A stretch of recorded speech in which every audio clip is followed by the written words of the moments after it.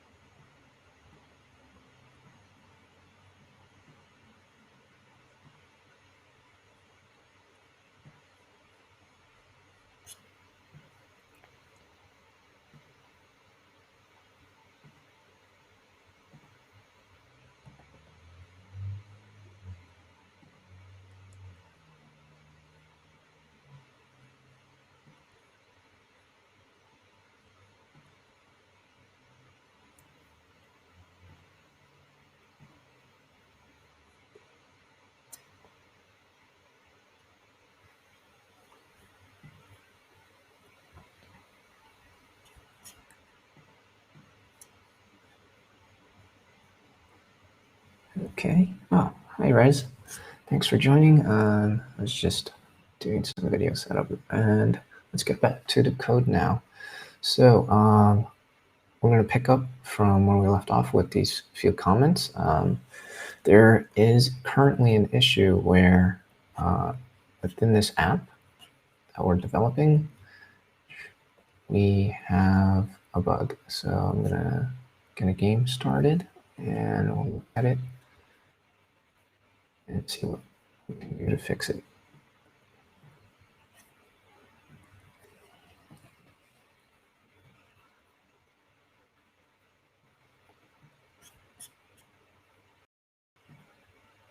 Okay, so if I use a defensive tool and someone else attacks here and someone else attacks here, technically this guy has 2 votes and this guy has 1 vote, but because someone used a defensive tool, that vote should really not count towards an attack.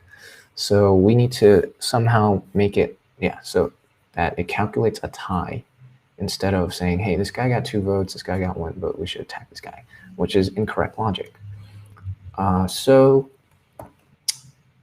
yeah, we have a bit of a clue from last time I was working on this code.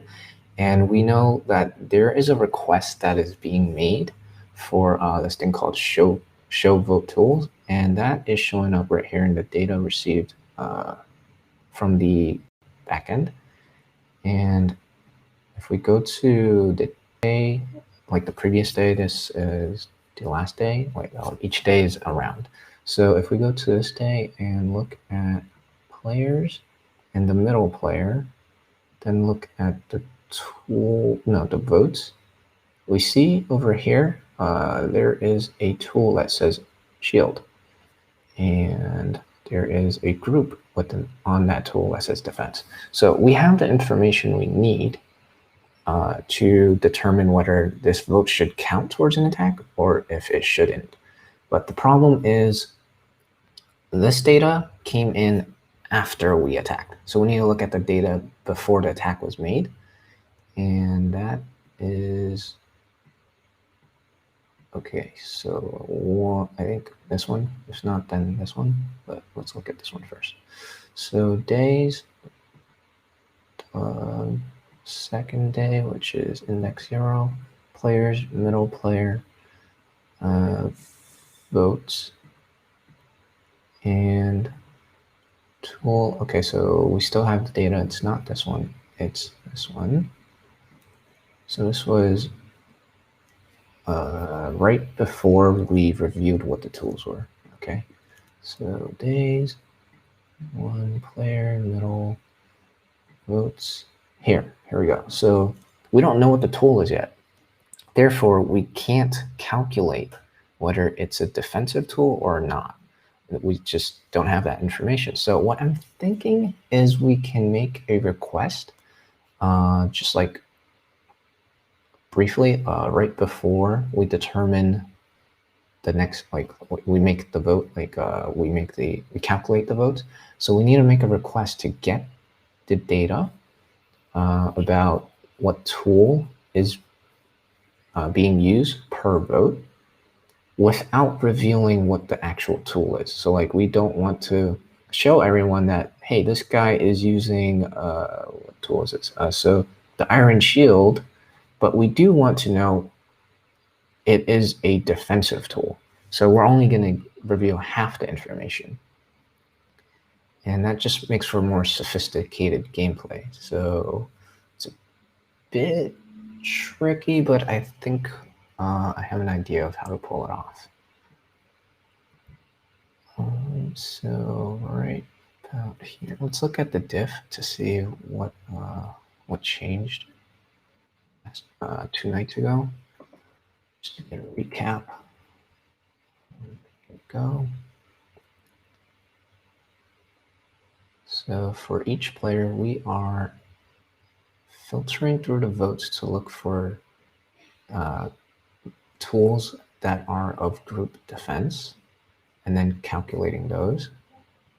If voting is the same, blah, blah, blah. Oh, we're doing the same. We're filtering for defensive tools.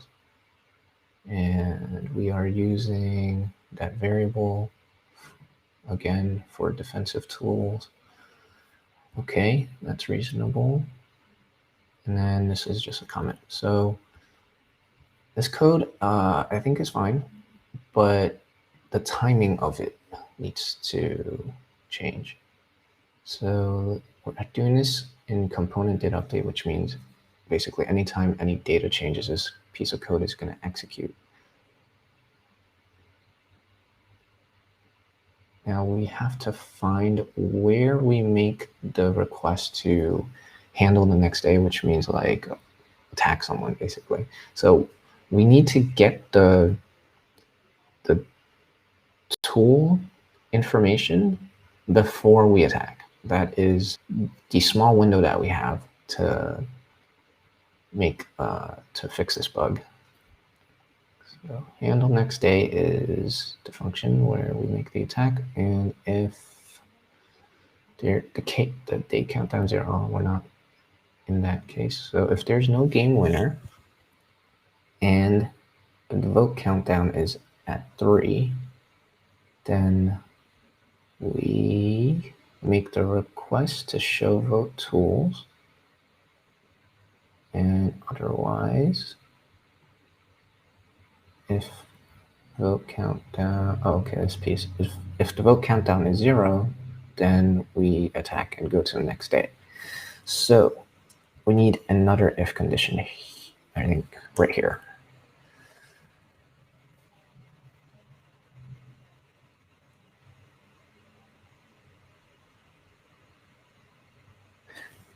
Alternatively, we could also do this on the backend, in the API, instead of on the front end. So where we handle votes, update vote, instead of returning null for the tool, we could return just the group. Let's see. Send game true update vote. Okay. Let's go to send game. That's in helpers. And not in helpers. Let's go here. Send game. Okay. And over here we are for each client, which is each player. We are maybe hiding the cards. So that sounds relevant. Is hide votes. There we go. So it's either we hide everything about it or we hide nothing about it. We need this in-between ground now. So let's see, what is hide player info doing? Hidden votes. Okay, so if is hide votes, hidden votes, we return null. That is the issue here. So we need a else if right here. Else if something, we return copy of the vote, and that would be like the player name and blah, blah, blah. But also we need the tool, which would be a copy of, not a copy, but just group, which is vote.tool.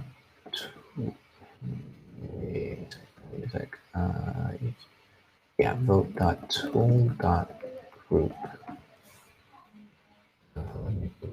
So we have here a singular vote, and there is a tool. Okay, so each vote has a tool and a voter name. So copying the vote is basically copying the voter name. We're going to replace the tool with this data, and we're saying vote.tool.group, and possibly no, that is true.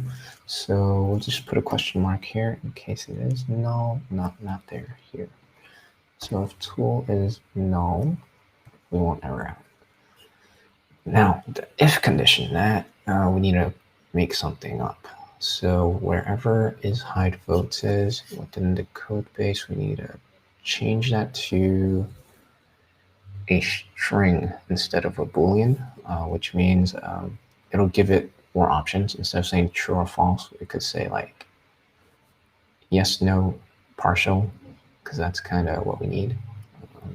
Is hide votes.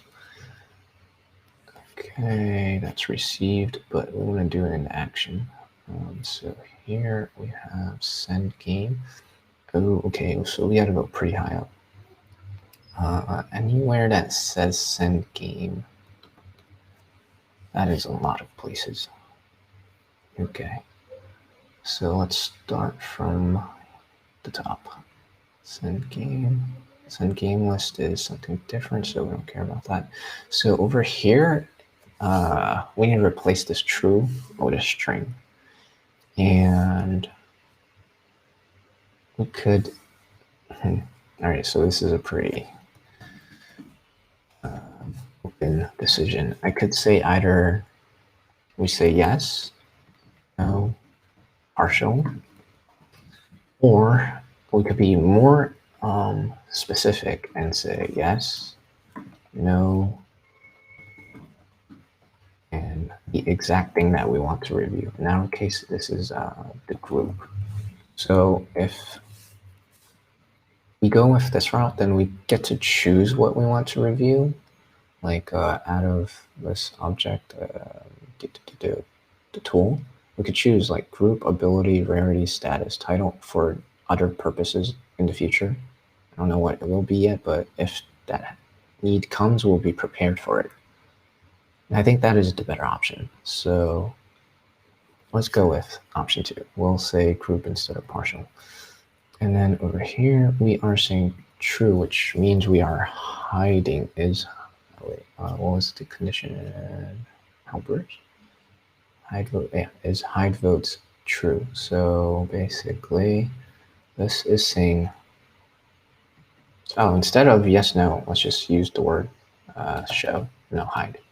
Yeah, true means hide. So we're going to say hide over here. And basically anywhere else that says true, we need to change that to hide. So only 2 locations. That's easier.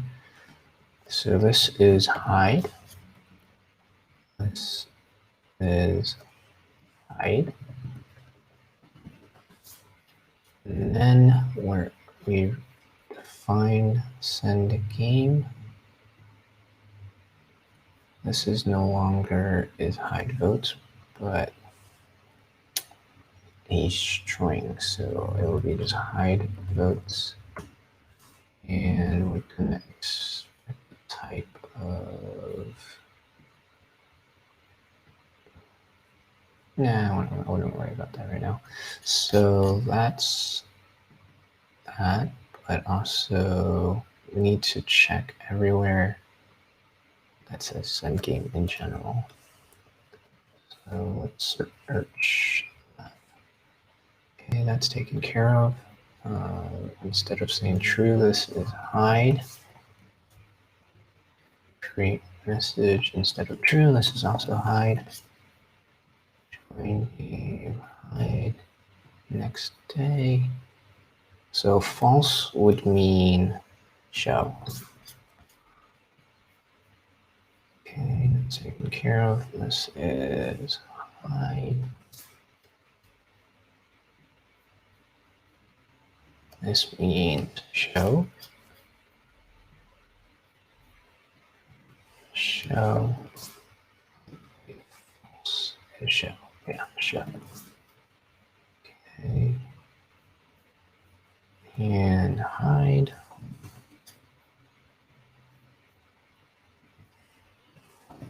Also hide. Last one.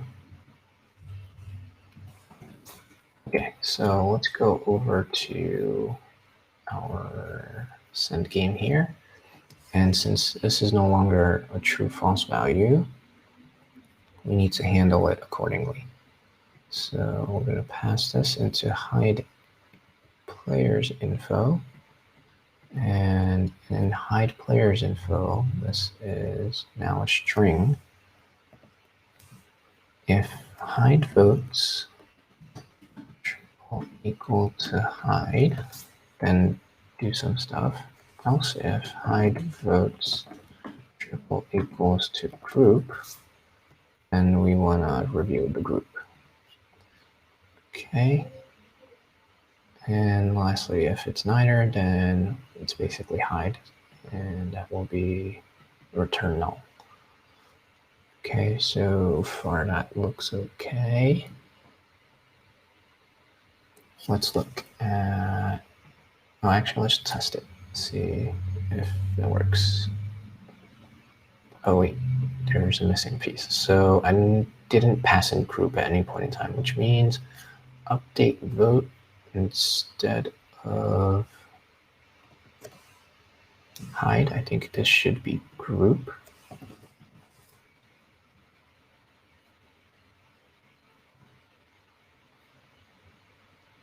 Okay, now let's test it. Oh, why did hide votes get changed to a string from a Boolean variable? Yep. So the whole point of doing that is so that we could handle this middle condition where we want to show one particular key of the tool instead of just show everything. This case, it'll basically just return the whole object, or we show nothing at all and we just return null. So if we go to the front end, darn, we refreshed, so we lost it. But if like there's a moment where we do want to know the value of this group. Actually, I could show you the front end code, and that'll make sense. So up top, we added code to do a filter on the vote and the tool group. So we weren't able to actually do this because it was returning null for when this code was executing. So I needed to adjust the API so that we at least know what the tool group is. So like if it's defensive, then this filter will work. Does that answer your question?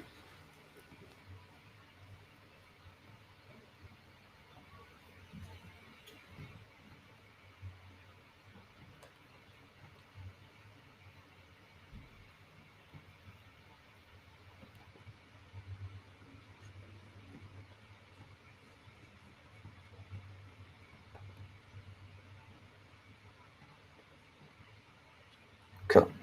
All right, so let's test our theory and see if that worked out. So that's defense. Well, this should not be a defense. It looks like that's a bug because I didn't click this. Okay, so I created a bug. Make note of that. And then let's look at the data that's returned. So update vote, update tool, update vote. Okay, so update vote should be revealing the tool group, but nothing else about the tool. A one player, the middle one, and votes tool. Okay, it's revealing too much information. So it should hide the title, ability, and rarity status, all that stuff. So not quite there yet. This is the player that actually used the shield. Okay. Yeah, so this player should not know that information since he was not the player that used the tool. So let's do some console logging in our API. Did you design an API specifically for this game? Yeah, I did. So this was built entirely from scratch. It started off as one file like that. I was just making this game for fun, and it kind of just kept growing, and I came up with more ideas, and now it is a actual like properly sorted out repository. So in the beginning, it was just this one file. I just shoved everything in here. It was a pretty small app, but it just kept expanding. Yeah. So let's put some console logs where we added the code for the group. Which file was that? Join game? No, it was a helper, right? Yeah. So over here, let's put a console log and see what's coming in. Hide votes. So that will either be show, hide, or group.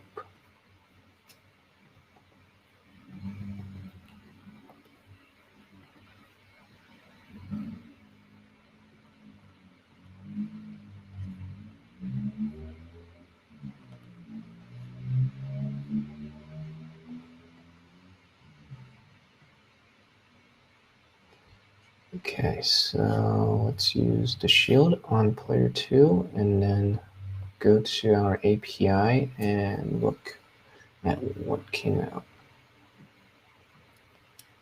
Okay, hide vote group. So it is, okay, I see. Because this is a nested if, that's the problem. So if hide votes equals hide, which it is not, then we are skipping all of this good stuff. Okay, so if hide votes is equal to show or hide votes is equal to hide. Wait, that makes no sense. Hold on. What was this originally? Let's see, let's look at the diff. If is hide votes. So that means if we want to hide the votes. Oh, okay, yeah, that does make sense. So if we want to hide the votes, or if hide votes triple equals group, which means we want to reveal only group, then we will get into here and then the else if, so we'll hit that group. I kind of don't like the way I named it because we're saying hide votes and the value is group. It sounds like we want to hide group as opposed to show group. So I'm gonna rename this to show group just for my own sanity so I don't trip myself up in the future. If we change it here, we also need to change it at update vote here. Okay, so let's test this again.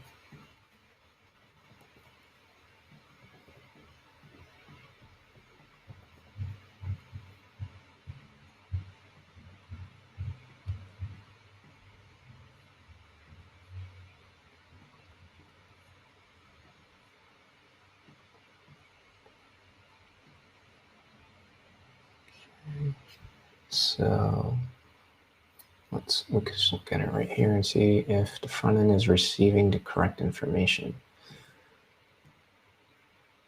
Player, middle, votes. Oh no, this is the player that did it, so of course he knows. We should look at this guy. Okay.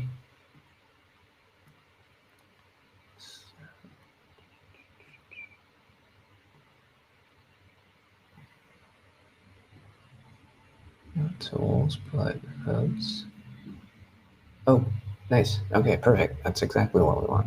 So the other people will only know that this vote has a tool that was of a group defense, but we don't know what it is exactly. So like, for example, there are 2 shields that are available in this game, but we don't know which shield it is. We just know that it's one of them, the 2. And also, we're not visually showing it. That's gonna happen when the vote count hits 3, which we could just test out right now. So there's a tie. Also, that's good. That is the feature that I was working on midway Thursday night. And if I put my vote on 2 now, then everyone agrees to attack 2. He has the majority. So the moment we hit 0, we then reveal that it was the iron shield and not the wooden shield. So this looks like it's all working accordingly, and it looks like it has 50% defense. The shield itself actually did its job. So I think this fix is good. It should be done. I'll just test it out a little bit more to be more thorough before I push it up to the app, like the real app. So let's try wooden shield this time. We'll defend 3, and you will attack 3, and you will attack 2. We should have a tie. Perfect. Okay, and now let's actually attack 3. We we reveal that player 1 used the wooden shield. The attack goes through. Player 3 was attacked. Sweet. That's a wrap. We'll just need to clean up the console log and then we can push this up. So somewhere we have a console log. Here. Okay. And actually, what branch am I on? Master. We don't want to be on master. So we need to get checkout branch. What name should it be? So here's a project board. Looks like W164 if tie attack none.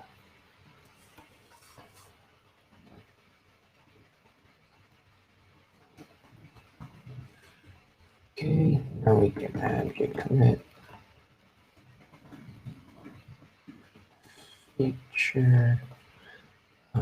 Actually better, yeah, fix. Tools.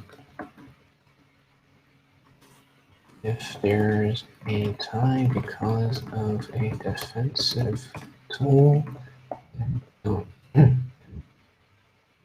attack. Push. Okay, this one. And on that, turn off the commit.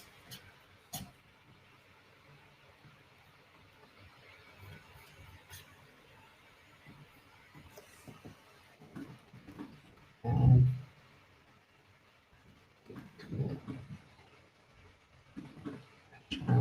fix if tools if because of a defensive tool, don't attack.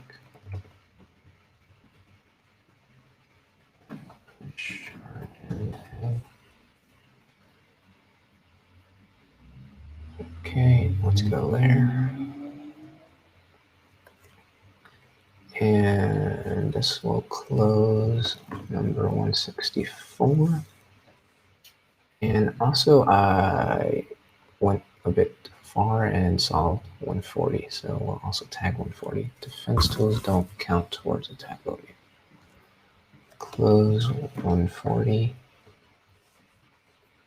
Review the code. Oh, I don't actually want to add this yet. So I'm gonna make a push to revert this. This was for Google Analytics.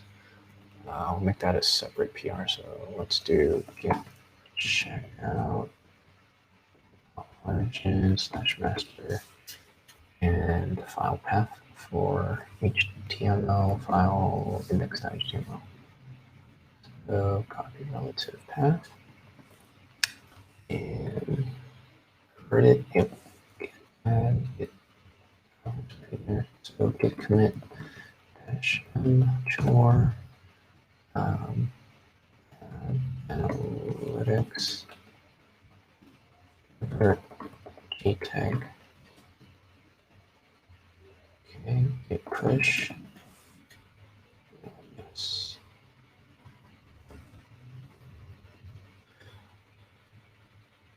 Okay, and create PR. We'll look at the review again. Okay, Google tags got reverted. Oh, comments. I gotta remove comments too. But let's look at the code change first. So if what's different here?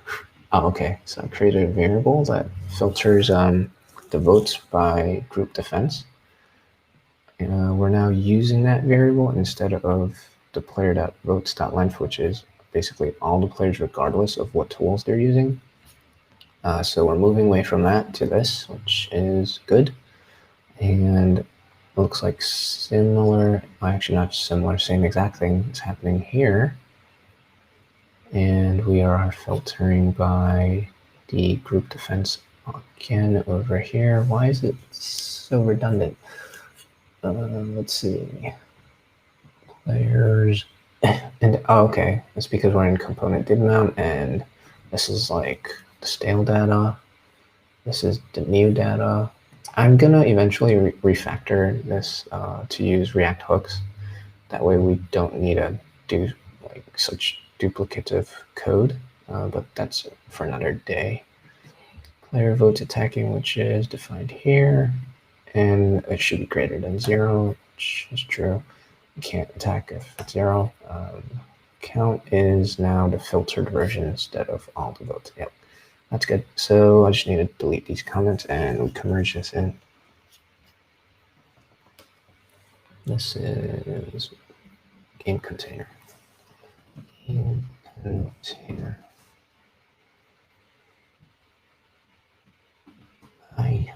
Okay, get add that. Commit passion, chore, and then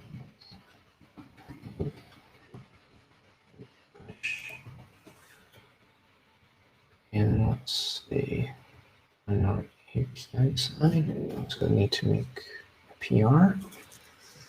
This closes 164 and also 140.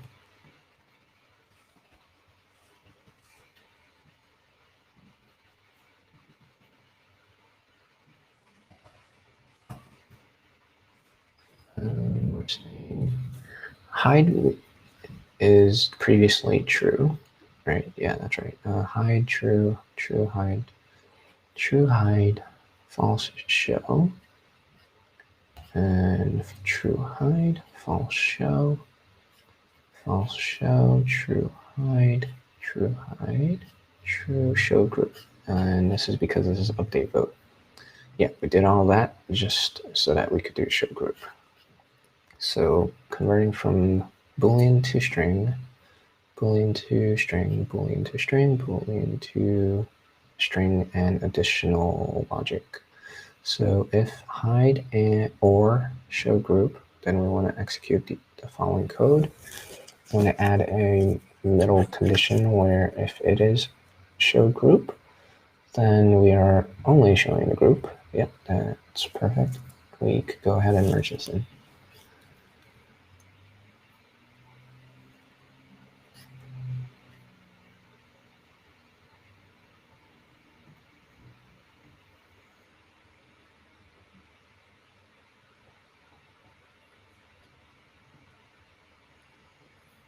Comments are gone. We can merge this in too.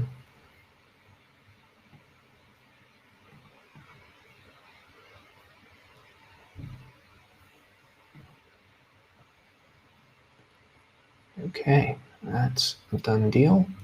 So next thing on the list is new day, fade out and fade in. CSS ticket, okay? So we can get checkout master now. And over here.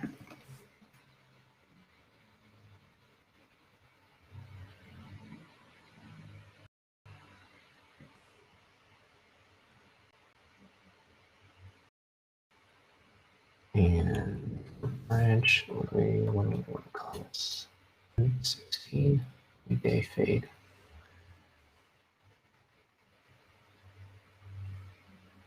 I've got to freshen up on CSS transitions. How do you fade? CSS transition fade. Here, no, first.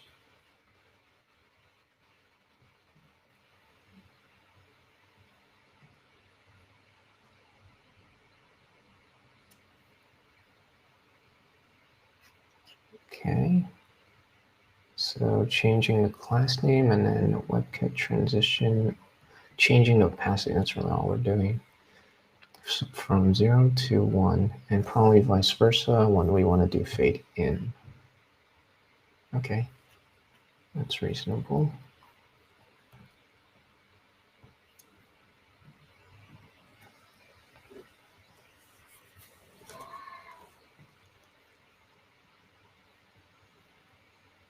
Okay, this is taking a minute.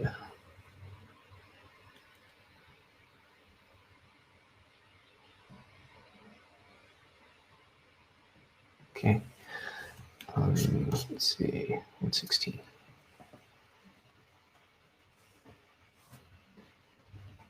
new day fade. Okay, so game container, probably game container. Oh, we're on it. Okay. So in our top level div, we probably want to add a class name of, it should be dynamic. So let's start commenting. We want to add a fade class name when it's a new, when we in pack slash new day. We want fade in when it is the next day. Okay, so we could keep track of that with today.count. And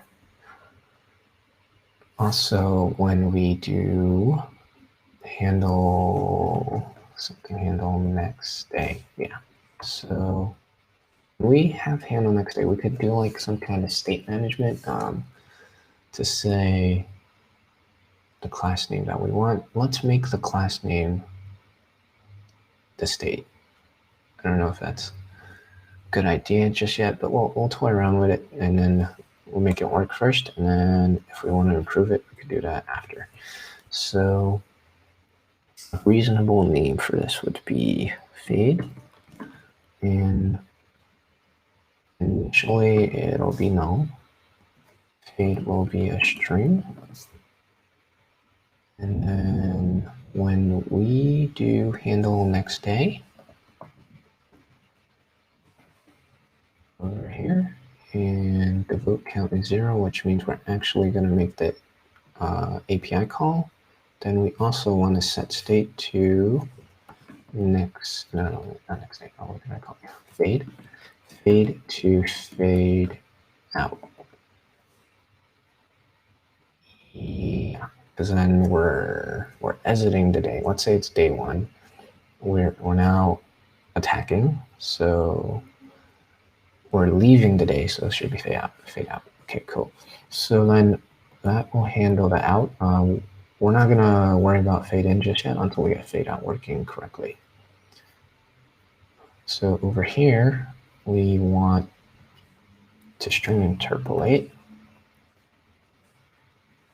in container, and also our fade, which is coming from state. So let's go up top here, and inside of here, we pull out fade. Okay, now the CSS file, game container, CSS. We have game container, top level, and let's go to the end of that. So right here, and if there is a class name of fade out, we'll do some CSS, which would look like this. Fade out. All right, let's reference that. So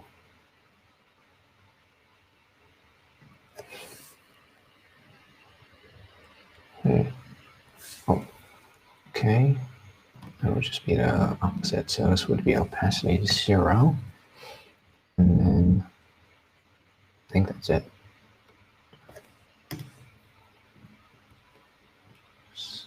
3 seconds, that's a long time. Let's drop that to 0.5. Okay, let's see if that works.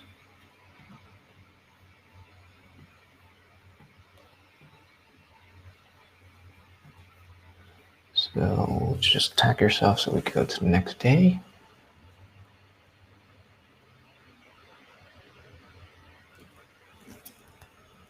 Nice, that works. Okay, so we need to fade in afterwards.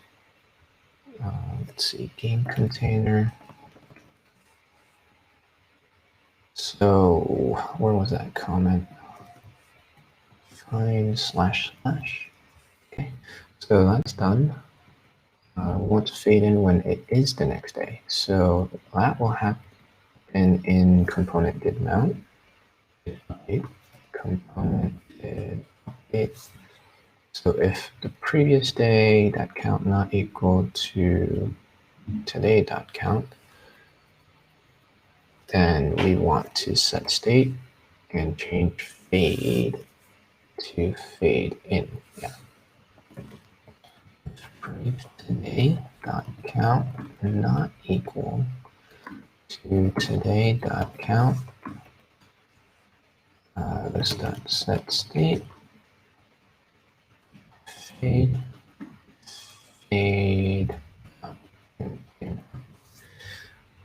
Okay, and lastly, the CSS file, we need to add the reverse game container.css. So if we have a fade in, we want to do this, but capacity 1. And do this. Okay, let's test it out.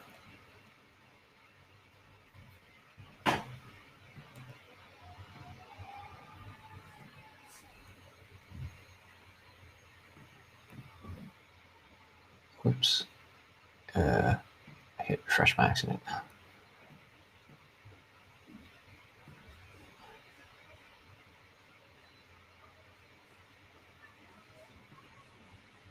Okay, we have an error. Unexpected token, JSON position 0. Well, it's not exactly helpful. Let's try that again. Okay, that was weird. Let's see, does the fade work?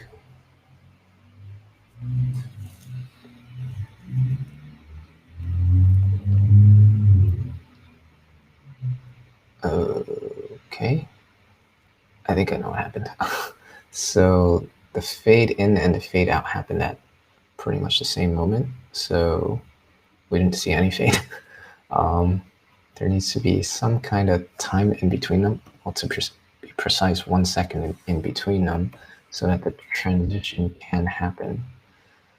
So let's see, we could do a set timeout.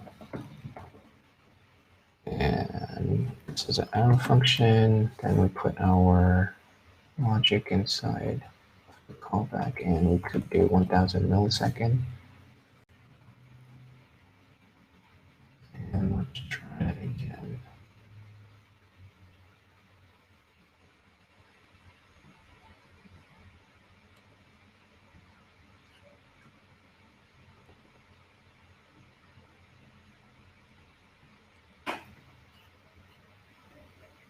Okay, there is definitely a bug, but let's look at API and see if anything is showing up. Cannot read proper name of undefined. Okay. Start game was the last thing that happened. So let's say start game, name, clan leader dot name, player dot name. What is clan leader? Clan leader is player shuffle left find player character group. So there is a chance there is no clan leader, which means we do need a question mark there. Oh, hello. They called it. Who? The election. Oh, nice. Biden. Oh, nice. Okay. That's why there's hockey. Ah, okay. So Biden is our next president. Where was I? Okay. Clan leader. Yeah. I don't think we always have clan leader. So there's that. Suspect. What is suspect? Suspect. So we don't always have suspect either because it's a find. By virtual find could come back null. And that's all the dot names there are, so that should resolve the problem. Refresh.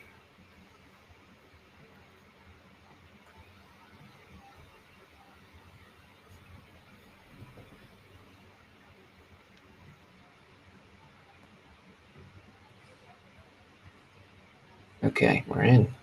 So let's see if this fade works.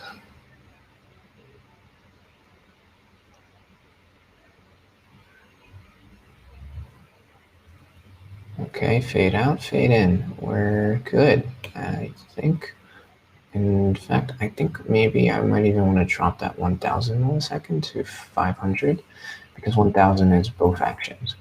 We don't do both actions just yet, so maybe 500 is okay.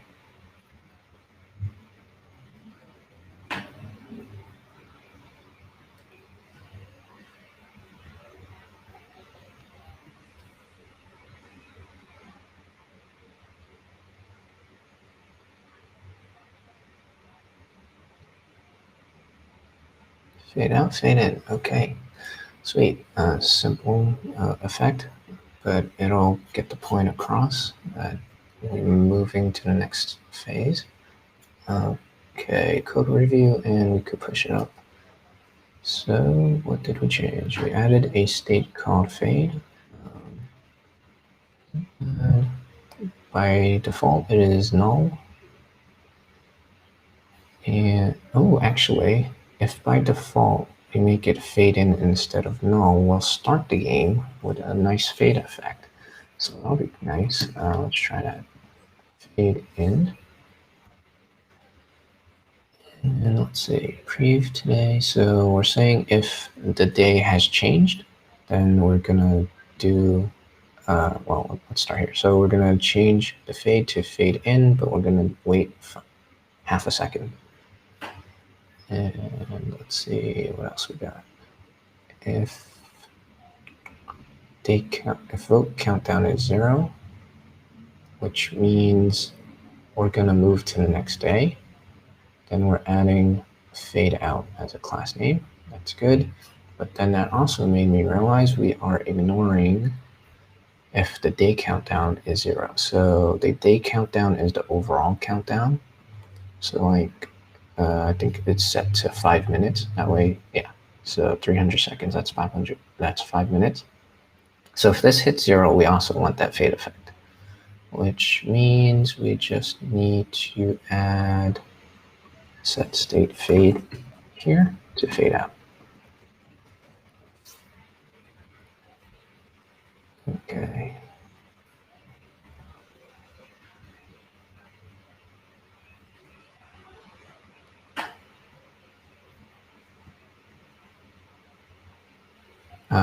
There was no fade in effect, unfortunately, but it's not that in the world. I'm fine with that. But I do want to test this. If the day countdown hits 0, would it do what we want? So I don't want to wait a whole 5 minutes though. So let's drop that 300 milliseconds to something else. Yeah, so instead of 300, let's just say 10.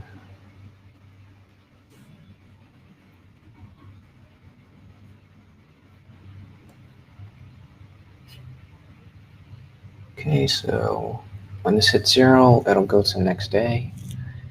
And let's see, fade out, did not fade in. Okay, so we need to see why.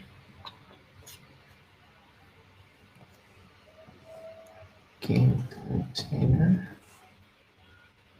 component add update. So in here, we're saying this code never executed. So we're gonna want to keep track of prev today count and today count.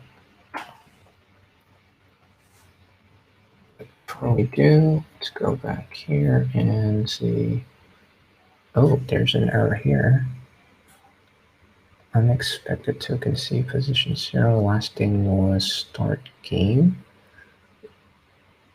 Why would it be start game? It should be next day. So that's odd to me. Let's go over to API and see what's going on. Oh, okay. Property 0 of undefined. Called next day a bunch of times. It looks like it called next day endlessly. Okay, so let's look into the 0 of undefined. Next day. 0. Votes. Okay. Votes is undefined. It should at least be an empty array. So what is most votes? Most votes is, where is it? Oh, it's passed in. So check objectives. We are passing in most votes, most votes, most votes. Most votes is an object. Okay, and then we're gonna make a copy of the player. And okay, so that's maybe make a copy of the player. Alternatively, we create an object where we vote to go back to the village, which is votes today village votes, which is an empty array. If most votes have character, okay, most votes die. Name, most votes, blah, blah, blah.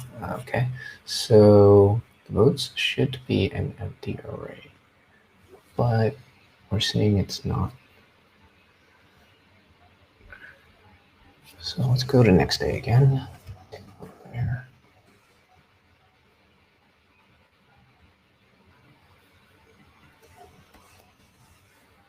Okay, so these are all based off of most votes, and they're all saying most votes is undefined. And, well, most votes dot votes is undefined. It's interesting. So I could just say if most votes is undefined, then make it an empty array. Alternatively, I could just not do the 0 index of votes if votes is undefined. That will, oh, the syntax is not allowed. So what we could do is first check if most votes is available. And if it is, then we'll proceed to check most votes at 0 index. That will resolve my problem, I think. Most votes dot votes 0 index. Okay, refresh.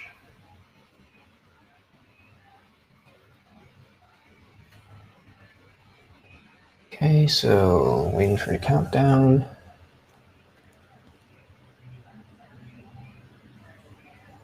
Fade out. Error.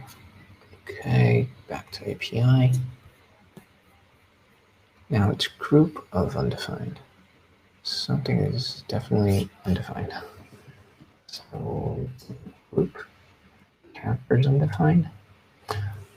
I have a feeling most votes is just an empty object because I didn't vote. Well, I mean, like, we just waited for the countdown. So we need to handle it at the root of all of this. Where did most votes get defined? Next day? No, not next day. So up here, when we declared most votes, maybe we need to specify some empty values. So like, for example, votes would be an empty array. Character would be null. That will resolve those two things that we just experienced.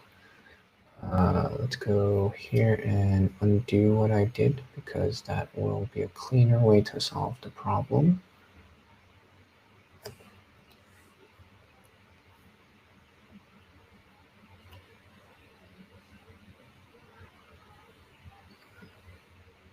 Oh, okay. So then where else? Okay, here.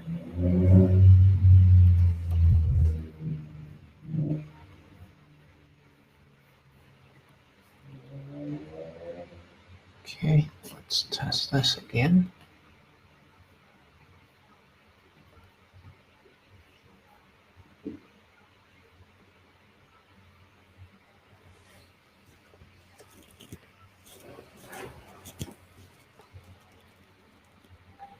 Check it out, error, voter name of undefined.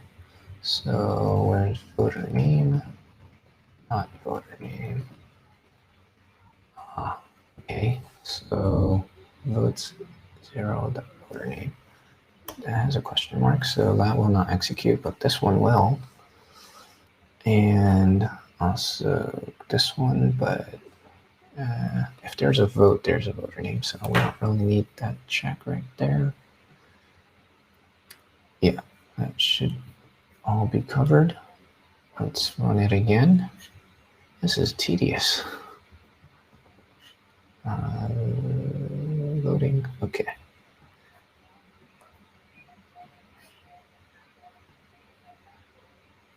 Oh, we don't want to load. Oh, darn.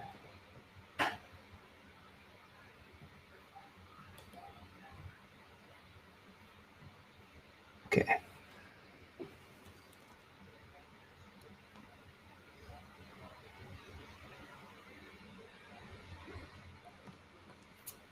Group of no. Okay. So, okay. This could be null, the character, which in this case we'll need a question mark. And also here, there's several of these. So let's start from the top. Check tool, b.tool. Okay, that's fine. And this needs a question mark here. This needs a question mark here. Okay, that's fine, that's fine. Okay. And player.character could be null. Player.character could be null there too. Last one. All right. Let's see. Starting Babel listening. Okay.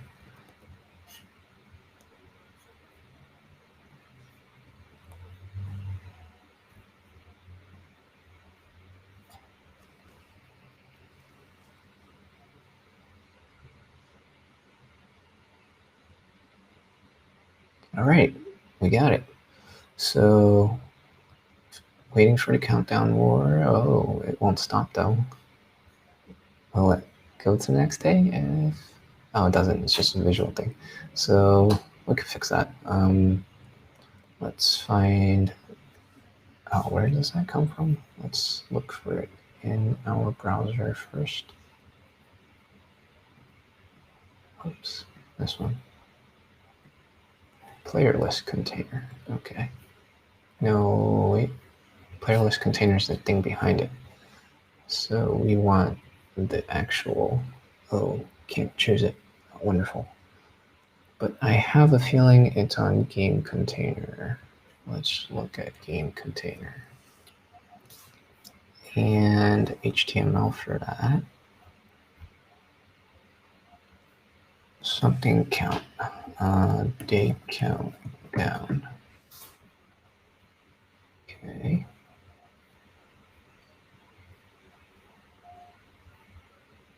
Game container day count. Reduce message. Day count down. Day count down. Where? It should just be its own div. I believe. Here. ID countdown, div countdown. Okay, so we need to add a condition here. No game.winner, and show it. If there's a game.winner, we don't care about the countdown. Test that out, and if that's good, then we could push this up also.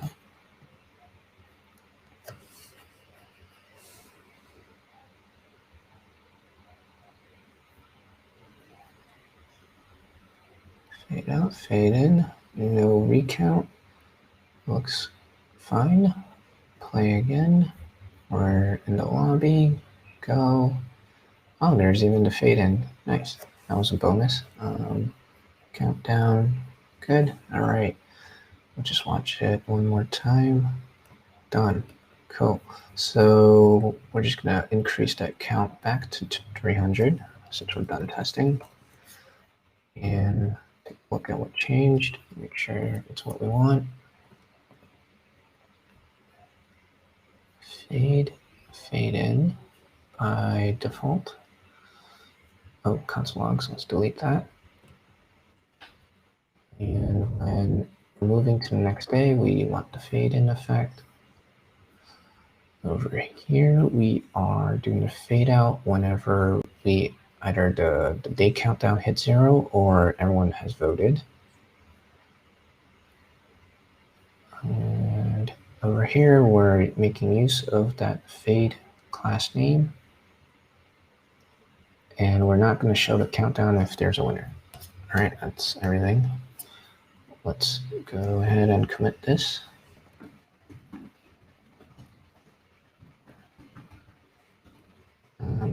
Let's say so. And this is 4 days. Fade in / out for new day.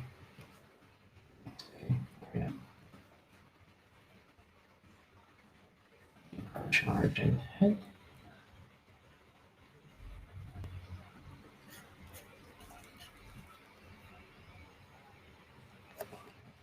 Close number 116.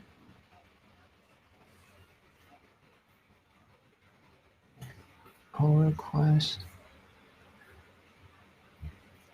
Okay, review. Wow, that's happening. Okay, so any questions about what we did just now?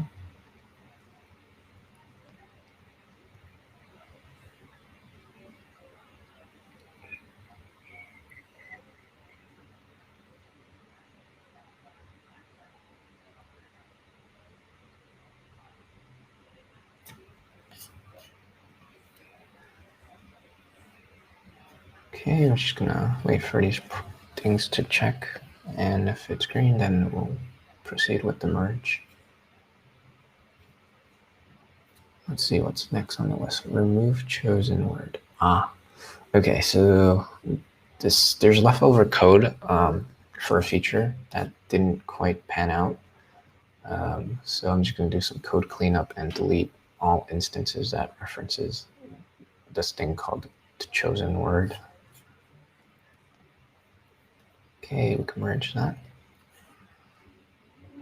And let's go back to master. Check out master.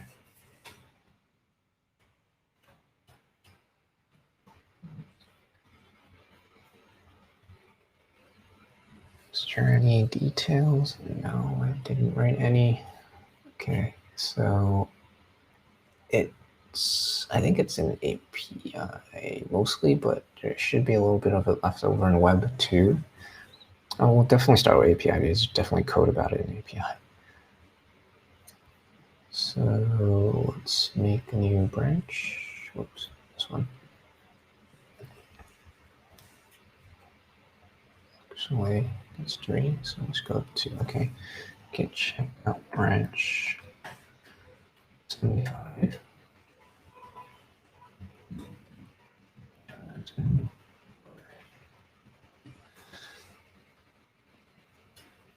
Okay, I think I didn't actually call it chosenWord in the code, which made it even more confusing than it needed to be. What did I call it?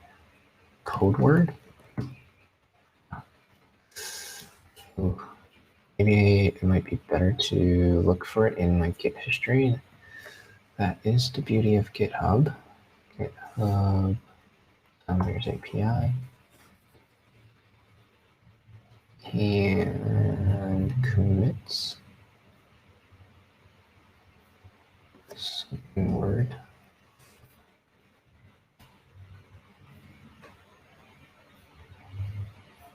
No.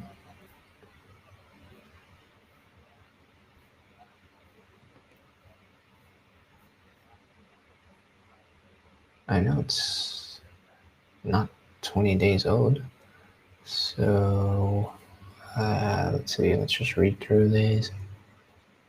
Clan leader stuff, spectator. I think I created this feature around when I created allowing spectators to join the game. So it should be right about here. Able to message. Passcode, that's what it's called. Okay. So let's look for all instances of passcode. And we could delete this. So what it was doing was it would generate a random word, and then like the team bears would be able to see the word, and the team Zombears would not be able to see the word. Then the team bears could kind of like talk, like say a related word as the randomly generated word to prove that they are on Team Beard. But then it made it too hard for Team Zombears. It's like there's no way they could have figured it out. So then the game became way too easy. So that's why I'm going to delete this feature now. Random passcode, delete, delete, and delete. So this whole block, delete. Start game. What is start game? Passcode. Oh yeah, so when we started a game, we created a passcode. We could keep that, but delete this. Actions, passcode, delete.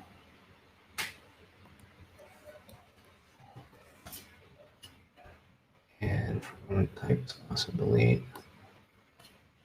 Okay, let's see, let's look at the diff.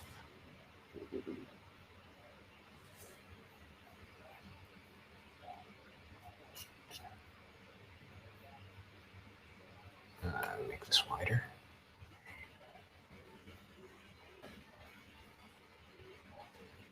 So, why is this highlighted? Question mark? Oh, I didn't commit from the last PR. Shoot. Now I'm mangling code together. That's not good. Well, let's see if this whole file is only for the question mark stuff. If it is, then I could still salvage this. It looks like it is, so that's good. Yeah. No, darn. Okay, so that's there.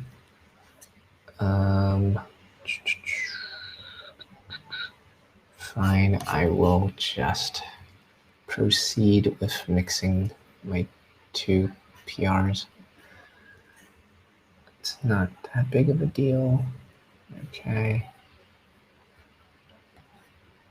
We're deleting that, but we're keeping the rest.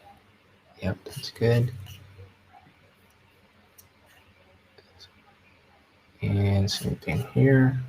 Deleting type passcode. Okay, we could commit this. Git add. Commit. Chore. And passcode. Remove feature. origin head.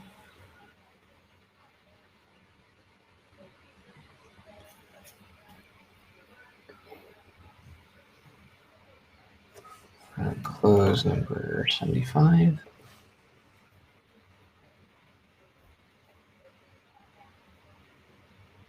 Triple check.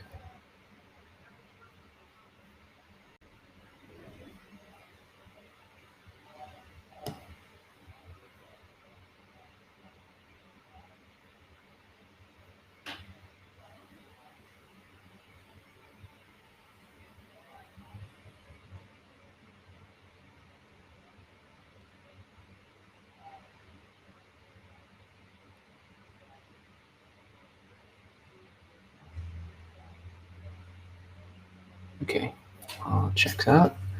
So we could merge it.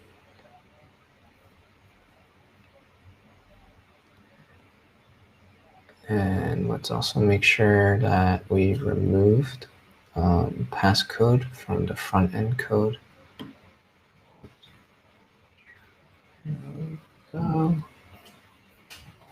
Passcode. Yeah, okay. Oh, there's only one instance and it's just the types. Simple. Check out A75. 75. Remove chosenWord. Add chore chosenWord remove feature. Origin head.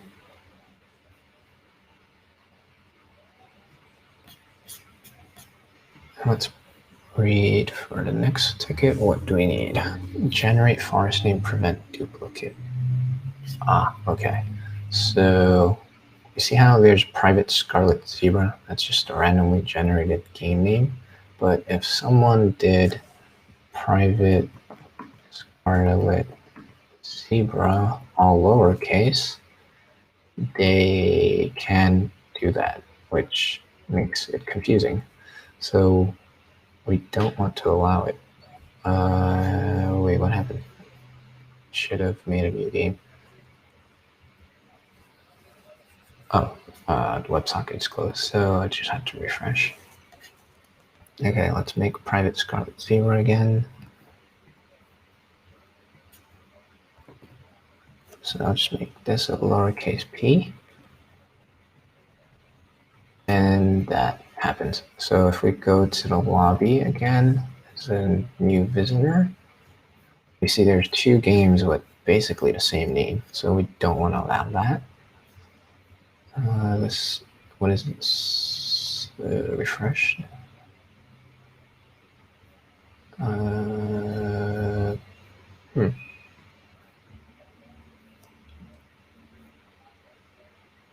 There we go, that's better. So this will close 75. And we're just deleting passcode.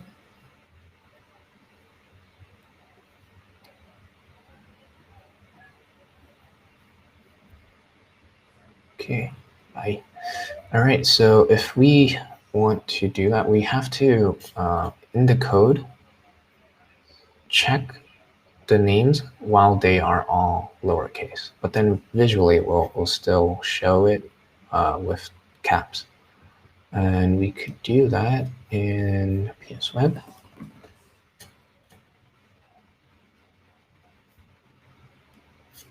Well, let's look for the ticket number 117.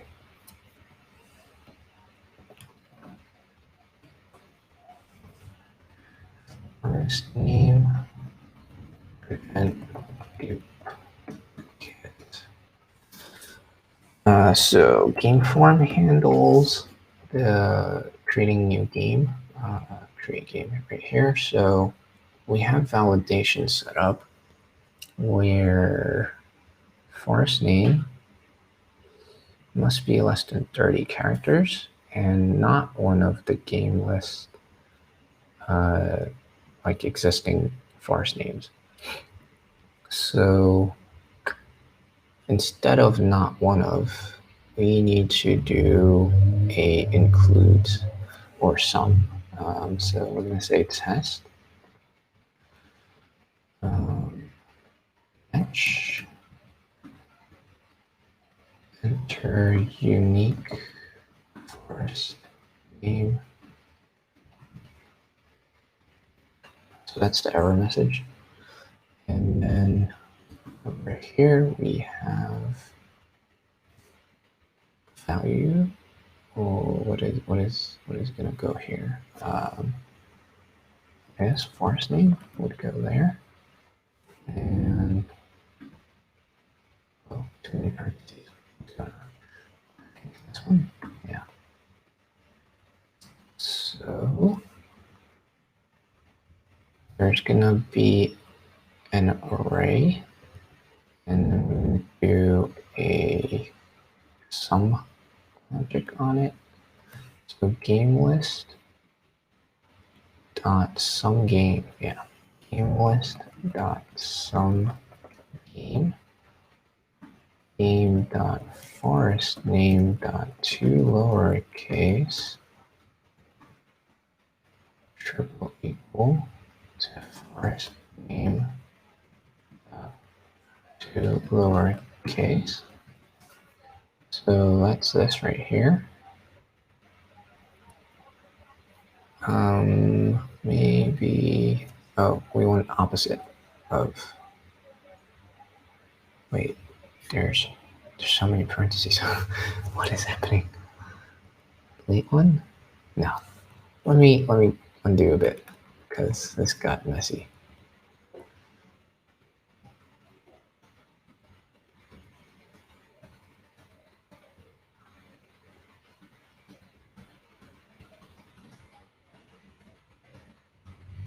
Okay, here we go. So this not one of took up all of that. So I deleted not enough. Why is this red though? Okay, it's not. So instead of dot one of, we want basically this, but with different logic. So let's do that. Match enter unique forest name. This is forest name. This is game list. Some game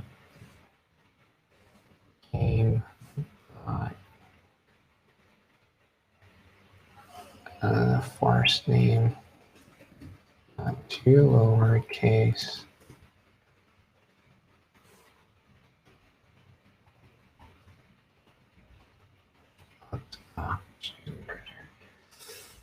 triple equals forest name two lowercase. Okay, and why is that erroring? Expected 1 to 3 but got 5. What? Does anyone see anything strange going on here? Undo a bit.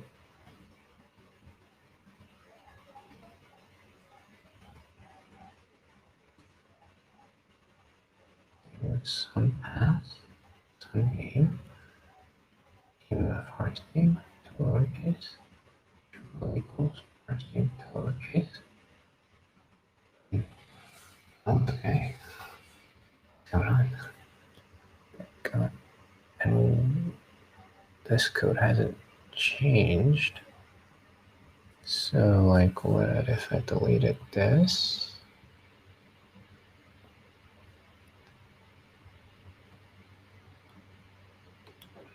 Yeah, so this shouldn't be erroring at all.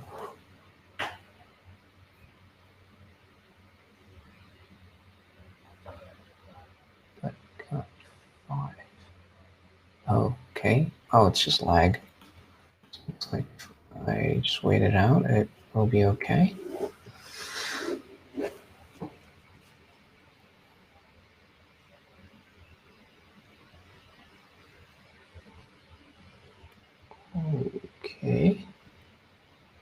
is happening? Let's separate them.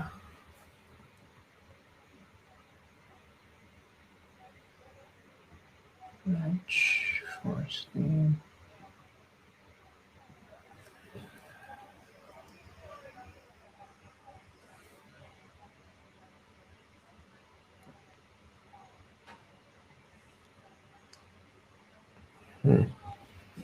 So this is the beginning of the callback. That's sum. This is the closing. And we're saying we're passing in the game, checking the game. That is the logic. I think we're missing a parentheses. GameList.sum .test .test. Looks like I am missing a parentheses. Okay. Not. Still not. Whoa, okay. I think I'm just gonna type it over. Can't go wrong with typing things over. So let's first wait for this error to go away, and then we could start afresh.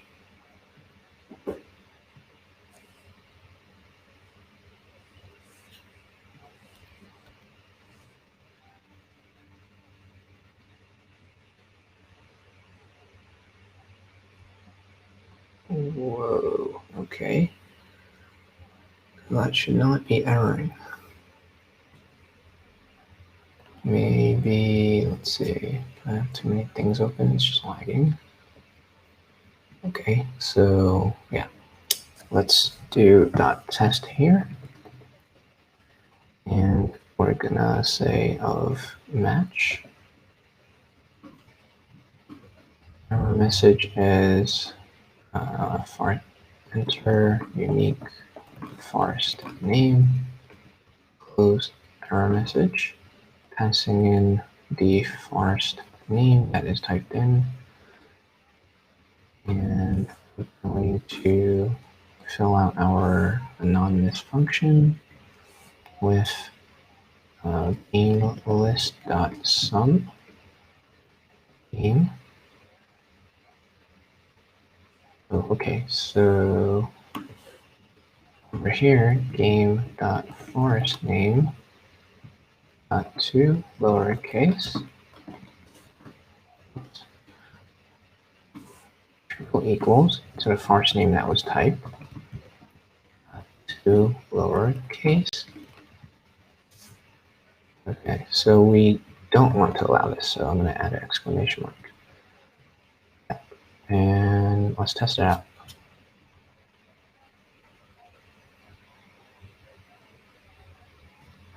So we have private Scarlet Zebra. I'm going to create game with the same name, but with a capital A right there. And see if it'll allow me. Okay, it does not. Enter unique forest name. And can't click enter. Sweet, so that does the job. The error message is kind of weird. Enter unique forest name. Must enter. Please enter. All right, yeah, please enter a unique forest name. Okay, that's a done deal. That was kind of weird because then I ended up typing the same exact thing, but there's no error here this time. I don't know what happened there. Maybe it was just the system lagging, but we could commit this now. Add commit -m feature, I'll call it fix, not feature. Game and creating game. Wow. Case insensitive or unique forest name.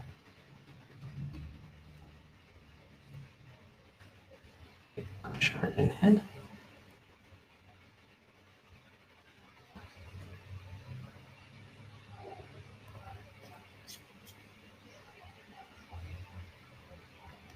And let's close it on the line 17.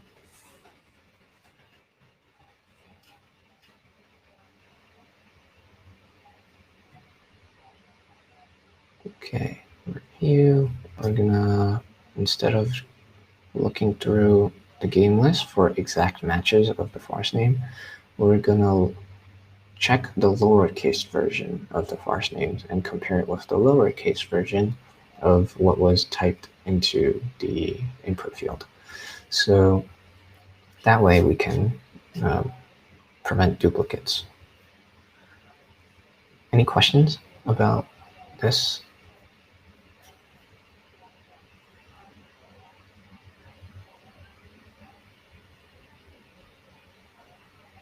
Okay, cool.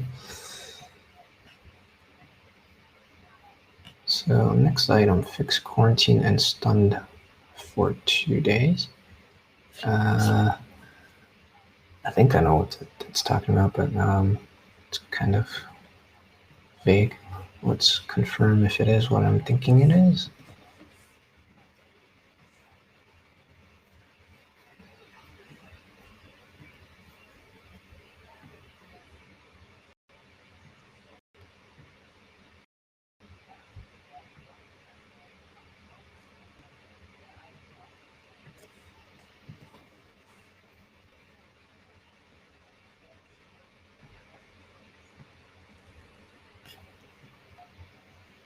Okay, so I'm going to stun that player, and we could just attack. Yeah. So player 2 will be stunned. Actually, I think I need 4 players to test this. Yeah, I do. So let's add a player.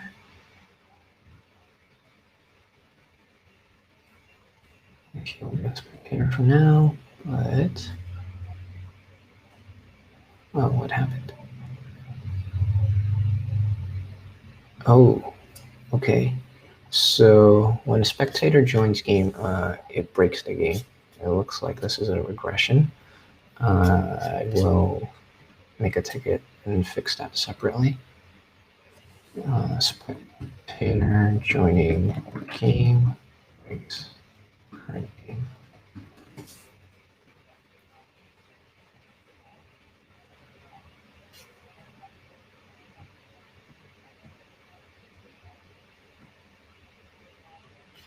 Okay, and that means we're gonna have to start afresh over here. We'll just start the game with 4 players.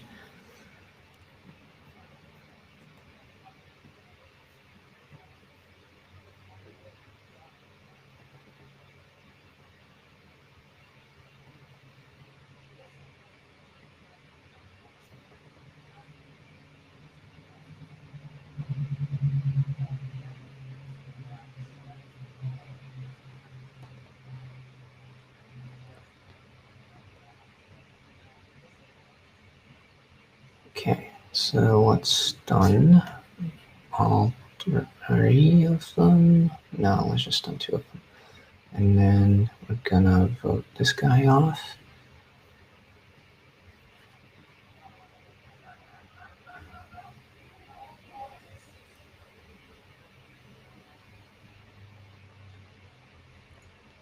Okay, so what happens is,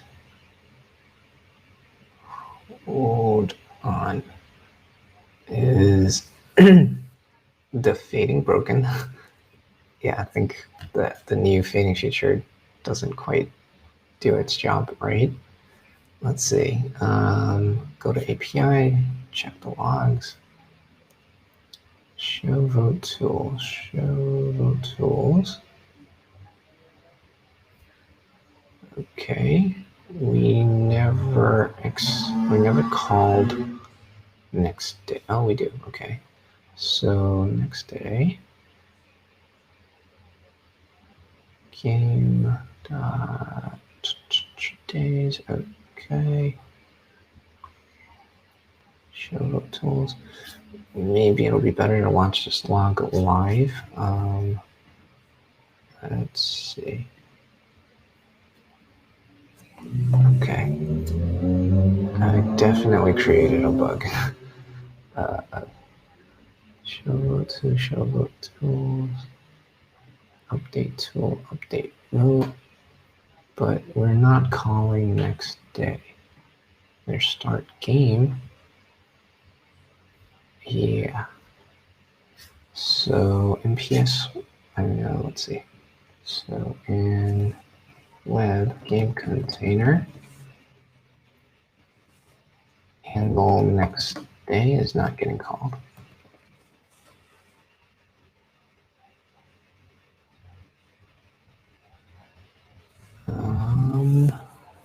Wait, fade out happened. So handle next day is getting called, but whenever we're doing fade in is not happening. So there's this, but what about fade in? Fade in will happen if next day came back to the front end, but it didn't. So that's why we don't see any information. Interesting. Okay, but that indicates it's a backend problem. Let's confirm that.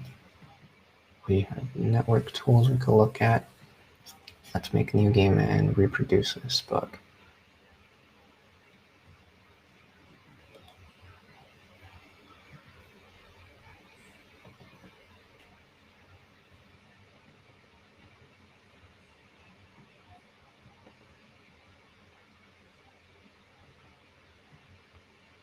And we could proceed with 3, we don't need 4. Okay, so let's do that and do that.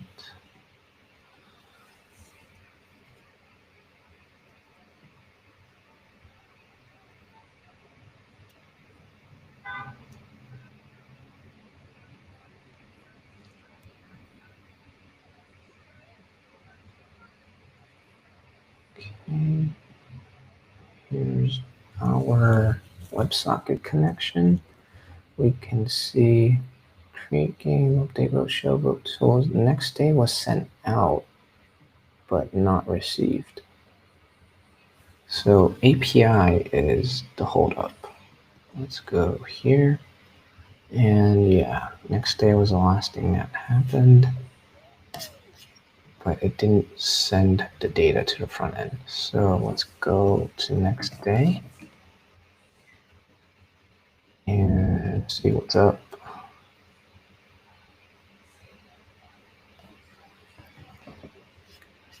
Okay.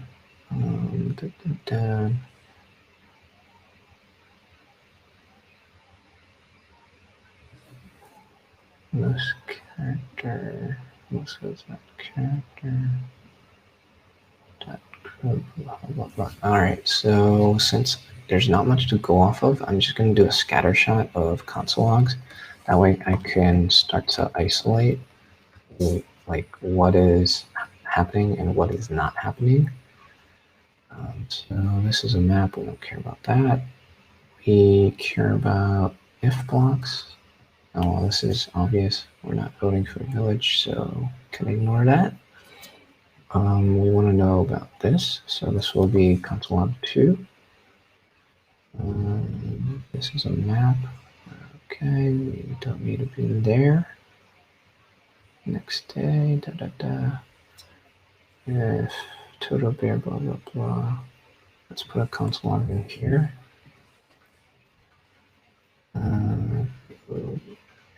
Back to village, we don't care about that. Okay, so we'll see if 1, 2, or 3 happens, or if only some of it happens.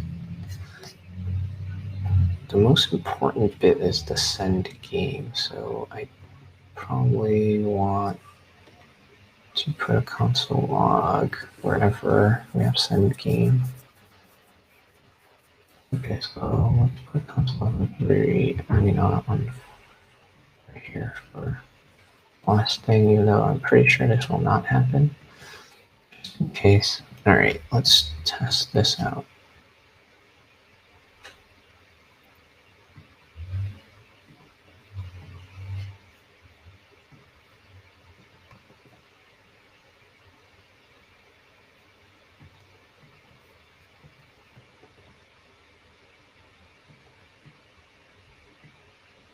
So there's also a chance that this tool might be buggy. So that will be the next theory that I test if this doesn't reveal what's going on.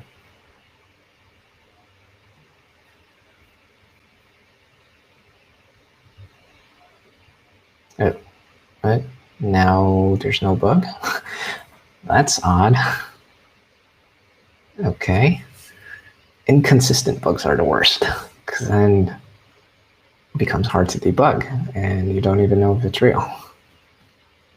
All right, so I'm going to do it again because I do want the bug to happen so that I can fix it. Let's do that.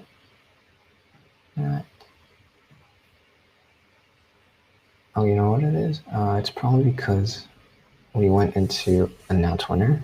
Maybe if there's no winner, then the bug will show up. Yeah, that is the case. Okay, so we have some logs in API. 1, 2, but no 3. So, which makes sense because send game doesn't happen. Where's 2? Console log 2. Console log 2. So this is the last bit of code that does happen. We do not make it into 3.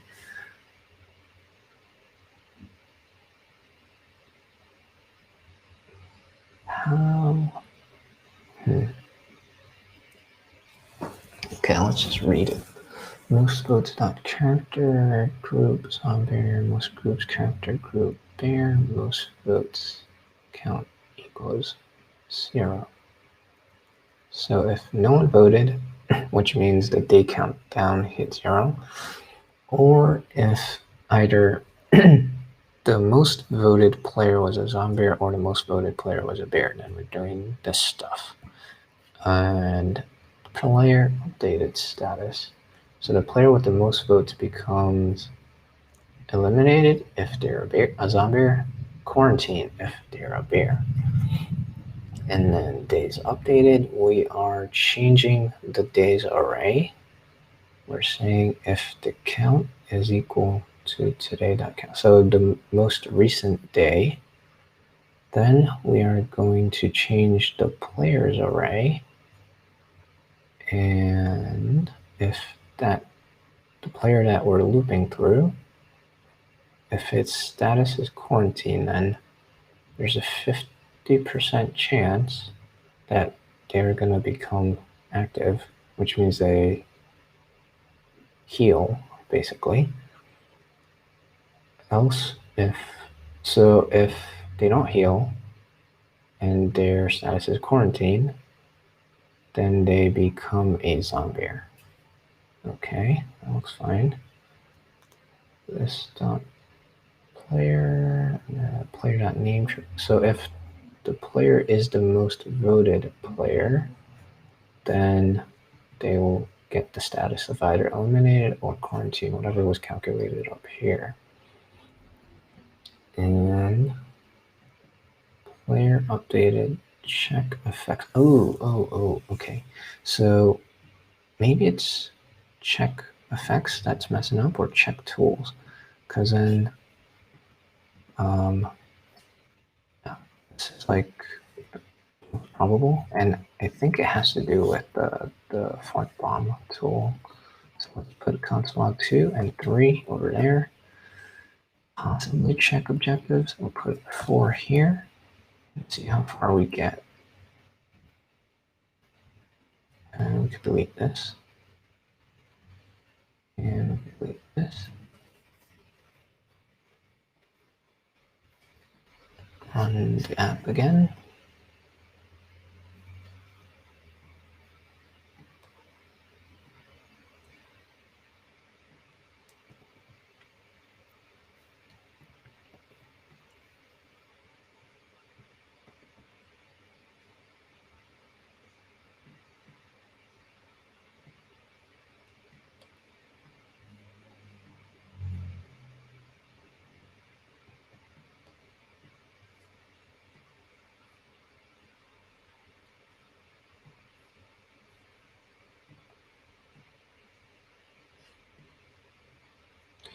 Okay, so do the same exact thing as before.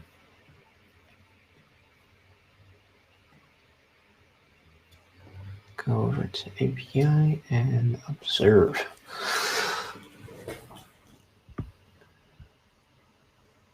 One, two, three, four, 2, 3, 4, 2, 3, 4. Okay. Oh, we are inside of a map. Okay. So that means all of it is happening for all three players. 2, 3, 4, 2, 3, 4, 2, 3, 4. Yeah. So we are passing this, which makes the next questionable bit over here. Okay, today updated. Zombears, next day. Okay. So that's about it. Oh. So that means these conditions are failing. Let's take a look at these. Total quarantine, total bears.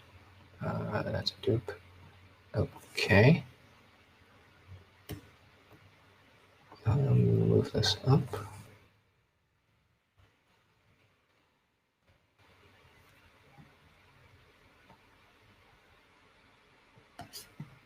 And refresh.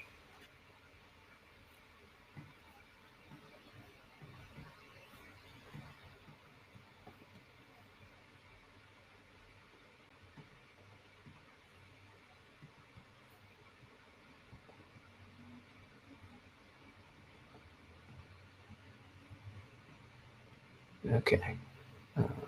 Same thing. We'll just attack this guy.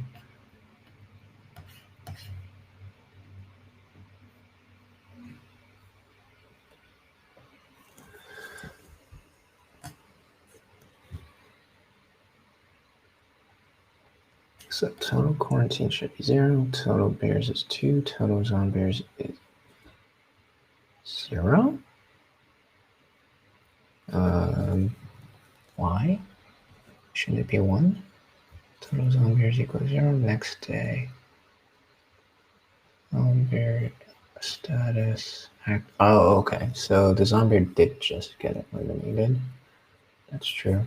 So what is the logic here? If total zombies greater or equal than total bears plus total quarantine. So if 0 is greater or equal to 2, false. So then we're going to go here. Total quarantine greater than equal to total bears. Also false. So we never execute this code, which is fine because we're not trying to announce a winner, but we do need to go to the next day. Where did the logic for going to the next day without announcing a winner go? Did I delete it? Huh. Interesting. Let's look at this file's history, because that seems like a very important piece of code that's missing.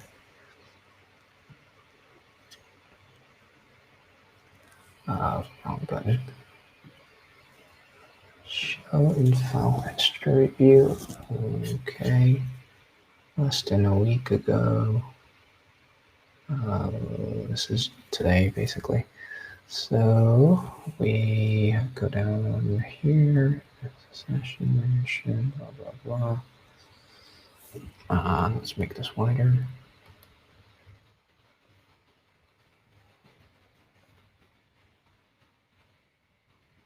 There's status.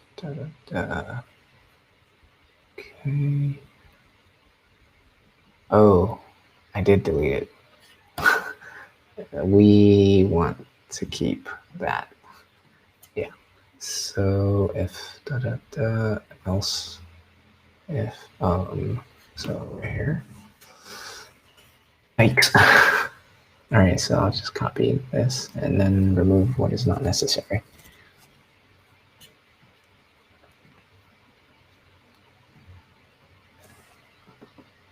Okay. We don't need the unique name, but we do need to send the next day.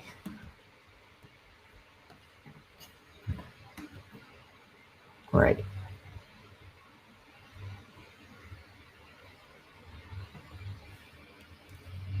Okay, so that's why code reviews are important, but I don't have anyone else working on the code, so I'm reviewing my own code, and I let that slip through.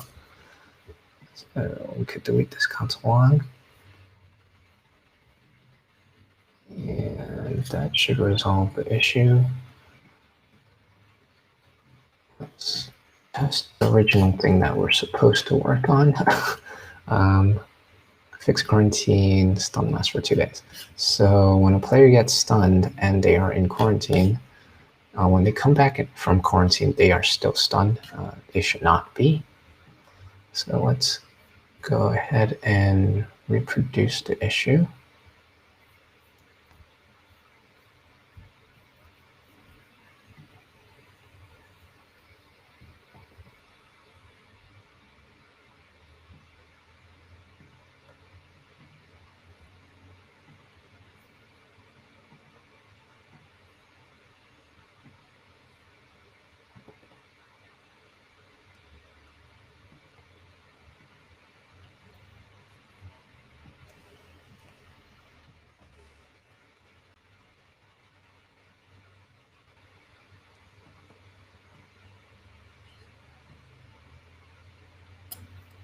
Okay.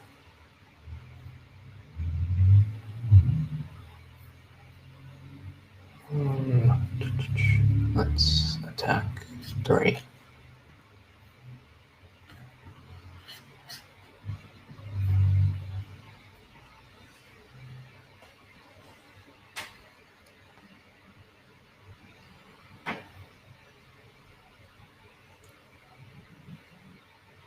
Okay, so 3 is stuck. Why is it counting down? Okay. It kind of just did its own thing. That was odd. Let's think through what just happened there. So let's look at the data to show what's happening. So created game, join game, blah, blah, blah, start game, somewhere, start game, next day, and then show vote tools, and then announce winner. So it proceeded to the next day twice, because we went from day 1 to day 3, and next day only happened one time. So that's an interesting bug. Looks like we're gonna have to resolve this first before we can work on the original issue. So let's note that down. Well, we fixed whatever this was. Well, let's see. Can a spectator join the game? I think they can, but we'll confirm that. So we'll start this game. Player 5 will jump in.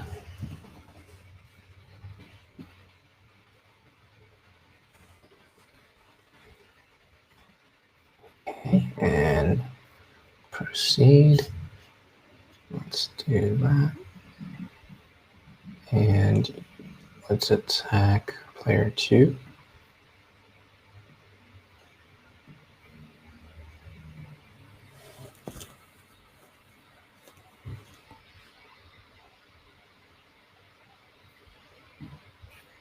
So spectator's point of view. Okay, that's fine. The player's point of view. Yeah, that's all fine. Okay. Not sure why is that green, but that's a minor issue. Could check that out later. Okay, so it looks like this got resolved. We could put that to done.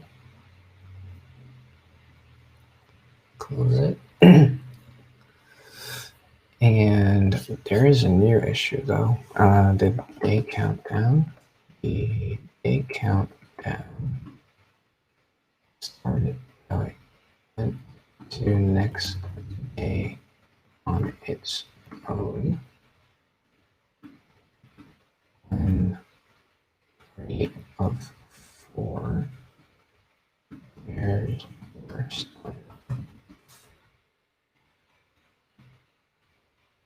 And that is a web issue.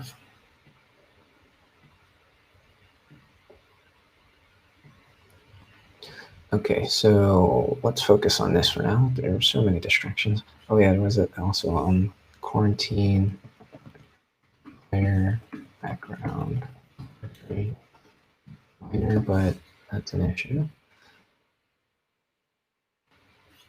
This is also web.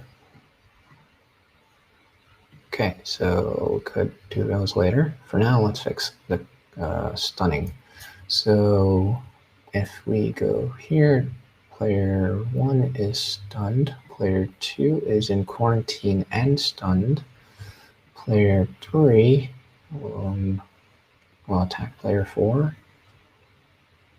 Player 4 will probably not want to attack himself, but just to get this moving forward, player 4 will attack himself. So player 2 is the bug in question. Player 2 was in quarantine and stunned. He came out of quarantine and he is still stunned. So he shouldn't be stunned at this point. Let's see, player 2. Over here, you have been stunned. Okay, so this is an API issue. Let's go to API. And in the logic where we handle quarantine, it looks like it should be around here. Okay, player status triple equal quarantine. Okay, so the effects should become an empty array.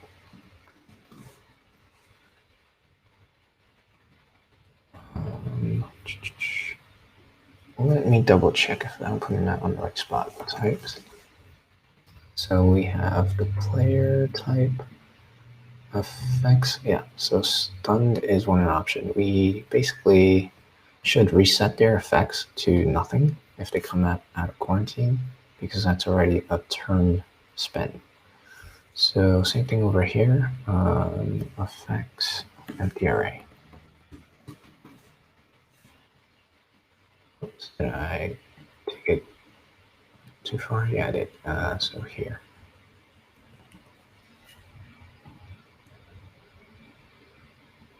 So the actual bug, I feel like we just fixed it with 2 lines. The other stuff that came up, looks like it's a bit more involved. Well, let's see if this works.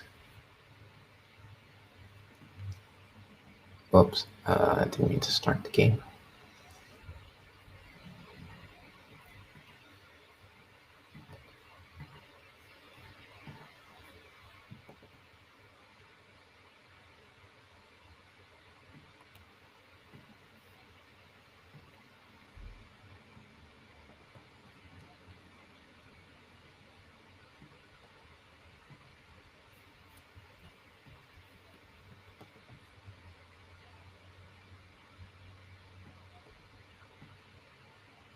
Okay, close that tab. Okay, so we'll stun 1 and 2. We'll attack 2. And move to next day.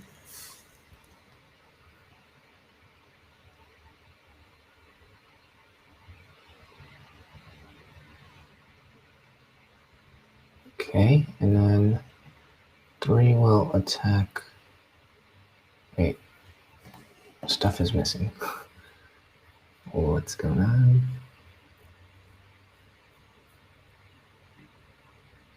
Next day. looks like this fade in and out is not going well. Maybe need to backtrack and spend some more time on it. So next day came back, but our CSS is not being agreeable. Okay, so I'm just going to change this to fade in. Okay, and same thing over here. But this is a bug. I will note it. So here, fade in.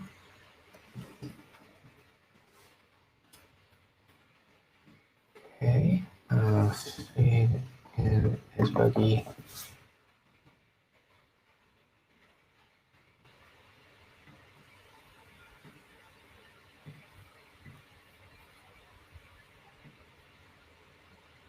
Oh man, it's a never-ending battle.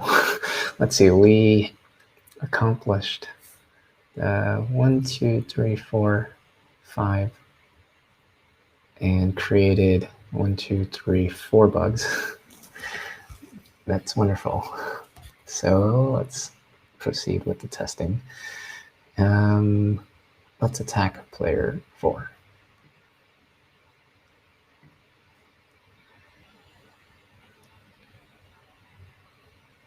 And then player 2 should come out of quarantine and not be stunned. Yeah, nice. So that solves the issue that we have. We can, let's take a break after I commit this one, and then we'll tackle these brand new bugs. Okay, so let's push our code up.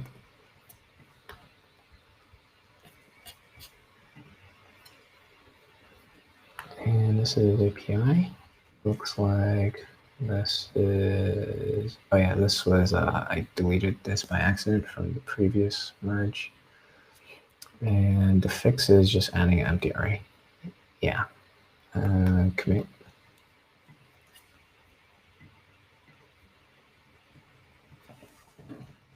This is the wrong branch. Wonderful. Git add and git stash. Check out master. Phone overwritten. Please commit for stash. I believe git stash. Okay, git check out master. And we branch A88.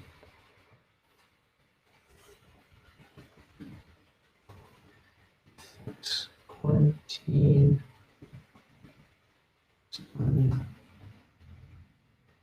And then git stash apply. And we have our code back. Yes. Okay, git add. Commit. Told. Quarantine. Back without push right ahead.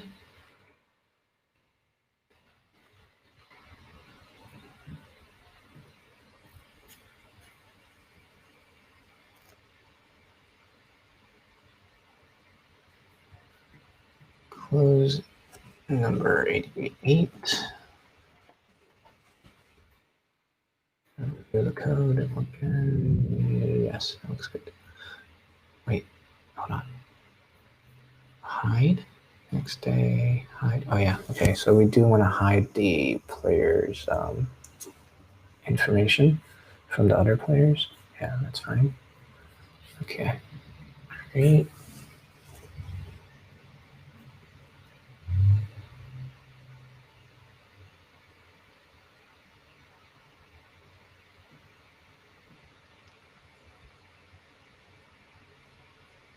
Okay, that is that. And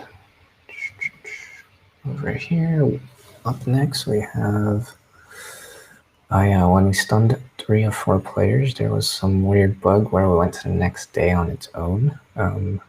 Quarantined player background is green. That's a CSS issue. That should be simple. Fade in is buggy. I'm not sure what's going on here. I'll just spend some time on that. Yeah, this is a good spot to take a break.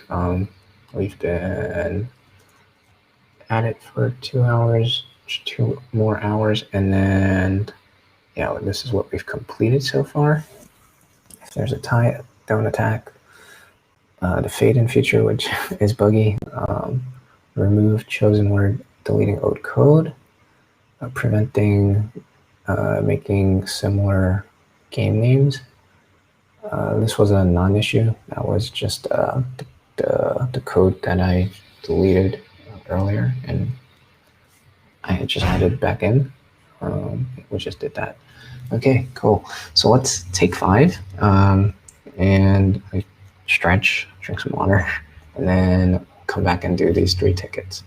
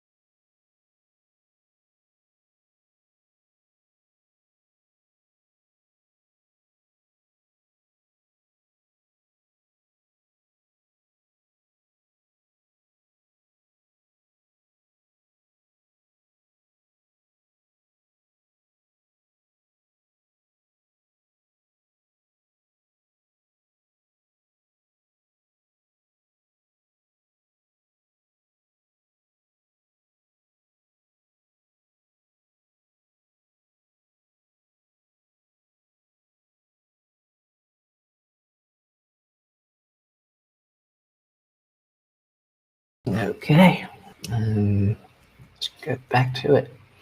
So any questions about what's happened so far on any particular one of these tickets?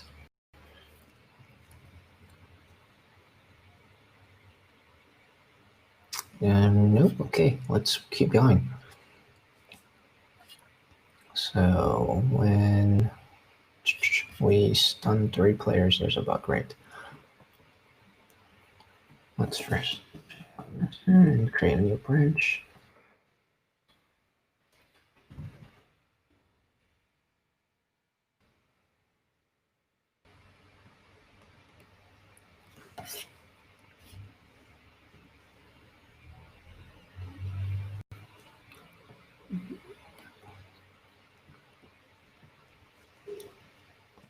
Check your branch web 176.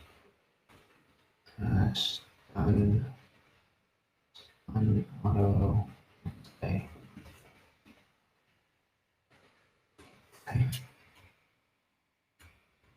So we're gonna want to know whenever next day happens. And on next day, where it's defined. This is where it's called in an interval, so that's a bit suspicious. Let's put a console out right here. Actually, let's do the console log where this actually happens. So no game.winner and day countdown triple equals 0 and the current player, so the host. Okay, let's console log.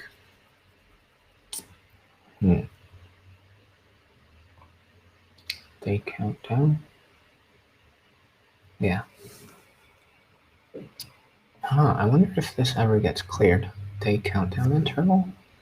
If we don't clear the interval, then yeah, there's a chance that this will just keep happening, which might just be the bug, but let's just confirm that. And there was another location where handle next day happens. So over here, this is ComponentDidUpdate.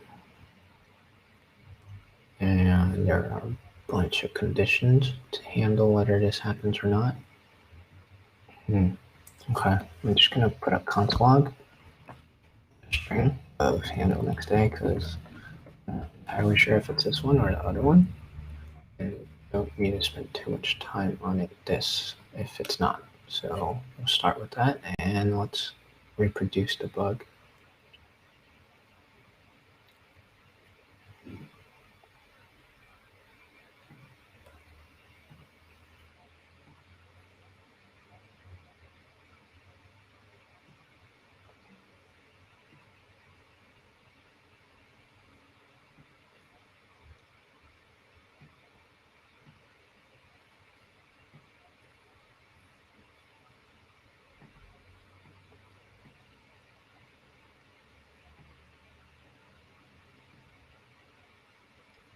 Okay, so stun 1, 2, and 3. We'll attack any one of them, it doesn't matter.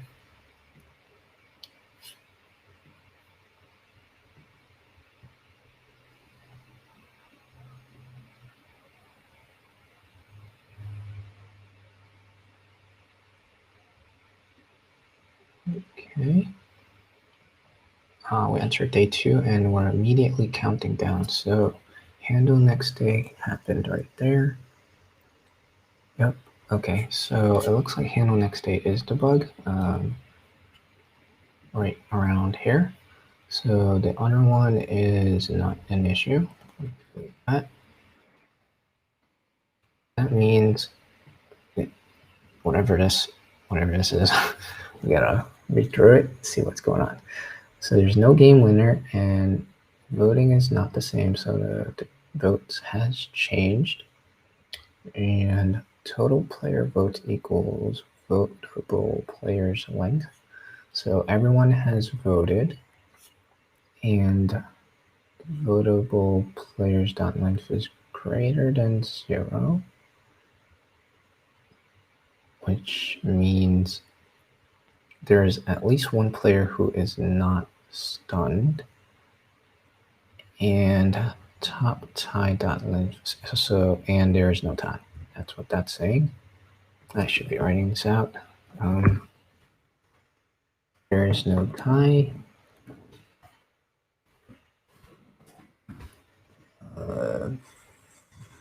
At least one non-stunned player.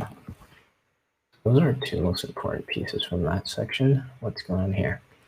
Active players.length triple equals incapacitated players.length.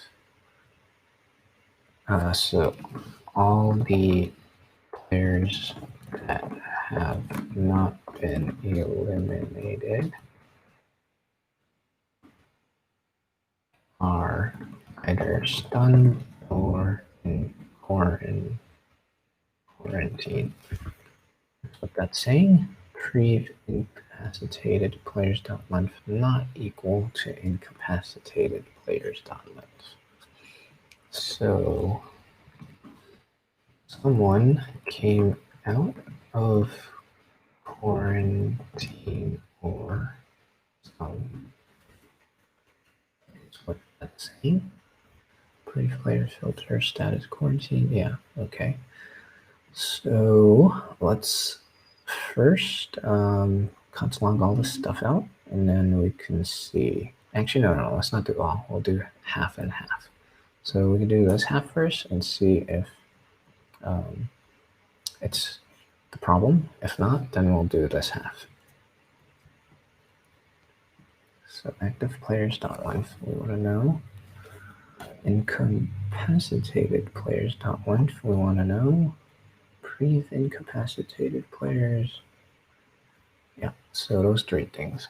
We could delete handle next day. Okay.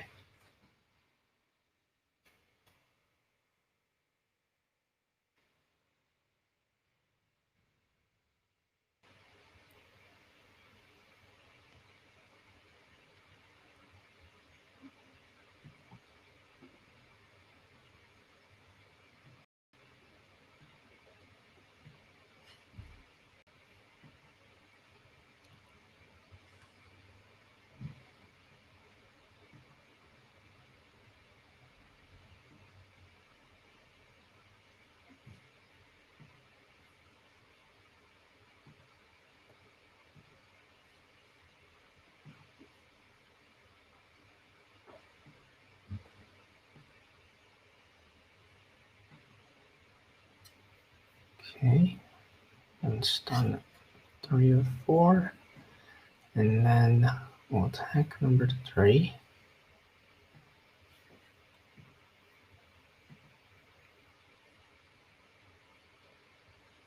Pre-incapacitated 0 active players. Okay, that looks fine. Incapacitated active players.length is 3. Oh, I see what's happening here. Okay, so incapacitated players.length is 3. Active players.length is 3. Therefore, we proceed to the next day. Where's that? Active players, incapacitated players. But we also need this to be true. Pre-incapacitated not equals to incapacitated. Oh, they are not. Okay, so yeah, that is the problem. All of this is true when it shouldn't be. Okay. So active players should be 4, I think, unless, yeah, the data came back and one of them did get eliminated. So not current player, but game, we have days, 2 players, and let's look at all their statuses. So status active, status quarantine, status active. So we only have 3 active players, which, okay, that does check out, which means the original logic is flawed.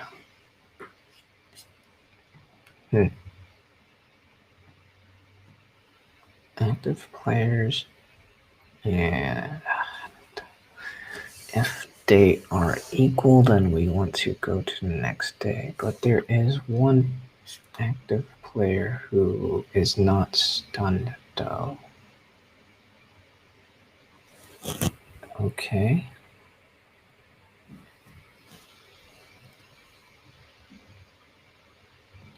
Actually, maybe instead of using .length, so solution could be instead of using .length and comparing active versus incapacitated players, we could just filter players where status is active and effects is none.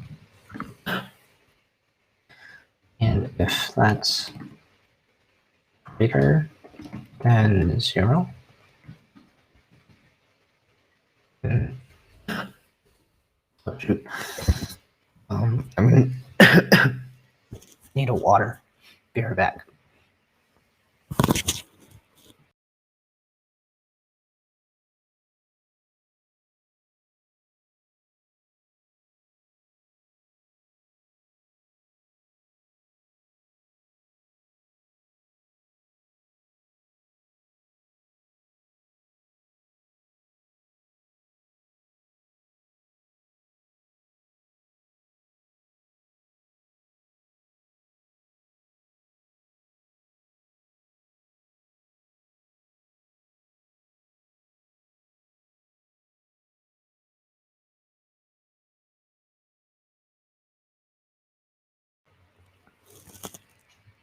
Okay, I'm back. I was talking too much. Needed a drink of water. Just choking myself up. So if we filter through the players and find all the players that are active and affects none, and if there's at least if there are none, then we want to go to the next day. If that's equal to 0, and go to the next day. And that will effectively replace this. I'm going to make a const. I'll clean this up a bit. Is all players incapacitated.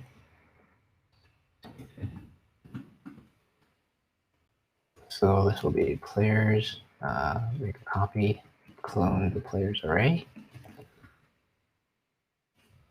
filter each player, player.status. So these are the ones that we want to keep in the array, even though it's const filter, which is always confusing to me. So player.status triple equals to active, and player.effects does not include, so we'll put an exclamation here, does not includes stun.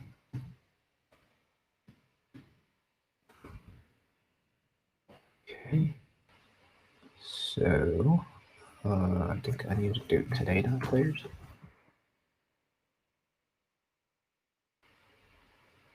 Can I? Okay, there we go. So that, and then dot length. Oh wait. Yeah, we don't need to do that much. So other thing is const is prev. Actually, let's start with prev. Prev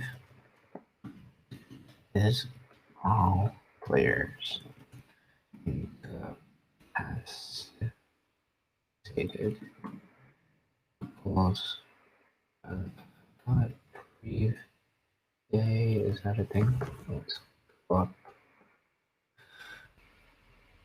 Prev today dot players dot filter player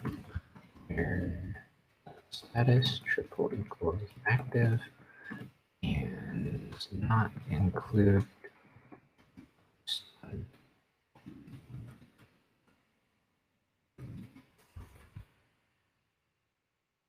Okay, so this will go here on active players dot length.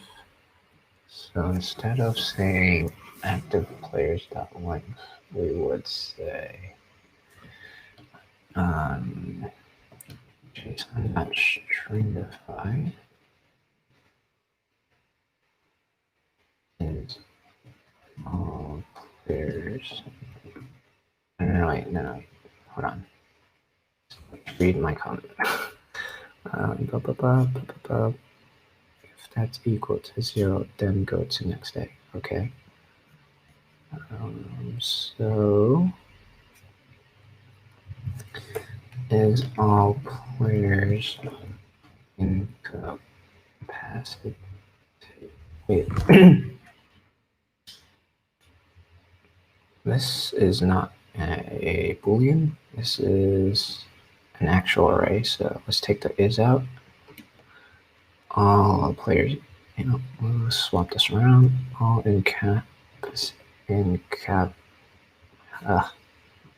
why did I choose such a strange word? Incapacitated players. Okay, so if this has a length of 0 and these two are not the same, so like it got updated, JSON.stringify that not equal to JSON.stringify this, not an identical, and the incapacitated players 0, then we want to go to the next day. So, yeah, okay, let's test that out.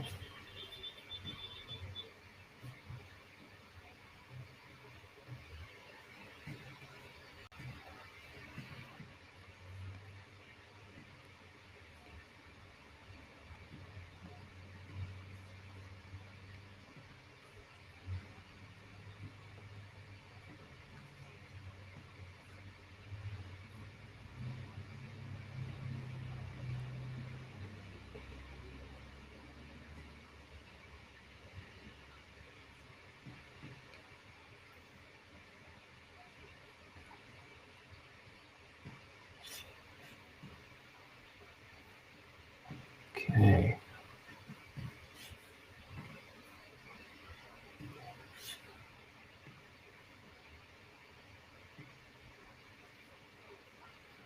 So looking at this,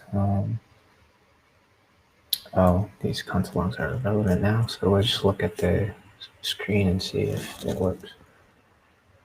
Okay, looks like it worked. We're not going to the next day. These 3 are stunned. This guy's in quarantine. Player 4 is the only player eligible to vote right now. There's the other bug where we didn't fade in, but we could tackle that next. Let's see, fade in.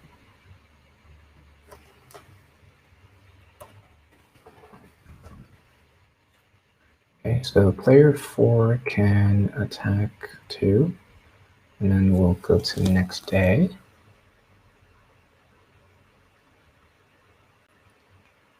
Player 3 comes back from quarantine.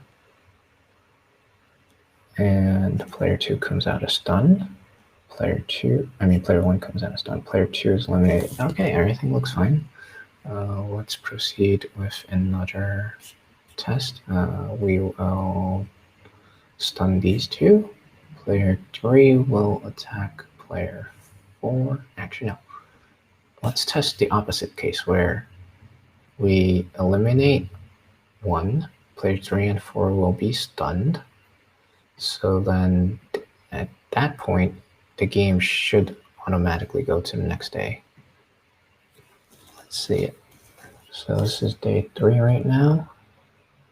We go to day 4. Okay, we're auto counting down because they're both stunned. No one can vote. We go to day 5. And that's all good. Sweet. So let's commit our work. And first delete this stuff. Oh, okay.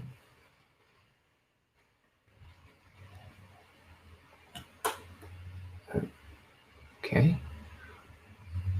So we don't need this.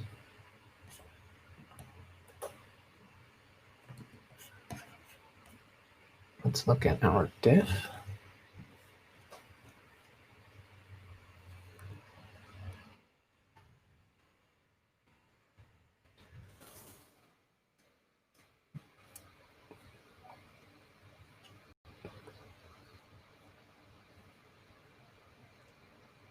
Oh, okay. Why is that not being used? Declared, but its value is never read. Did I delete something too much? What happened?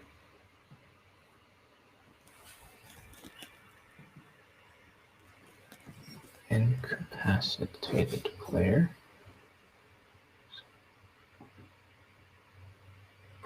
Oh, the name's changed. So wait, what?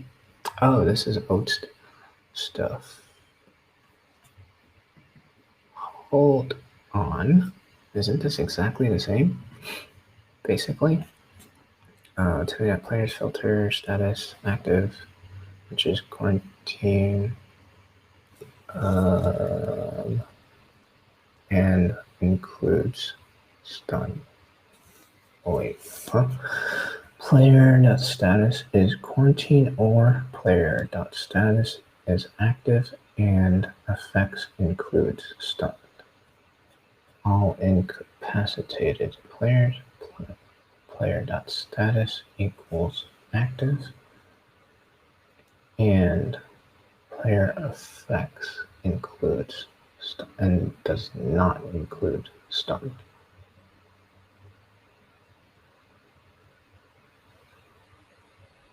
Wait, these are opposites. This is not incapacitated. This is active. Yeah, these are opposite cases. Let's do all. Wait, so then that's just this, votable players. Oh yeah, I'm duplicating old code. So maybe instead of, wait, what is active players? Oh boy. Okay, active players is here, so active players is status equals active and not player effects include stun, which is identical to this. Right, so maybe what I could do is take this here, replace all of that, delete this, move this up, and we'll just rename that to this.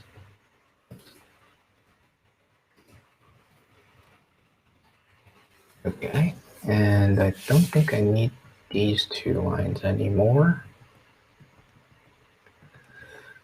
Let's see. This will replace this, and this, and this. Wait, active players? Maybe their name was votable players. Yeah, I think I'm going to go with that. Votable players. Okay. Okay, so that goes there, that goes there. This one is the prev. This one goes here. Okay, much. Let's test if this is still working. Because I did just delete a bunch of code.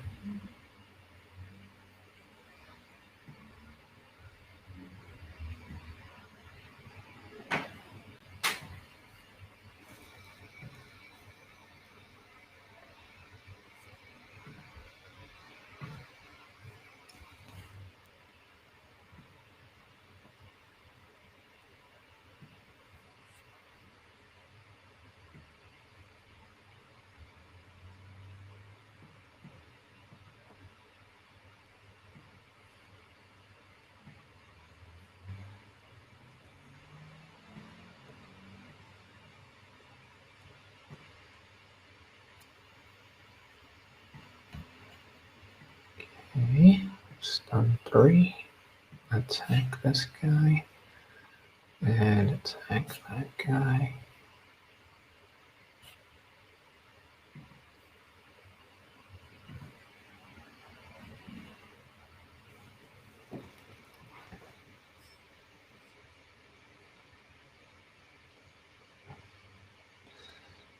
So we're not going to next day automatically. That looks good. Player 4 will attack player 2.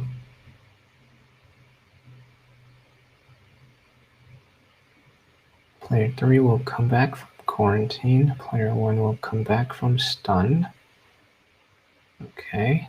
Player 2 is now in quarantine. That all looks fine. So now let's test if everyone is stunned and we eliminate the only votable player, then, oh, whoops, what did I just do?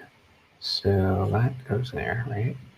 And this guy is in quarantine, so you need to vote for yourself. Then we should automatically skip day 4 and go to 5, because no one can vote. Day 4.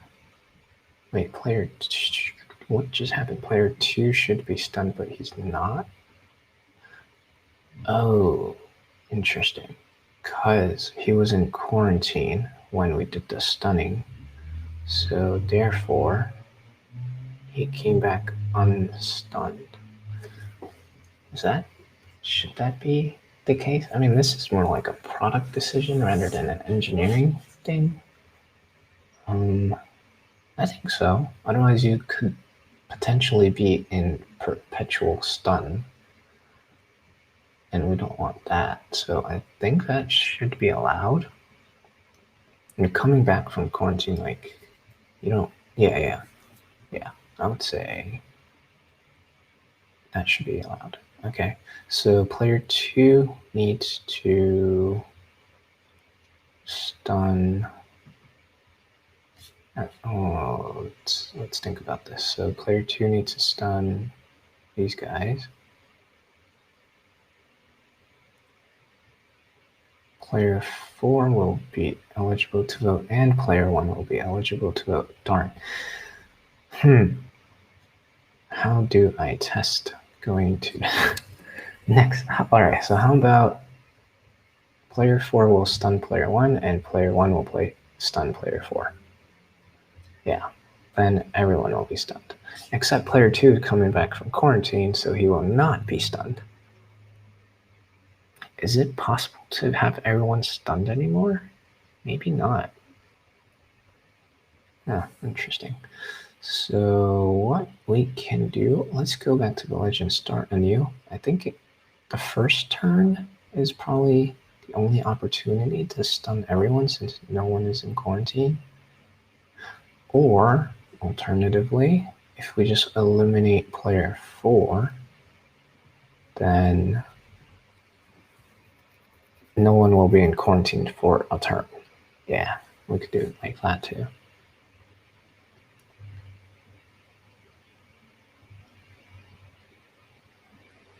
Okay, so this guy doesn't have defined he doesn't either. Okay, there we go. So he will stun everyone, and then player 1 will attack player 3. Player 3 will attack player 2.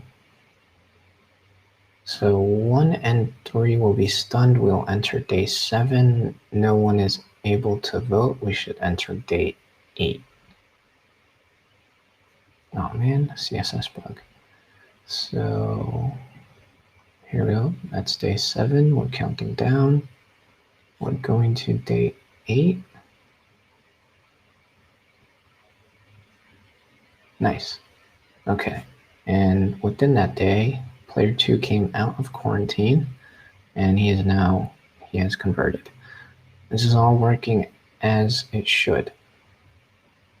Nice. So code review again. We are doing code refactor while changing logic. So we don't need this incapacitated logic anymore. We're just going to go off of votable players, which is actually just combine these two. I don't know why I wrote them separately. It would make more sense to just have one filter and do what we need. So now we have votable players, and we're changing our if condition to no longer rely on active players and incapacitated players, which we deleted, and we're going to rely on votable players. We're saying if there are no votable players and the votable players has changed, so this is ComponentDidUpdate, then we want to go to the next day. Yeah, that checks out. Let's commit this. The only thing is I'm concerned about if there was a reason why I split this up. So let's look for active players here and just double check that it's not going to pose a problem. So there's one instance of active players that we deleted, and that's it. There's no other instances of active players. So I think we're fine. Okay. Commit.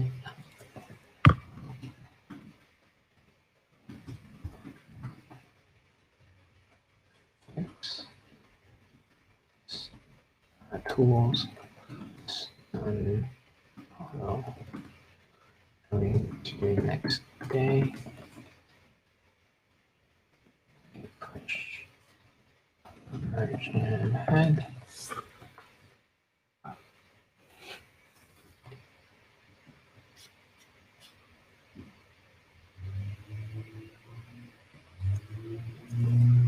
Nodes 176.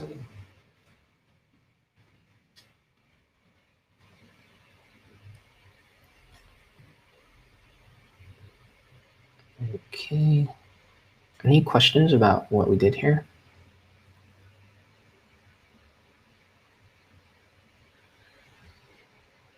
No? Okay. So let's go and merge this. And we could go to the next thing. Let's actually swap the order. Fade in is buggy because that's interfering with development.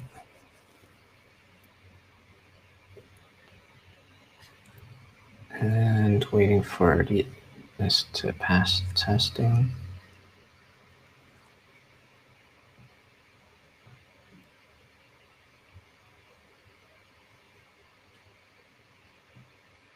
in the meantime, we could do some research on what's going on. Fade in is buggy. So game container handles fade in. Fade in is not happening sometimes. So we gotta find that sometimes. ComponentDidUpdate prev today.count not equal to today.count. Okay, so we're probably gonna want to know the value of that, and then we could do some comparing and contrasting.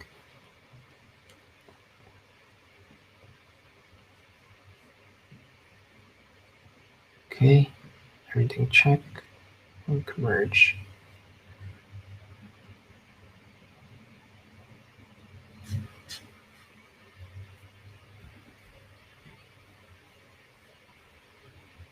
Okay, number 178.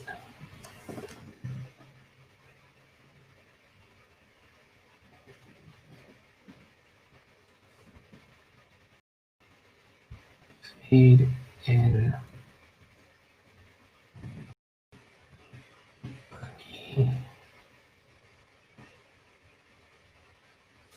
Okay, so console log prev today and console log today.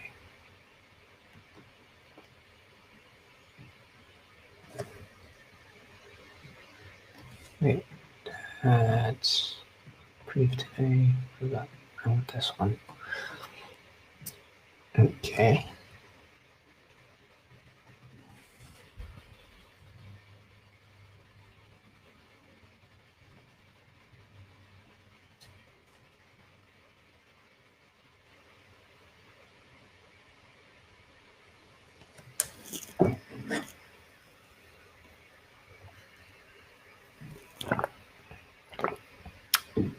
Okay, let's make a new game.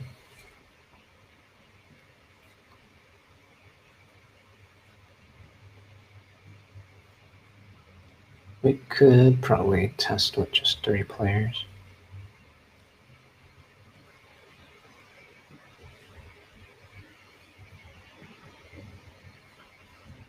All right, so we just need to keep going to the next day until the bug shows up, and then we could do some console log inspecting.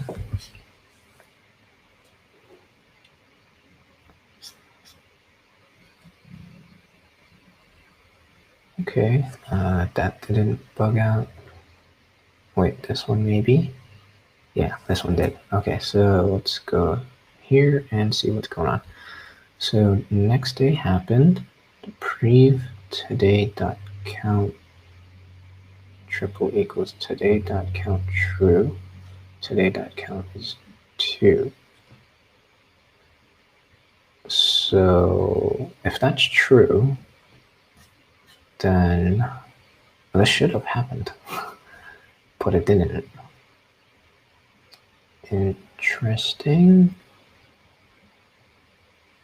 Wait, true. If not equal, yeah. So if that's true, and this should happen, I'll put a console log directly in here and see if this is going to log out.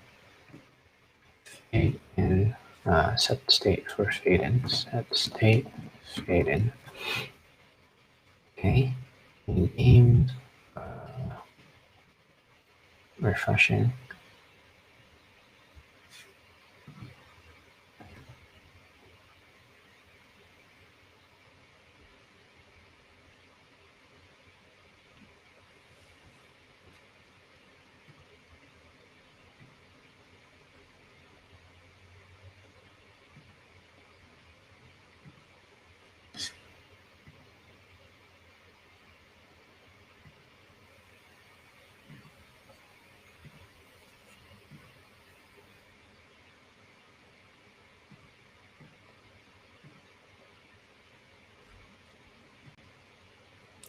Okay, that's attack player 2.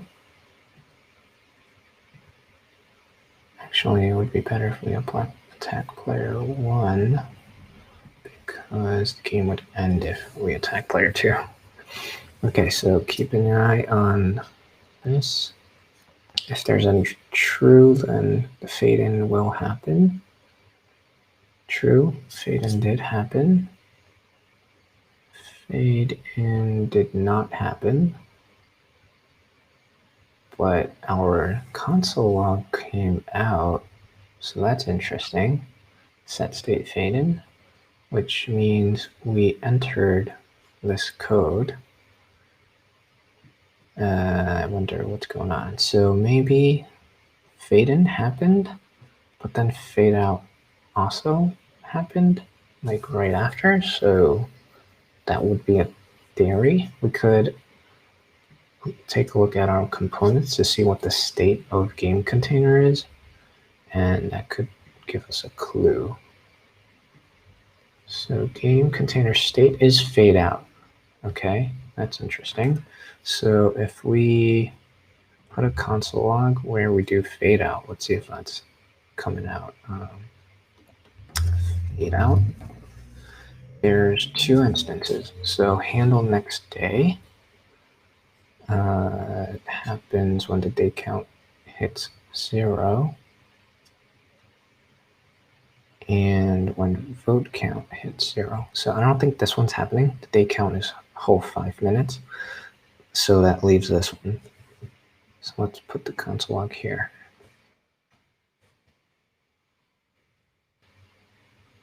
Wait, this is fade out. So, all right, let's see what's going on.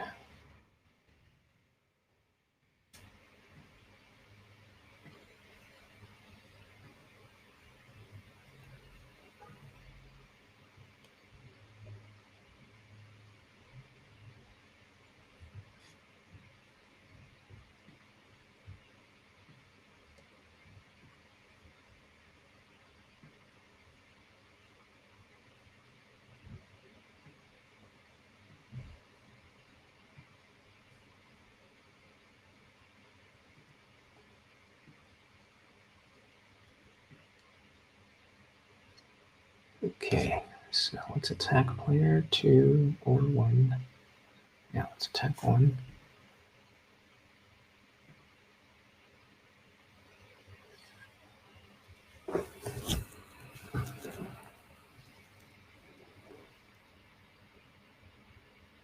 Fade out and then fade in.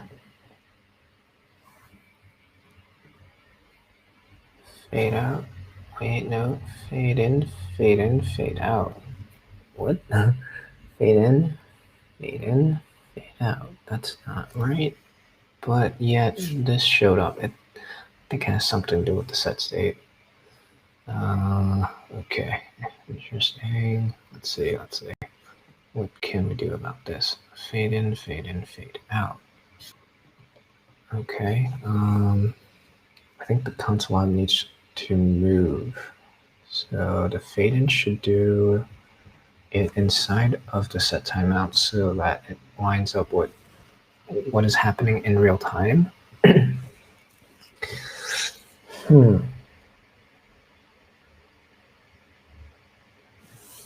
Okay.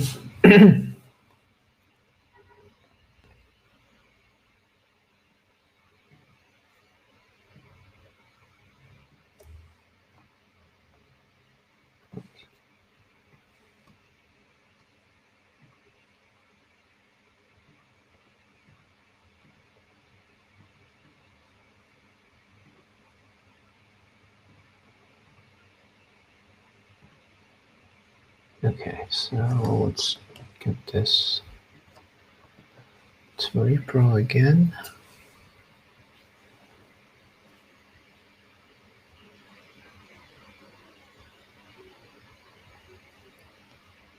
Fade out and in. Fade out and in. Fade out and in. Okay, so it didn't happen. Let's keep going.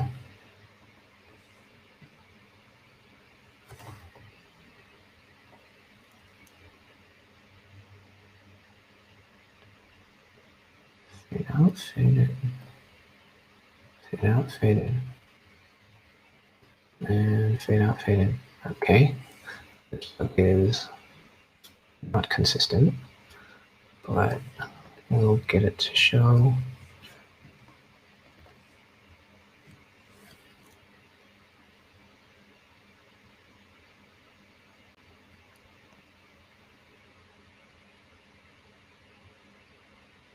Out and in, out and in, out and in. Bug is not coming back, so maybe maybe I'll work on the next ticket, and as I work on the next ticket, either it will reappear or it just resolved itself. Oh wait, here we go. So this is missing, yeah.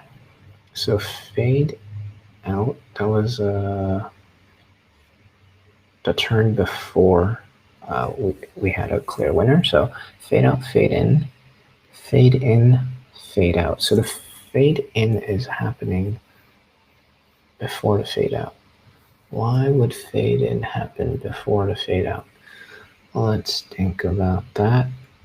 So ComponentDidUpdate happens when the count has come back and is not the same. So that means wherever we did the handle next day, that have to have happened first. Otherwise, the day count can't possibly change because we need to get it from the API. So for fade in to happen first, that is odd. Fade in, fade out, okay? Interesting issue.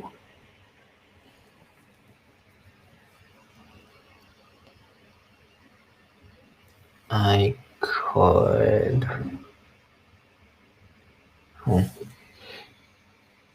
How does that happen? ComponentDidUpdate.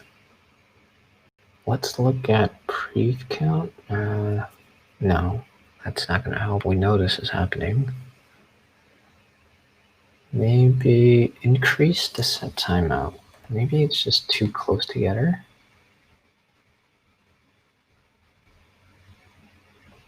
It's kind of it's a shot in the dark. Well, let's just test it out and see how it goes.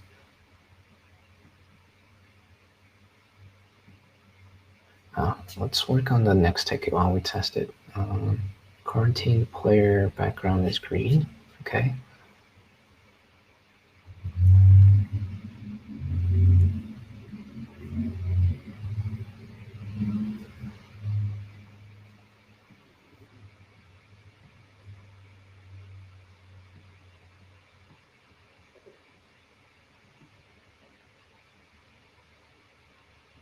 Okay, let's attack player 3.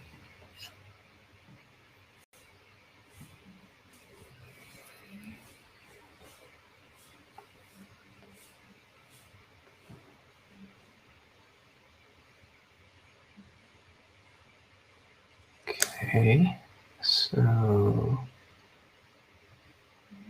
no issues here. Let's attack player 1.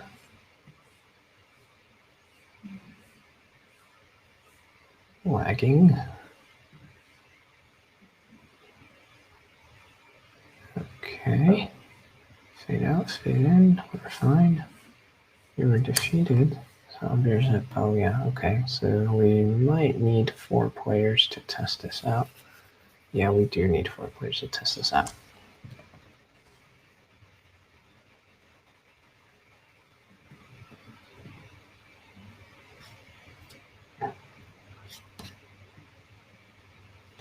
Okay, so let's attack player 2. Attack player 2. Attack player 2.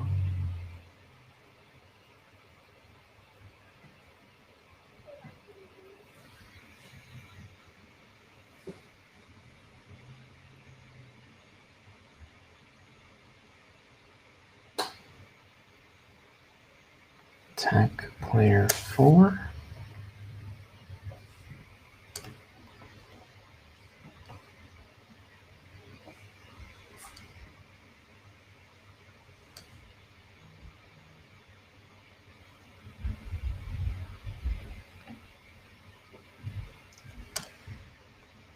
Okay, fade out, fade in.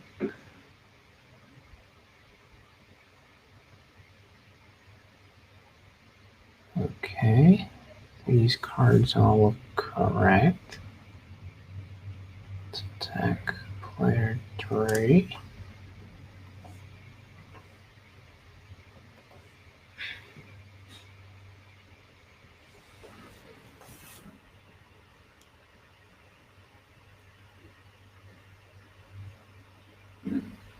So player 3 enters quarantine. Oh, but then, okay, so the game is over. Let's have 5 players.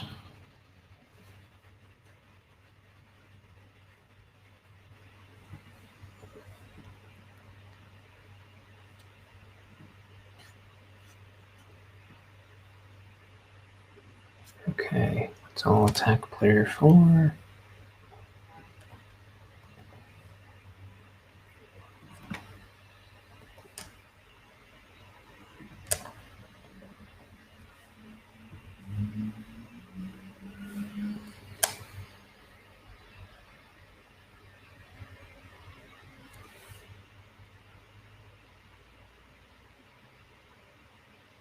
So 4 is in quarantine. We attack 5.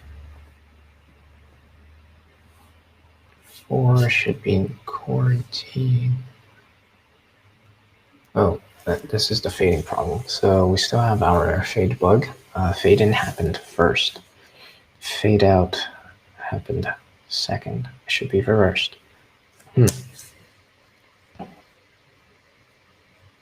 How does that happen? So next day, we get the info back. Fade in happens. Fade out happens. That just isn't right. Same thing happened here, but didn't happen here, and didn't happen here. Inconsistent. Let's see. How do we resolve this?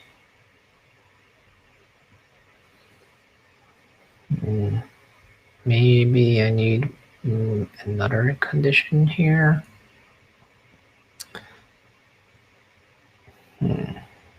Component did update. So we're already seeing the count's different, which means the data came back. Prev today count and today count. So like, how could this happen before we get the information from our API?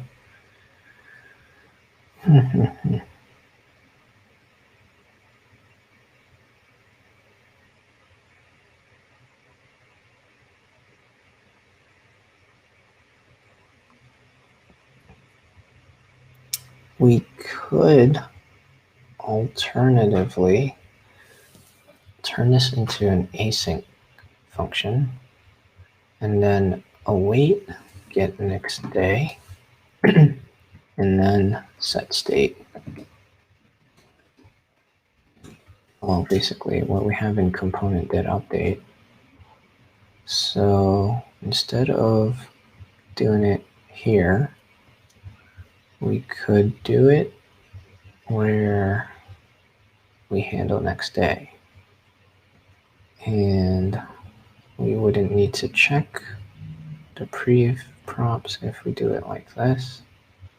As a matter of fact, I don't think we even need, oh wait, we do want to set timeout, but it'll be for 500 instead of 1000 milliseconds. And we need to make this async. Okay, oh wait, it's this one, async.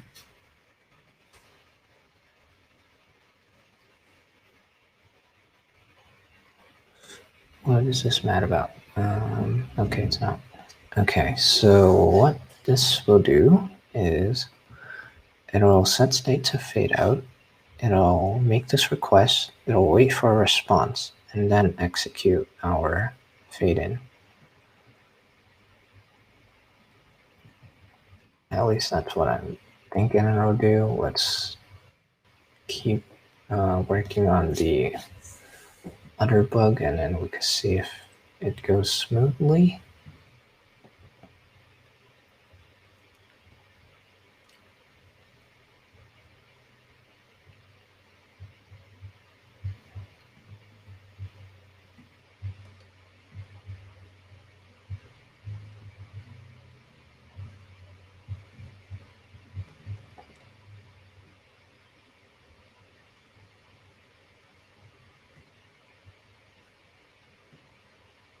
Oh, username 1.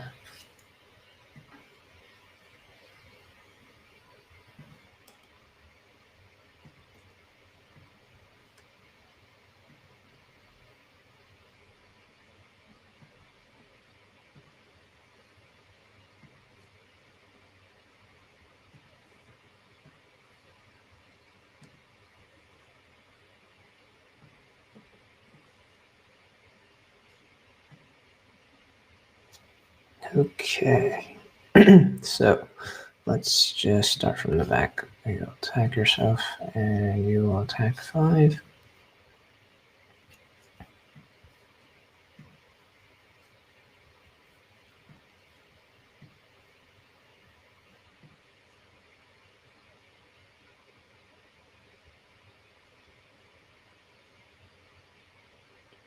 Okay, so 5 is going to enter quarantine and it's green, so we don't want that. It should stay as a brown background. Why would that happen? So let's look at the HTML.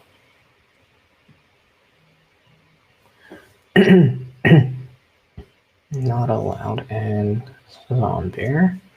So that is inside of player list. Looks like we're mapping through. So we're in a loop inside of player list. And let's see if our fade-in issue got resolved. So far, no issue. Okay.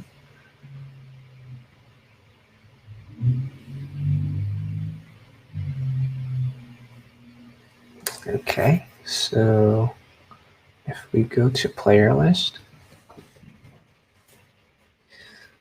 and look for card, just card, then we have this not allowed tool quarantine flash effect. I think that's what it is. Yeah, quarantine flash effect. Player status quarantine, player quarantine flash dot group or bear, player character group. Okay, so quarantine flash dot group, I believe, is what's causing the green.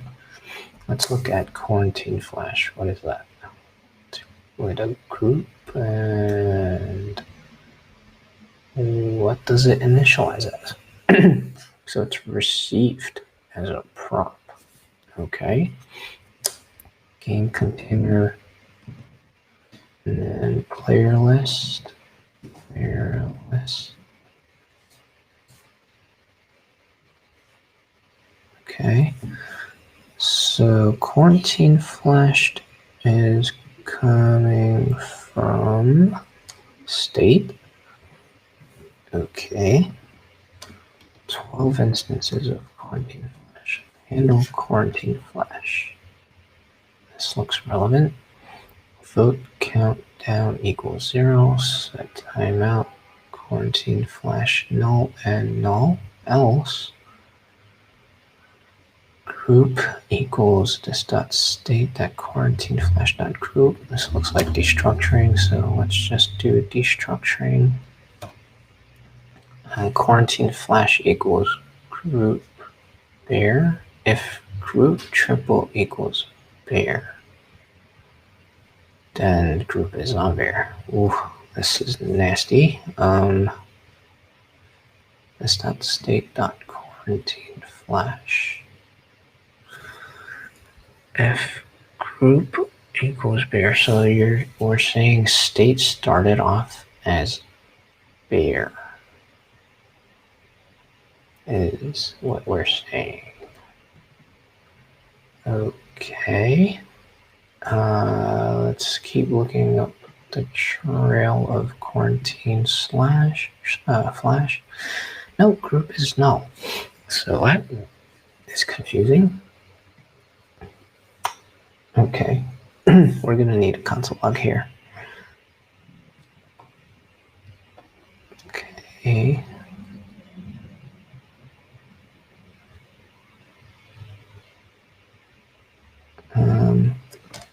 For this syntax.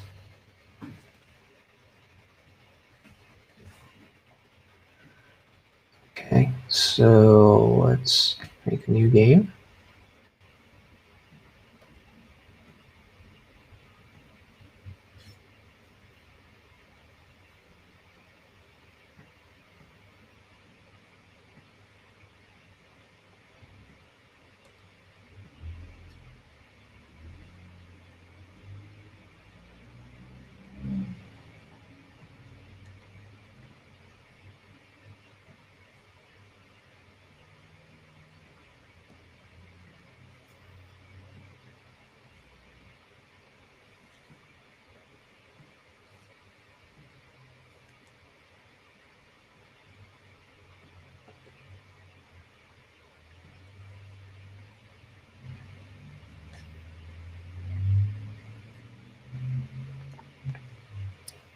And we'll attack player 5 again.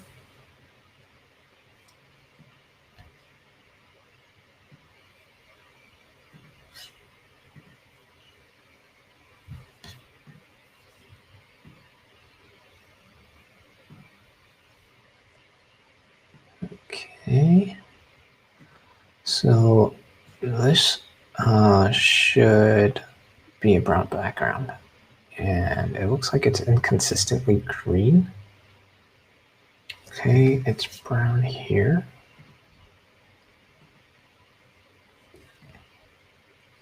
Brown, brown, brown, brown, brown. Okay, so that's fine. Let's proceed to attack another player.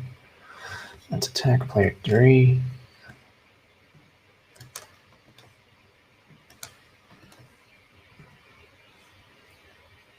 And we could be looking at console. So group is null. Okay, group is bear, group is bear, group is bear now. Okay, so its background is still brown. Brown, brown, brown, brown. Okay, let's go back to attacking player 5.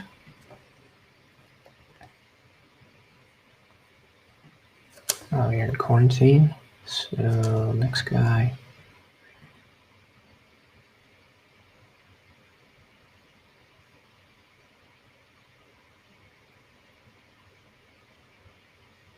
Okay. It looks like it's not really a problem. And we fixed our fade-in bug, it seems. Yeah, looks like we're fine. Let's go ahead and attack player 2, see how that goes.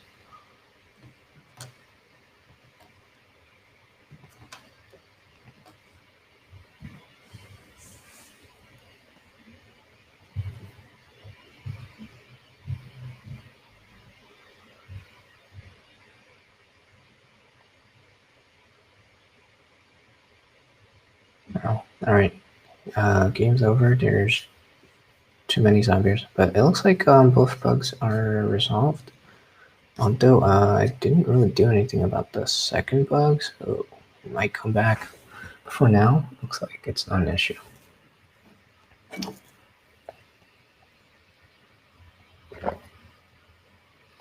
So let's review what happened. We had the logic for fade-in inside of ComponentDidUpdate. We're removing that from ComponentDidUpdate because it was unreliable, and we are instead moving it over to handle next day. So this actually, I prefer this as a developer experience too, because it's easier to follow the logic. We're saying, let's make this wider. So we're saying when the countdown hits 0, we're going to set state with fade out, and then after we get the data back for like the next day, so that's what this await is doing, then we're going to execute a set state for fade in, but we're going to delay it by 500 milliseconds. So it reads from top to bottom. It's all in one place. I much prefer this over what we had. And then also over here, we made a code change. What was this about? Oh, this was just a debug. So we can put this. I think we solved both issues, although this is the same as that, so I don't know what that was about. Let's see if it comes back. Okay, add commit -m x transition. I guess CSS file transition or case feed in for next day consistent.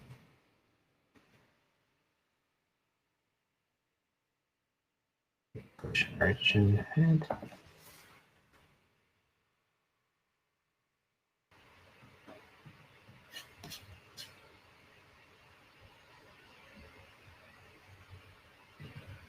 Close number 178. Yep.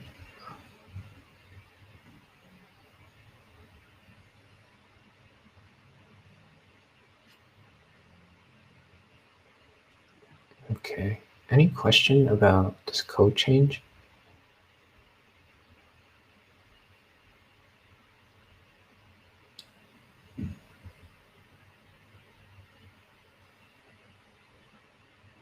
Nope. Okay. So we can move some stuff from to do into in progress. This one I'm going to put on hold. I don't know if it's still an issue or not.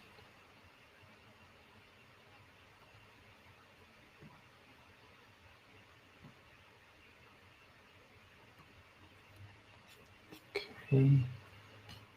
We could work on the chat box next. This was odd. Yeah, I'll show you in a sec. This is just optimization that could be made. We want to refactor game container to use React hooks instead of ComponentDidUpdate and all that stuff.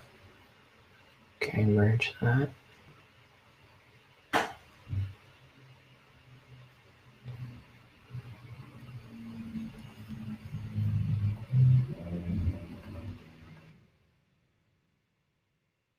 Okay, so chat box auto scroll to bottom. The chat box, I like very quickly hacked that together, and it's not the best experience. So it's time to improve it. Okay, check out master.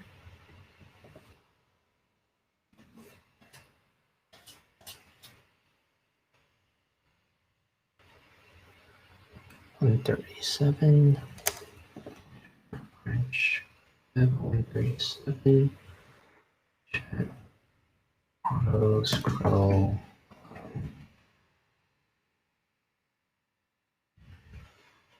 Okay. So if we create a game and here's the chat key, you can't even really see it. So I need some kind of icon, like an arrow or something. And then make a message, make more messages.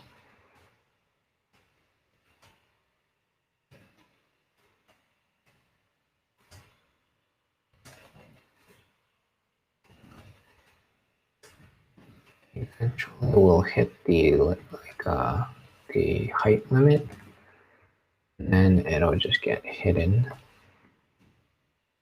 I made it pretty tall though. Or maybe there's no height limit and this just goes on forever, which is not great either. Yeah, it looks like it just goes on forever. Okay, so I want to add a max height to this chat container. And if we hit that max height, then we should be able to scroll within this particular container, not the whole web page. So let's go ahead and change chat container. Now message container, yes. Message container SCSS. So there is a height of 100%. Well, that's probably the problem. So let's go here and we could either hard code a height, I prefer not to, or we could set a height to the parent container. I'd rather go that route. So let's inspect elements and find the parent.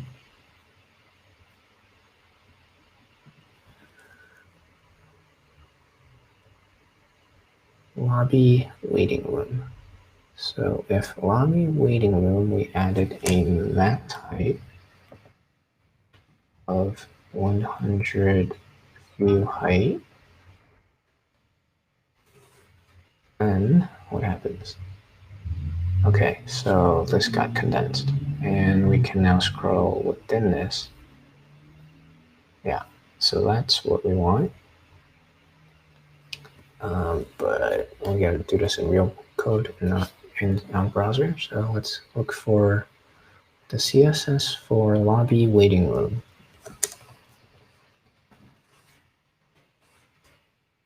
And waiting room, yes, okay. Over here, max height, let's say 90 instead of 100. So there's some padding on the bottom.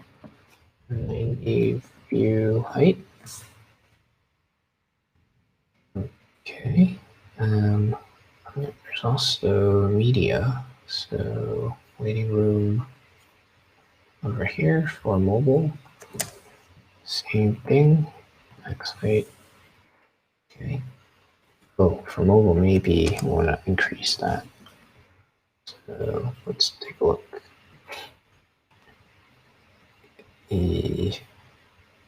Where did the chat go? The chat vanished. Okay, that's not good. So mobile, we need to figure out separately. Over here, this is too small. I don't like that. And we could use some padding top also. So instead of 85, let's just do 100. And also over here, we could just go straight to 100. But the bigger problem is mobile would completely vanish. Message container lobby, actually. Let's go to lobby. And where we have waiting, there's no waiting. Okay, so maybe game container. Waiting room, here we go. Message container, we want to add a space here. So add a BR. And come here, refresh this.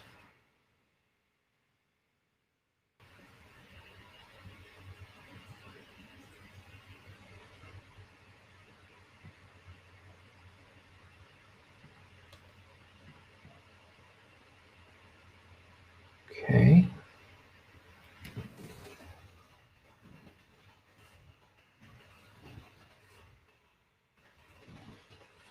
I don't like how it moves. So maybe instead of max height, we just have a height. That way it doesn't shift like the way it is right now. And it's going, at some point it'll hit the limit. You see how I have to like keep scrolling? That's not the best experience. Okay, so we already hit our height limit. You can see how that's getting cut off right there. So I don't like that it's kind of just like hanging out at the very bottom. That's weird. What can we do about it? Oh, also I have console open. I wonder if that makes a difference. So if I close that, oh, everything shifts up. That's better. That's much better actually. So, well, we still have the bug of I write that and let's keep going. At some point it'll hit our limit and then stuff will get pushed off the screen. Yeah, we're reaching it. So yeah, now this is at the bottom of the screen. Actually, we lose it and then we have to scroll for it. Not great. So I probably want to put a fixed height instead of max height. And 95 seemed like a good number. So let's go back to message container SCSS. Not message container, lobby. Yeah, okay. So let's do 95. And instead of problem here. So waiting room has max height. We don't want waiting room to have like waiting room is not the problem basically. Message container is the problem. So message container needs instead of height 100%. Well, I mean, we could maintain height 100%, but then we'll just put margin so that it's not pushed to the edge of the screen. And we could do margin, let's say medium, or huge, large. Let's do large. No, huge, yeah. Okay, so huge top and bottom, left and right will be 0. And see if that looks any better. So we see it's pushing it up a bit. That's better than before. But, okay. So we want the scroll to be on the messages, but not the input field. Like if I scroll up right now, we lose the input field. That's not expected behavior for a chat feature. So what I'm going to do is change message container class name. Oh, there's already a class name. So message list. So let's go to message list over here. Overflow auto, overflow auto. We don't want overflow auto. We want overflow. What are our options here? Visible. Yeah. What is the rest of that? Hidden, no. Clip, I don't know. Scroll is always scrolling. We don't want that. Visible makes no sense. Let's see what it does. Okay, so we have, now we lost scrolling altogether. That's not what I want. So what if we comment that out? We just have overflow auto on the message list. What happens here? We lost the lap. Interesting. Okay, new game.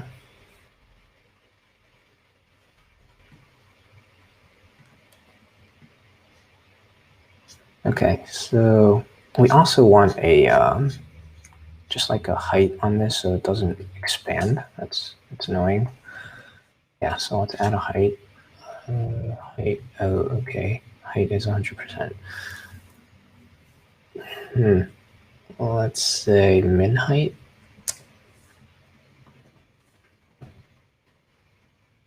But then there's no point of height if I do that. So instead of 100%, let's just give it a value.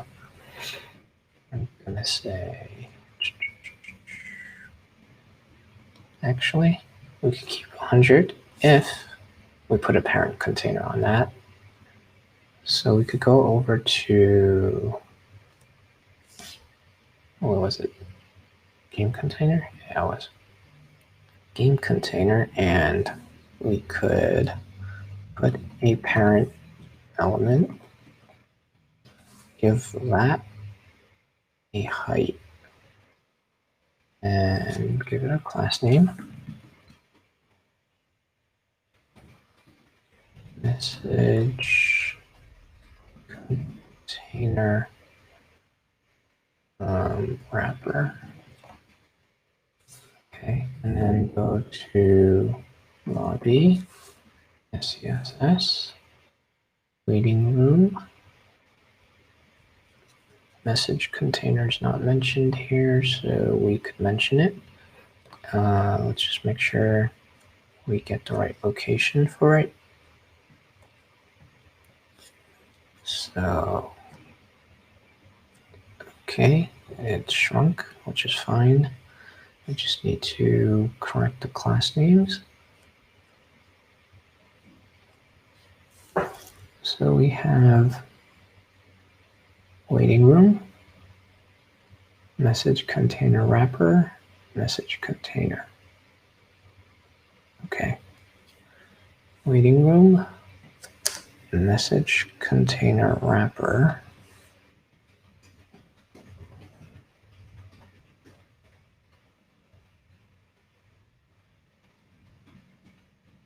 And this will have a height of, let's say, huge times 6. And that will force our message. Where did it go? Okay, message container to have that height. It's kind of big, actually. I would drop it down, maybe 5.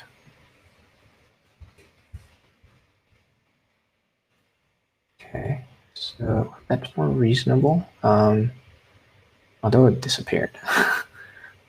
So let's see, what's that about? Message container wrapper. We have height. We have padding, margin, width, but no content.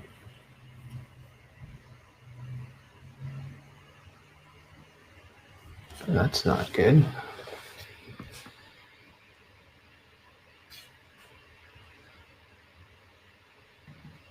Message container wrapper, min height.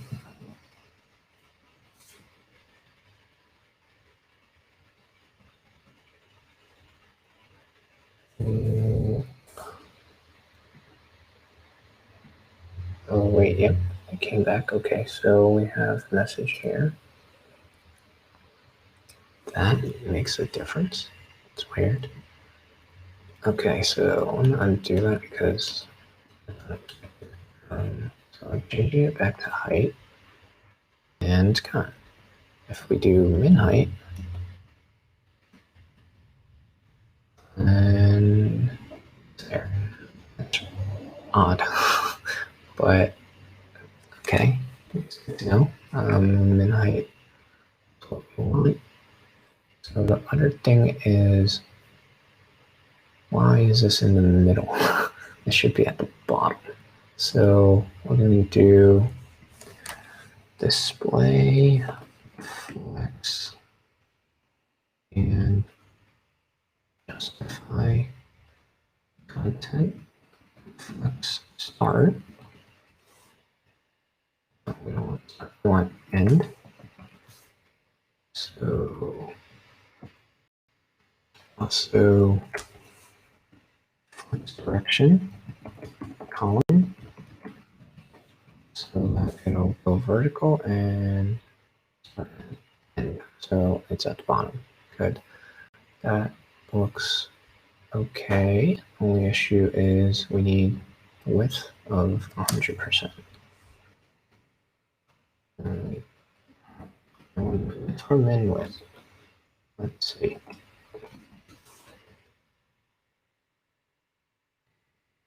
Width is fine. Okay. Mysterious for me, but okay. So if we were to add stuff, yeah, message sits where it's supposed to go. Good. Another thing would be I would want these messages to start up here as opposed to down here. And let's see how many lines we can get. So that's 6 lines, 7 lines. Oh, whoa. Oh, that's not good. So it just keeps going. We probably want a max height also of 6.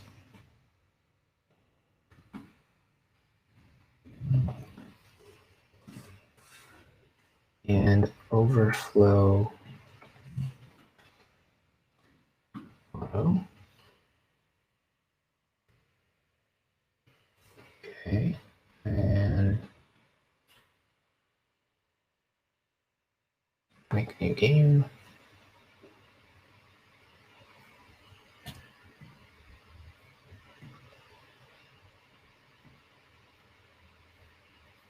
Okay, so let's see. Let's use alpha. Let's keep track of what messaging.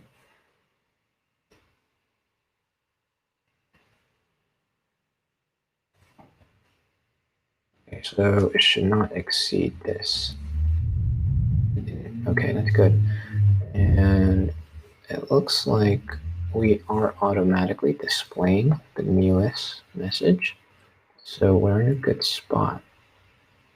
I would just, if I were to change anything about this, add some padding right there. And these should have started at the top as opposed to on the bottom. That's about all I would change. And I guess it could be larger since I had like this open and it kind of made my screen smaller than it really is. And most screens are not this small. So I'm going to increase, maybe double it. Yeah, I'll double it. So this could be 12. Or maybe percentage might be better. Like say 50% of the view height. So because it's just 50%. That would do. It's 50%. Cool. And then what? Padding top? Yeah. I'm going to use margin instead of padding. So margin top will be huge, and then right bottom left will be 0.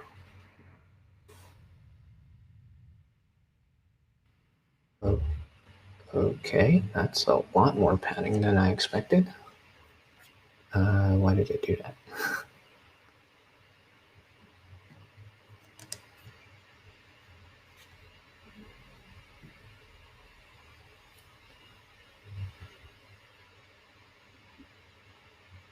Oh, okay.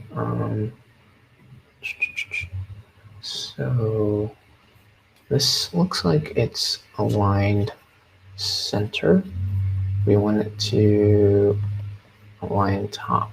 So I wonder what is happening here. Yeah, align items center. We do not want that to affect this container. So we want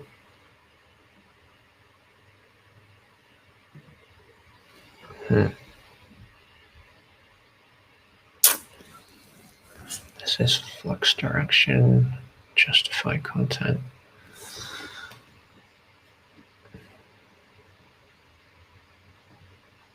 Waiting room.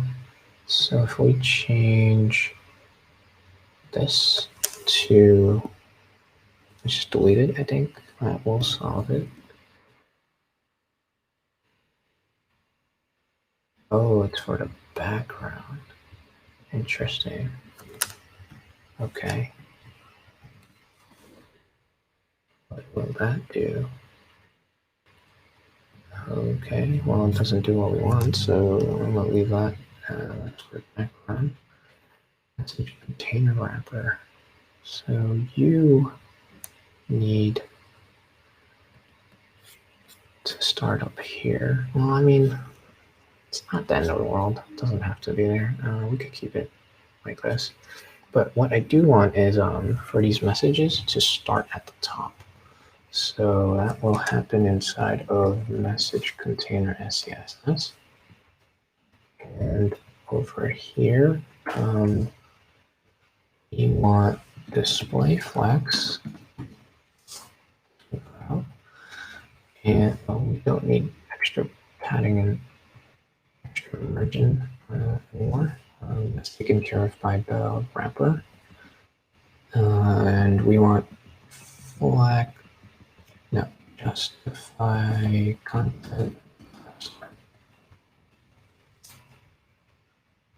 So if we, oh wow, that is not what I wanted. Hold on. So it looks like it created columns. We don't want columns. So we need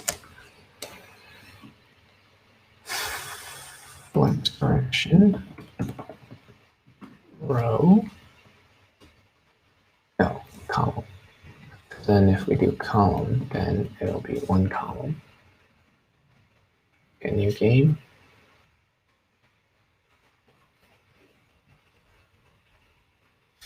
Okay, so now we have one column. But what happened to all of the height? Let's inspect that.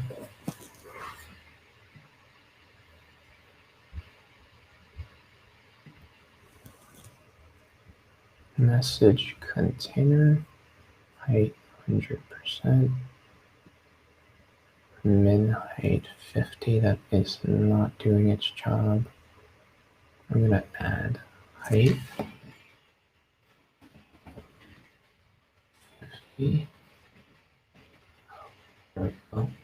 So I don't want to use min height anymore, I think. Let's go to lobby. And where's this? So delete that. And instead of percentage, I'm going to use view height. Yeah. Okay, that's more consistent. Okay, so now, whoa, 50 might be too big. Let's do 40.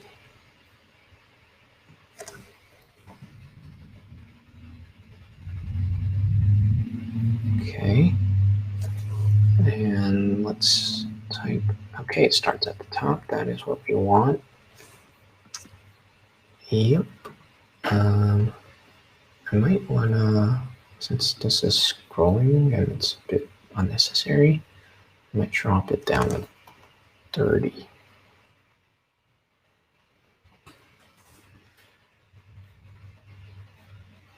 Still scrolling. Wait, I wonder if it has anything to do with the box. Oh, it does. Okay, so 30 was too high. Let's try 20. 25. 25. 25 is still okay. It looks like 30 was fine. Might have just not been too hasty. Okay, so 30 is still good. Let's account for a slightly smaller screen. See how that looks. Maybe like that. Yeah.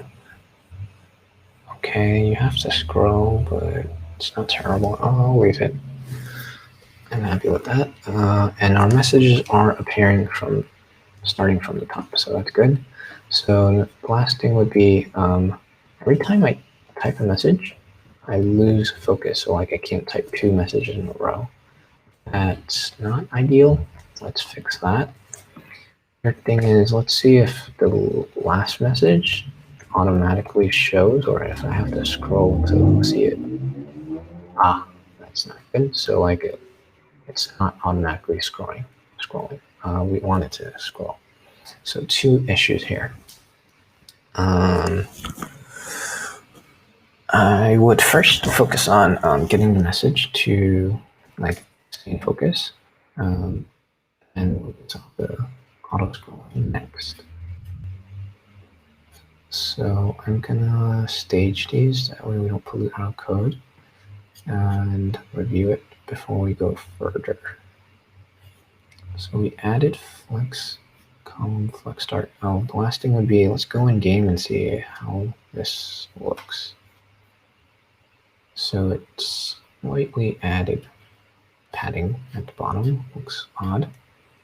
Could fix that later on also. Also, something odd is happening here. It's pushing the page as I add more messages. So that's not good. So 3 bugs. We will do this one last. So, yeah, let's go back to the lobby.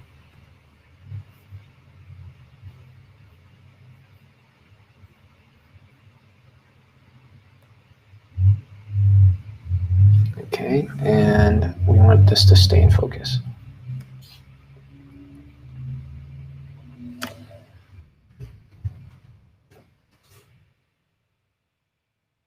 Message form.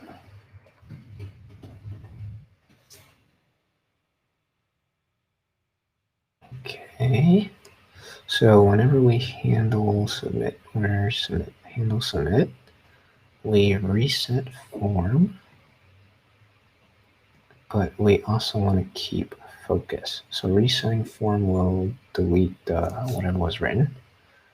But I wonder if we don't reset form, do we keep focus? Because if we do, then I could just delete message instead of reset form.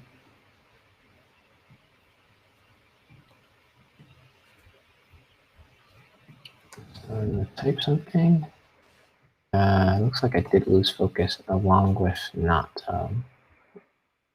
resetting the form. So we could keep reset form, but also add some way of getting our focus back. I wonder if there is a function that does that for us. Oh, it doesn't look like there is though. Nope. So let's do some research. The library I'm using to handle forms is called Formic. So, oh, looks like I looked this up before. Input, stay in focus. Set focus on text field input using Formic. Cool. We'll just do all of these. Oh, I should mention submit though. Formic input stay in focus after submit.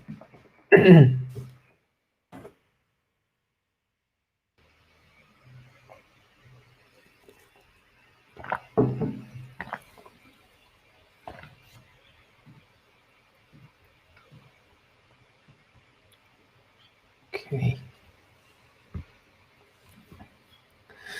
How to set focus on text input field using Formic when initial values are passed through. I have this and use effect, but you're fired before an input field is actually updated with the values. Got it working after debugging. Use a snippet taken, debugger, input element. So we need to use effect if input dot focus. Okay. Well, input equals null. Okay. Let me think about this. Props.user. Okay, I see what's happening. So note the prompts user passed as argument. This means anytime prompt.user changes, the use effect hook will fire. When setting ref on text field, as shown in many places when dealing with React.js focus, I was trying to focus on the text field's div parent element. From Material UI, the real input is inside this div. So the correct prompt to set in text field is input ref. Okay. So this isn't a Formic method of handling it. This is just a React method of handling it. I will fall back on this if there isn't a Formic way of doing it. Expected input. Okay, the issue comes from the fact you're creating input component inside their error rendering loses focus by doing the following. It works. Okay, that's a bit different. You're creating a new component in every single render. That might be it actually. So I could just do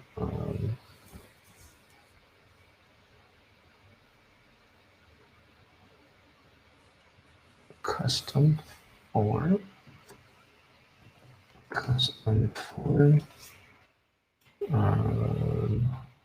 It's a class. Okay. This doesn't look like it needs to be a class. Custom form equals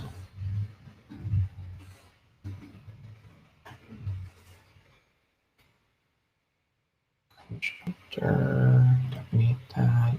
No render. No props. This will go here. Okay, so we can add checking here. There is no state, so we can delete that. And now we're using React hooks. Okay, so since we're using hooks, we can now add a React memo. This will memorize the whole component so that it doesn't re-render unnecessarily. And I think if we don't re-render unnecessarily, then we won't lose focus, is my guess. But we'll see about that.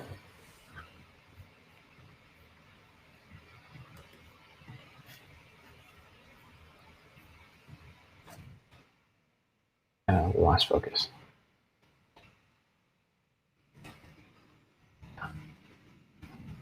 Okay. So, well, it's nice to have this so that it doesn't re-render all the time. I'll keep it. We don't need that anymore.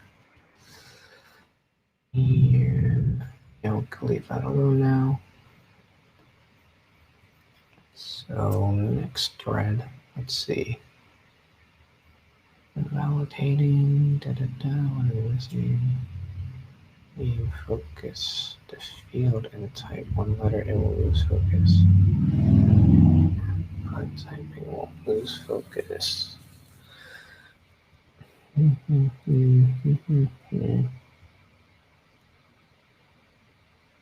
So this guy's losing focus on each keystroke. That's different from our issue, but maybe someone might suggest something that's relevant. What is watch?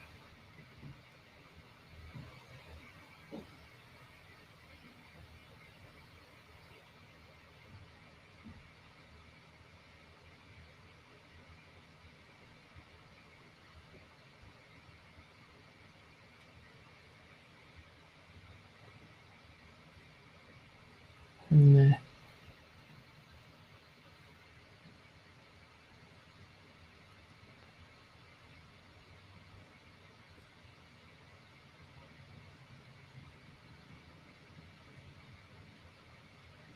So let's just JavaScript. Autofocus. What is that?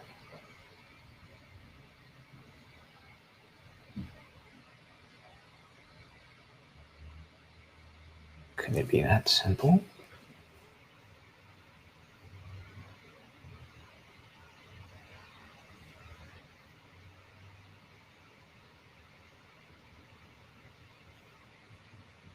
Oh, looks like we don't want autofocus. Why? Required exists, so probably okay. So it looks like it could create issues. Focus is more versatile. Maybe blah blah blah. Probably focus at the right time. Input.focus does not work. We have something, and then input.focus will work. Okay, so it looks like this is going to be the same solution as the first thing we saw, where we have to use effect and then input.focus. What is blur? Let's make sure where blur is opposite of focus. When an input loses focus, a blur event is triggered.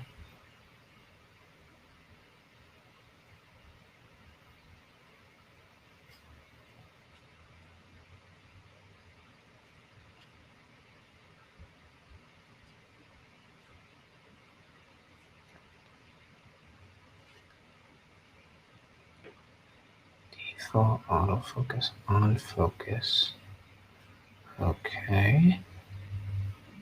Input is focus. Okay.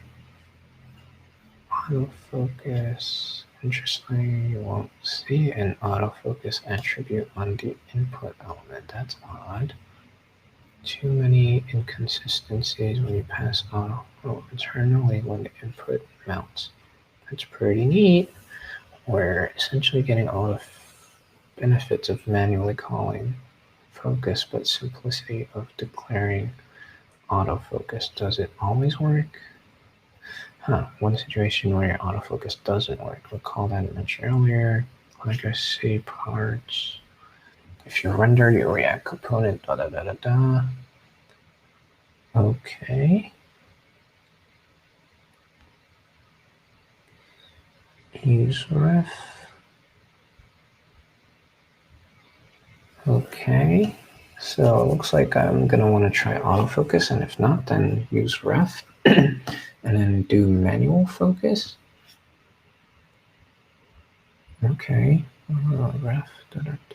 What is happening here? So we have the input field. We're adding a ref input element that's just declaring use ref, and on component mount, we are focusing on our ref. Okay, that's reasonable. Does this always work? That means a component and never again. Yeah, that's what I noticed too. Thus, if rendered after, we won't focus. Loading true for the first 5 seconds. Okay. So we want to do it with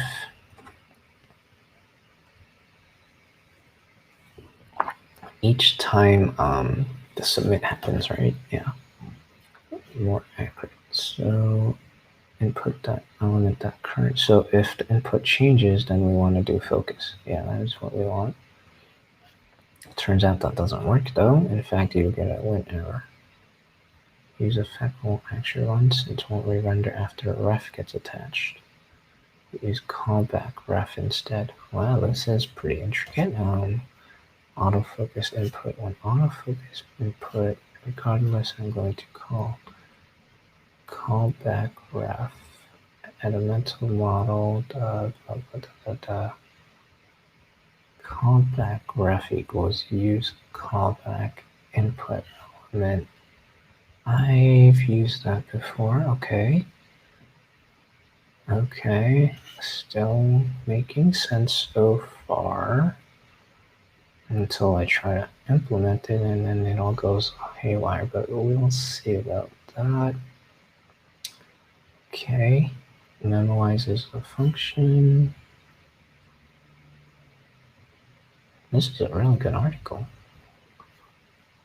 The callback, legacy, conclusion, we went over these techniques, autofocusing, and callback refs.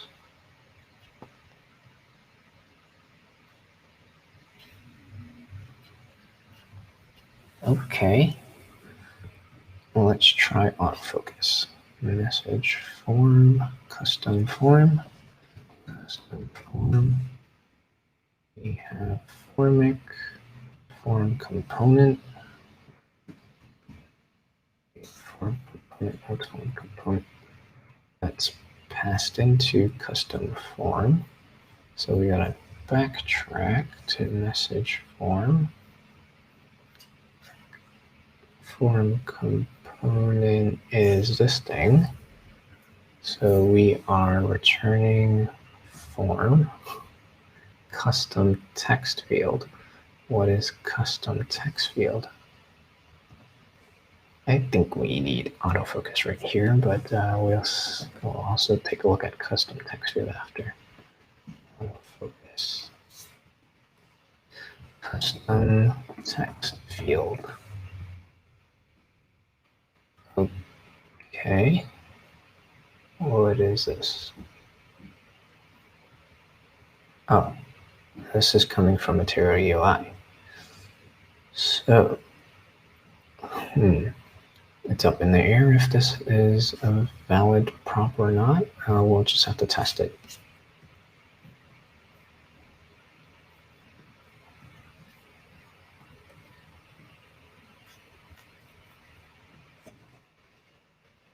Oh, it works. That's nice. Okay, we just had to add autofocus. Cool. But then the auto scrolling, right? So we want to be able to scroll to the bottom whenever there's a new message.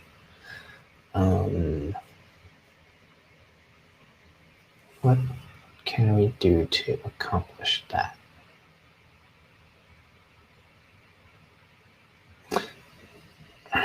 Alternatively, if I didn't do this, it will also do what we want. And that's just so much simpler. So if we did n, no. If we did nothing, yeah. If we did not, wait, no, not true. Okay, so it looks like we're just gonna need to add some kind of way to handle auto scrolling. I don't really want to. What else do we got? So there's message container wrapper, overflow auto, justify content flex end. So this is, oh, for the wrapper though. Okay.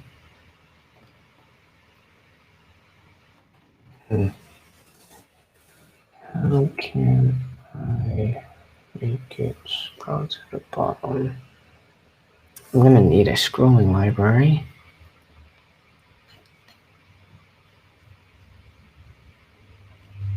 So this one, React scroll, npm. Okay. There's quite a lot of options.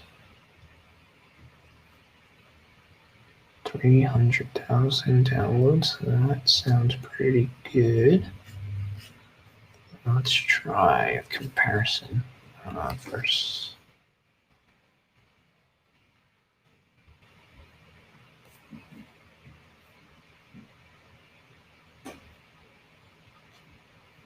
Oop, too many.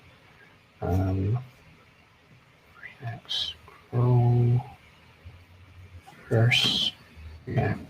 Perfect scroll.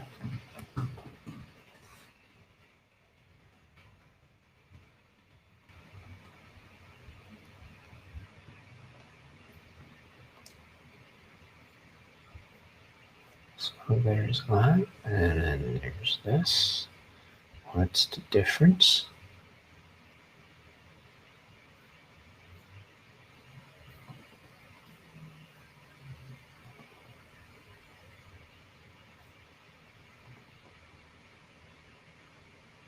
Okay, I think I'm just going to go with React Scroll. Let's see, how does this work? Check out examples.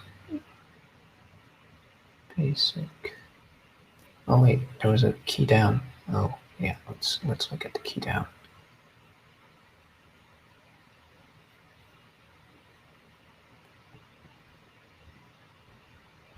And container, that they both apply.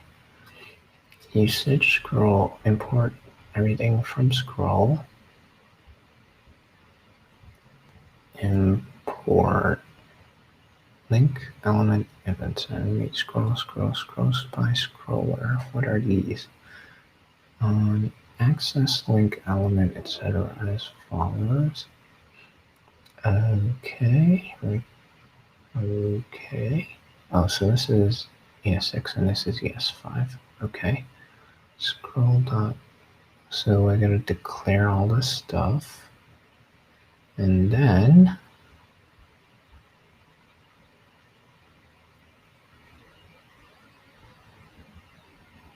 scroll to bottom. Okay.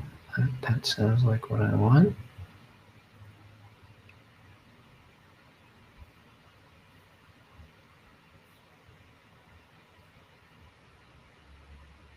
Scroll methods. Scroll dot scroll to bottom. Okay. I think I get it.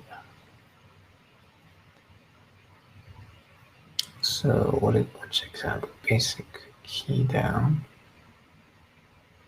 Oh wait, it's not on key down. It's on when there's a new message. So maybe container might be more accurate. Okay. So we have these things. Oh, this is a link. We don't need a link. Element, class name. Oh, okay, that's fine. I think I see how this is coming together. Let's see. Okay, scroll to top and scroll to top. Okay, so how did you set up? Let's see. Events, direct links, scroller. So scroll is imported here. Oh, which is link. Oh, wonderful. Okay. And then you just call scroll to top. It looks like it's just that straightforward. Scroll, and there's duration, delay, smooth. Nice. You just scroll to a certain class name, it looks like.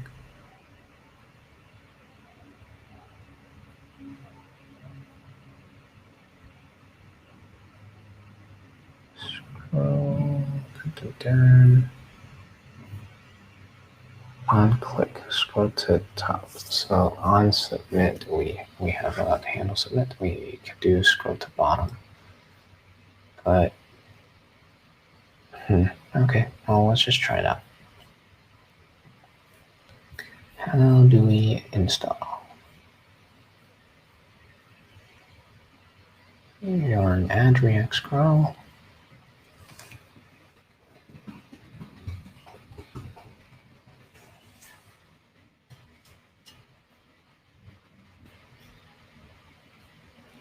So inside of message container,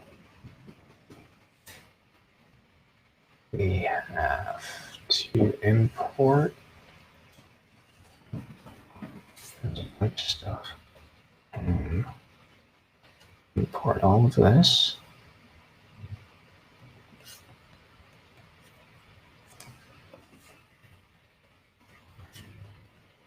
And then,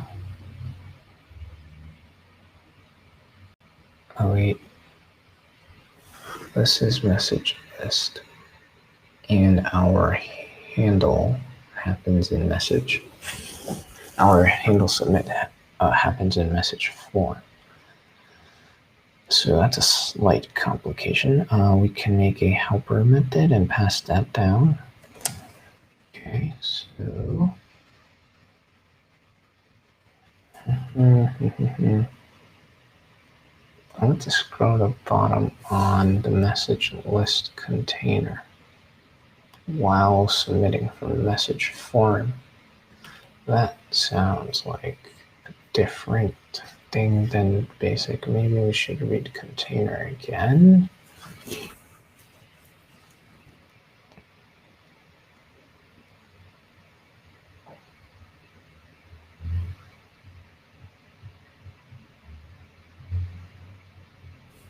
I'm starting to think maybe I could solve this with CSS instead, because that sounds like a lot of overcomplicated that I don't need to do.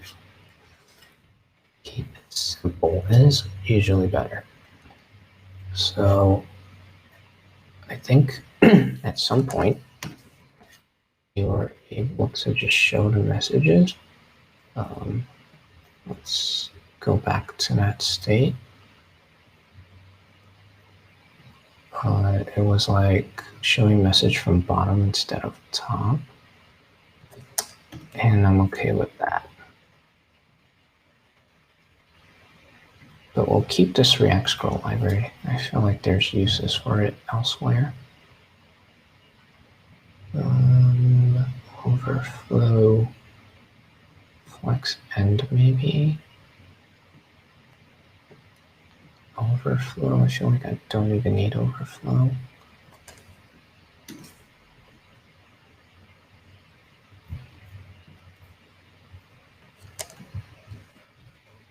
Okay.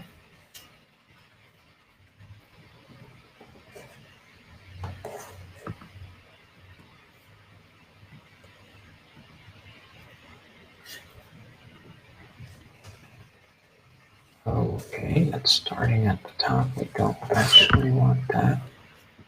So justify content, that's the wrapper. We want the container. So in here, flex and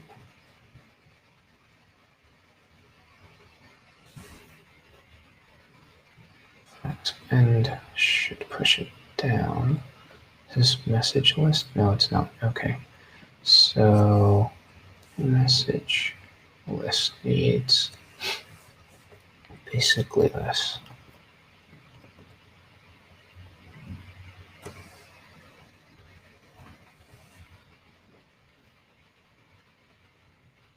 Okay.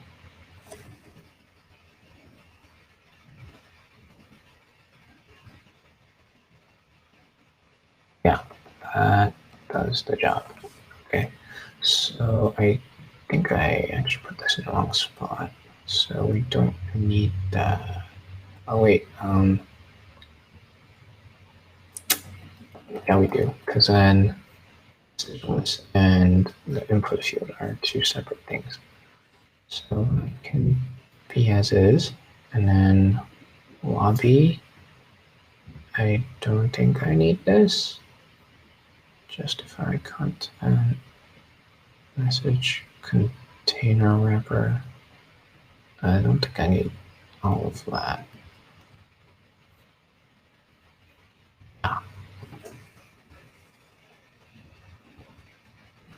Okay. So if I refresh the page and start over, we have a message thing, starts from the bottom, like live with that.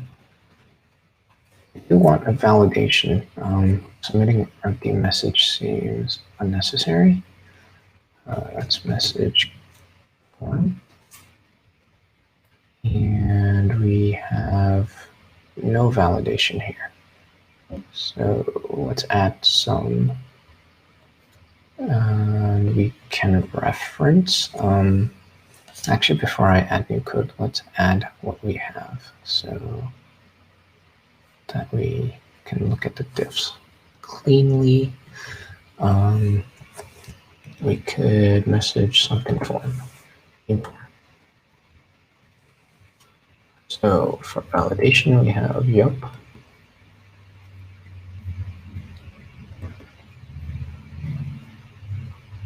And validation schema. Okay, so it will be something similar to this. Oops. Form component, right? Validation. So it's happening outside of form component.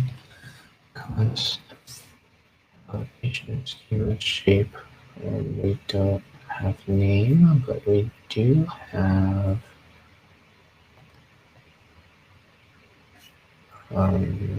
what is this? What's the value? What?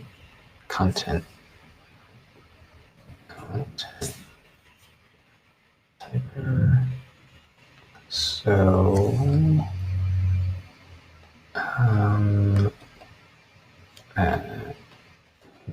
message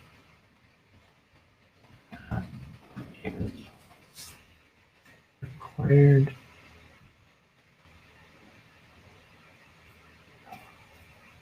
Maybe I could just say required here and delete everything else.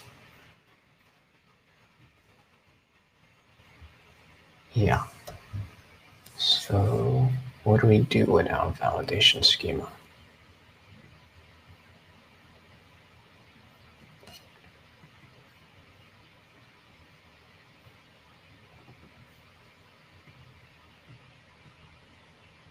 We pass it into custom form.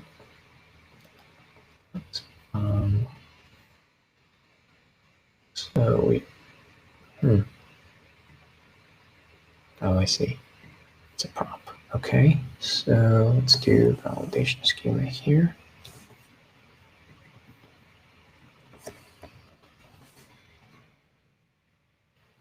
And that should do it.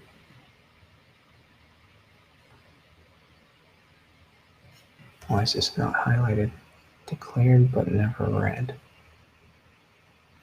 Where are you coming from then? Okay. Oh, what is happening here? So form, custom form, wrong place. Gotcha. So delete that. Custom text field is form component, which is form component, but custom form. Okay. And this is now highlighted. Nice. Okay, so let's test.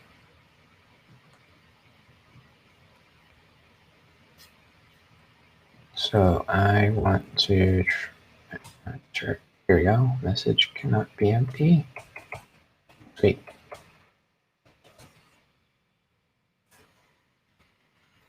And final touches, I want to add a message icon just so it looks like a message feature.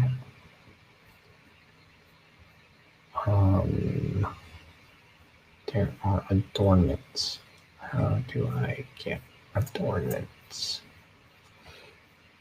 Material UI. Okay. And then what happens?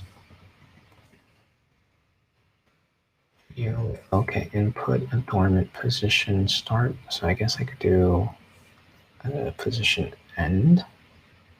And this is going on the custom text field. So custom text field here. We need to import input adornment.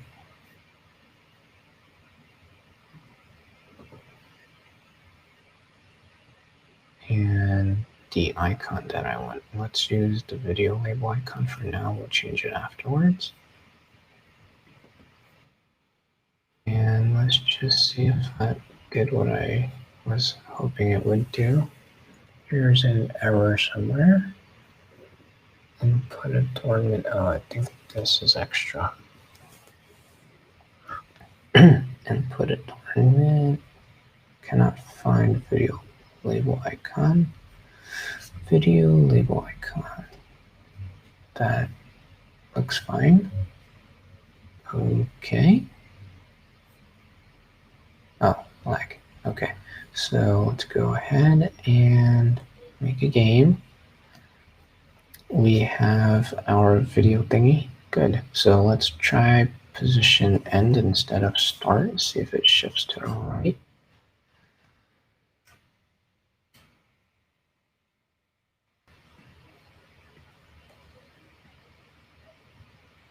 And no, it didn't. So let's go look at the material UI docs and see how to make that happen. Material UI adornment.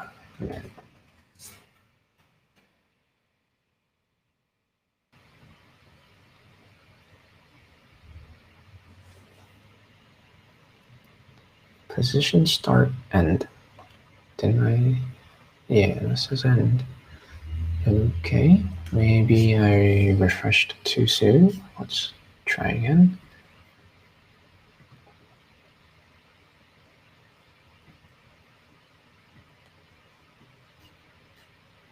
No, it's definitely there. Okay, so we can, I mean, I have to read.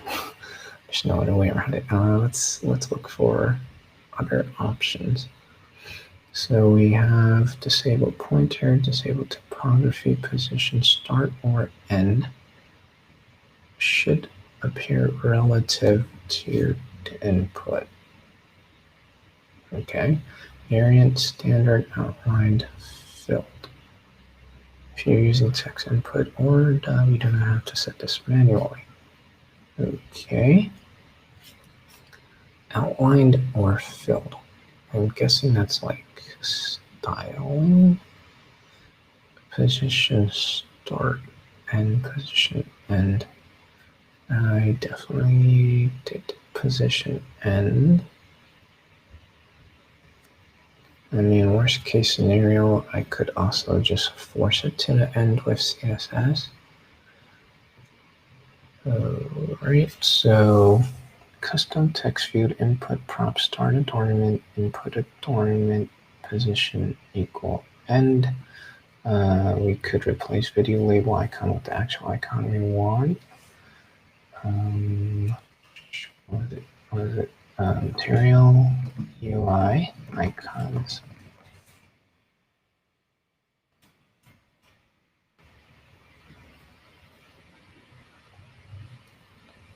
So we want a message icon, maybe arrow. Well, let's see what our options are. I'll send. Perfect. So that's the one we want. Well, looks like we could check out other options. Filled or highlight outlined, rounded to tone sharp. All right, so let's go with send outlined.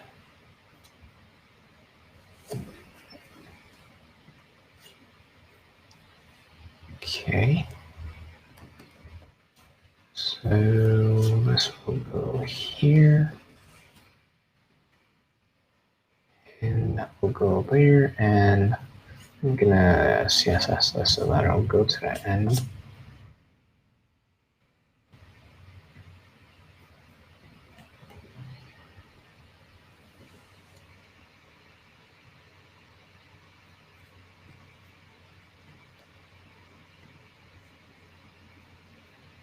Oh, should probably also change the color so it doesn't blend in with the background.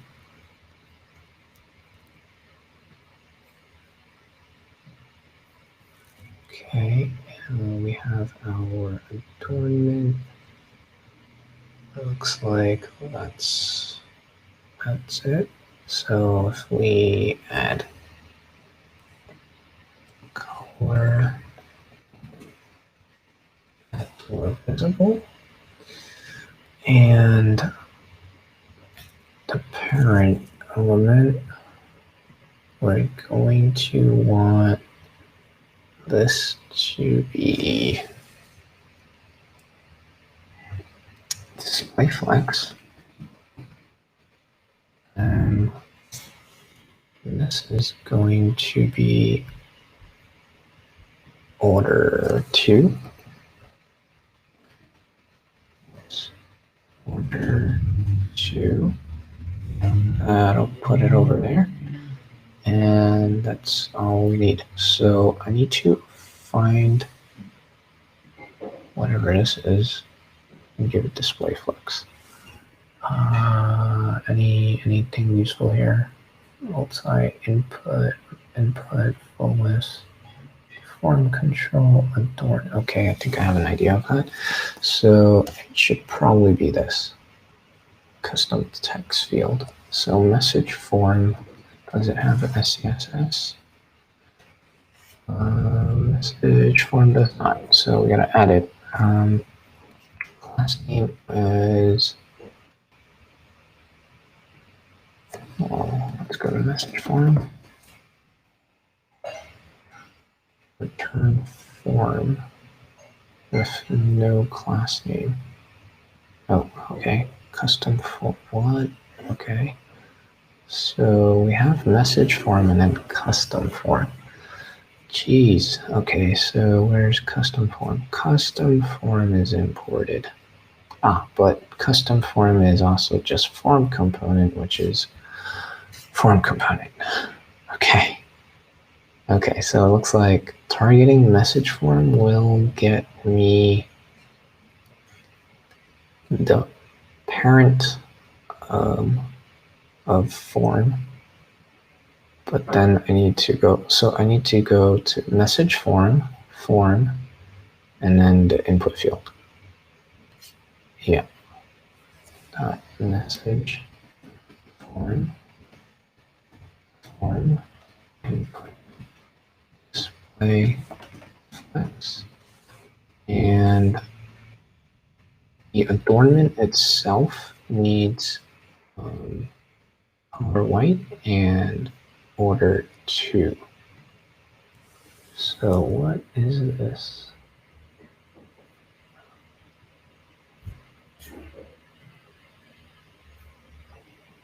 It's type path. Oh yeah, it is an element type path. That's interesting.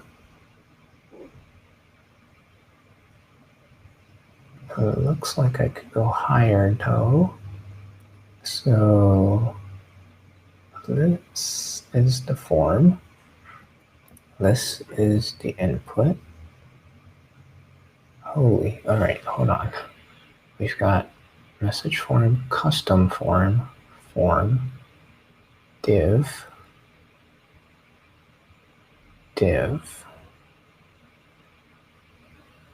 div. Okay.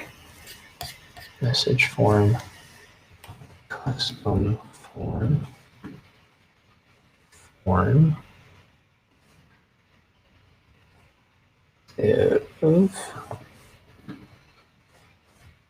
if is the ornament. I definitely need to add class names here. So display flex belongs here. And this div is the adornment. And so it's got to be color white and order to pink. Let's refresh and come back to this page.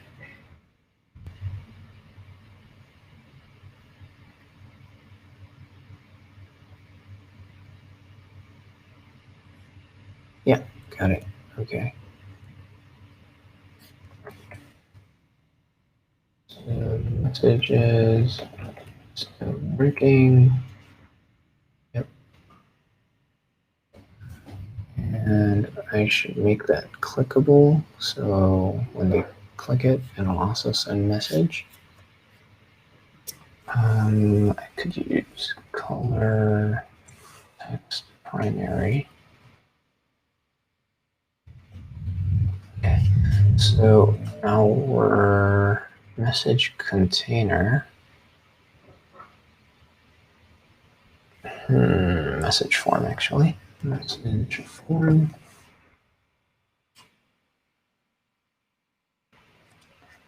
We have a handle submit.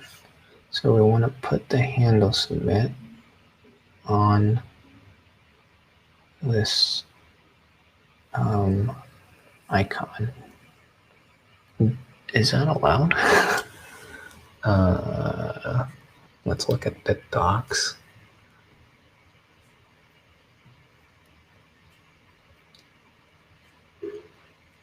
Material UI. API icon. Props. Color, component, font size.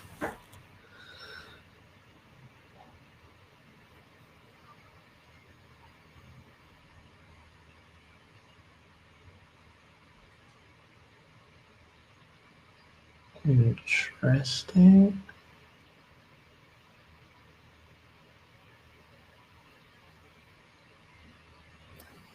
Okay, let's look that up. Material UI. Icon on click.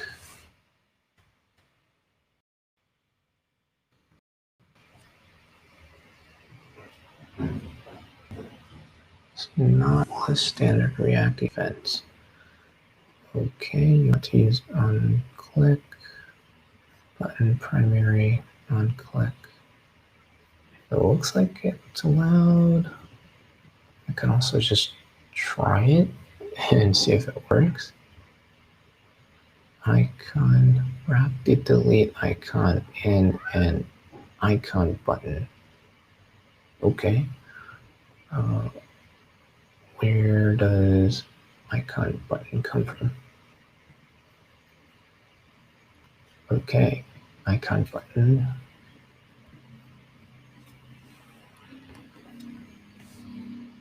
Actually, I prefer this syntax. Oops.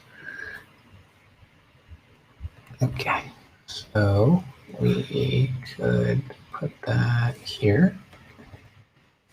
Icon button.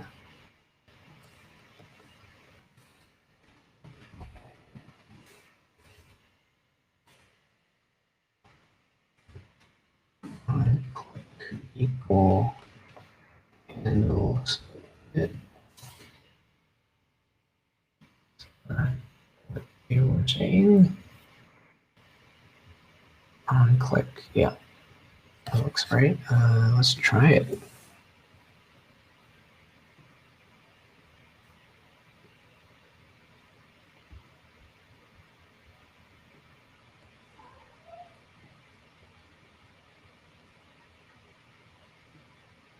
Whoa, did not like that. Okay, so what's going on? icon button.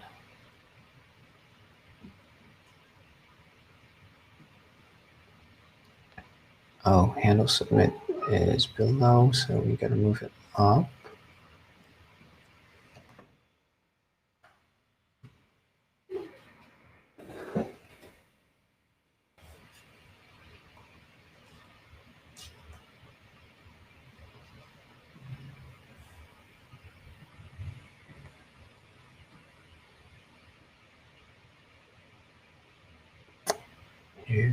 All right. Disable.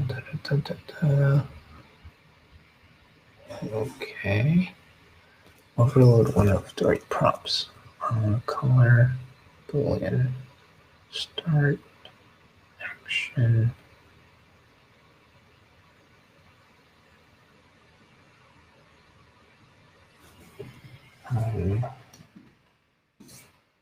I'll function that.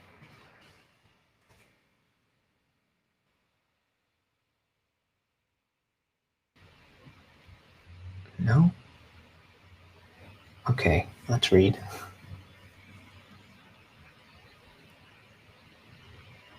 Icon button. Disable.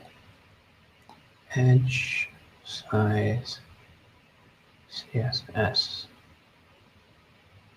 Inheritance.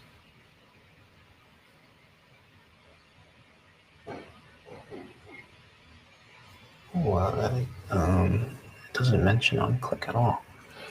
Wrap delete icon in an icon button. Okay. Well, actually, I'm interested in that. Refer to icon section, available icon options.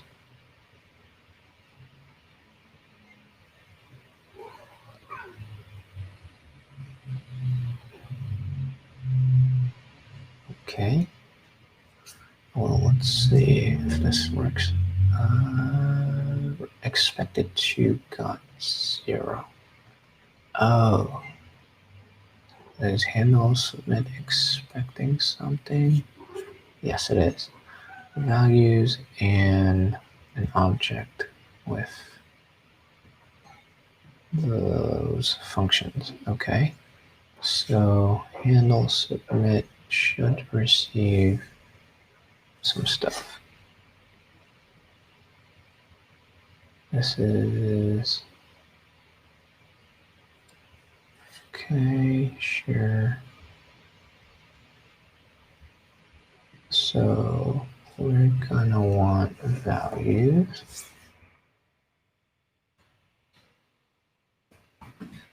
And we're gonna want set field value and reset form, even though we're not using this.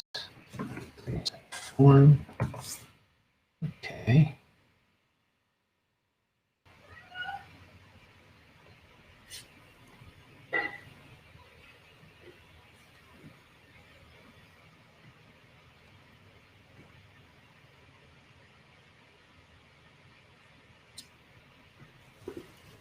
And error.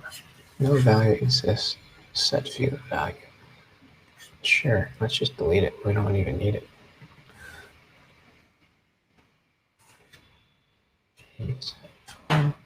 So just gonna delete the object around that. Okay. Why is that red? Message form and argument for values was not provided. Oh, values reset form.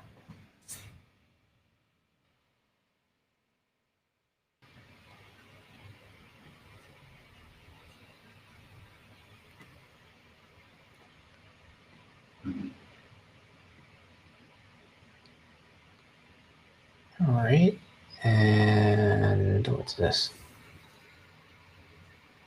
Oh, it is not assignable.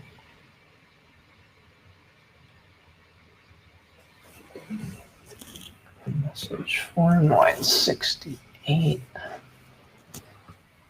Icon button on click.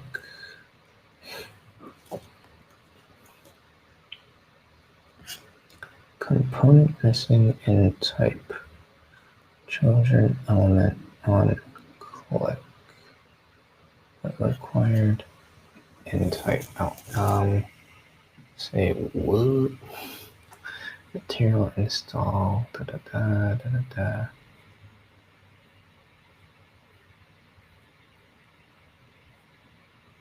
Anywhere it mentions click. Wait, listener is not what I'm looking for.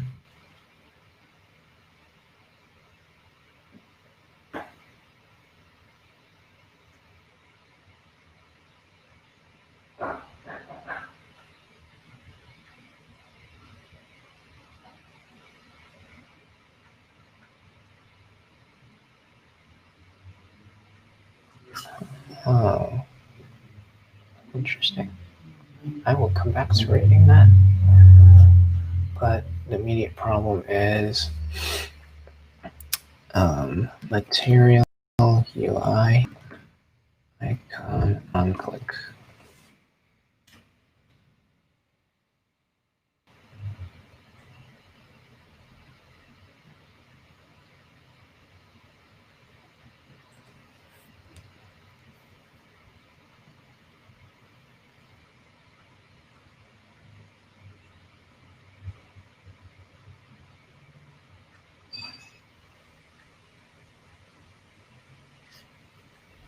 Okay.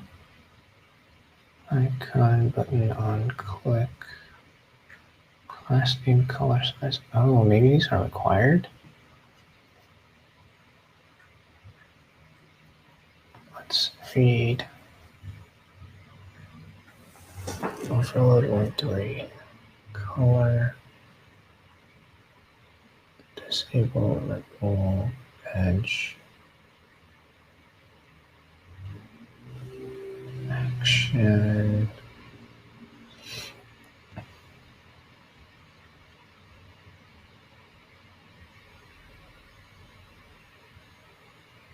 But required component is missing. Give the following error. Void is not assignable to type event. Void. I see. So this is not interpreting as type mouse event. Hold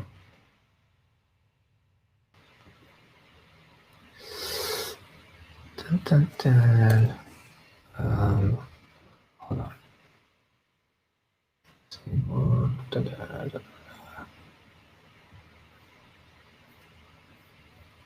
So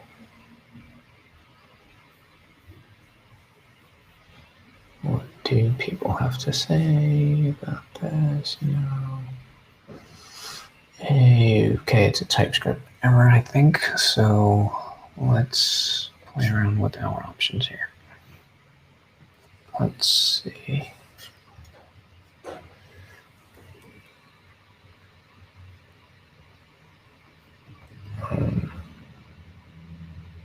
Overload for event, mouse event, HTML element button, mouse event, void. So handle submit.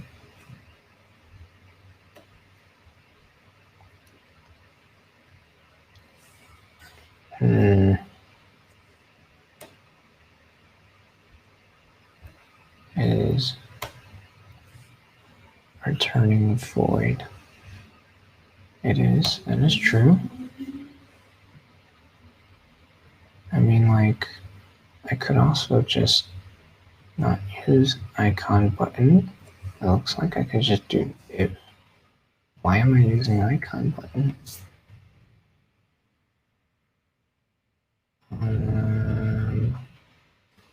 Give it a second, see if that matters. Let's try the app.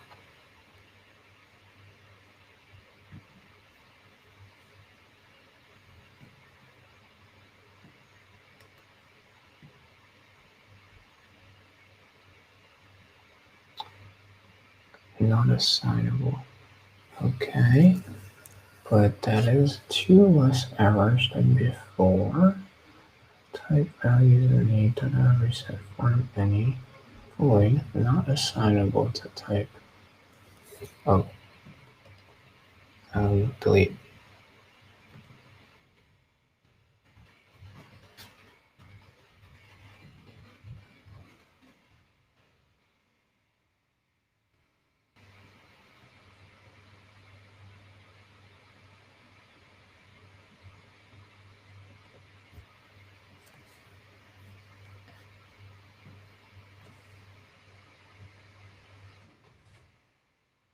So we cannot find reset form.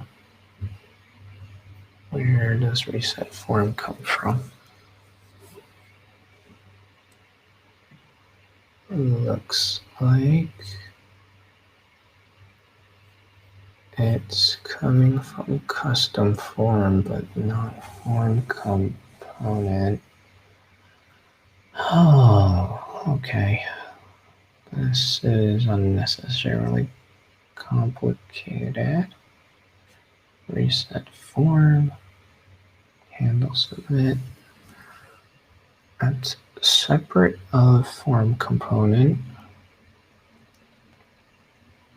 I think I could get reset form here.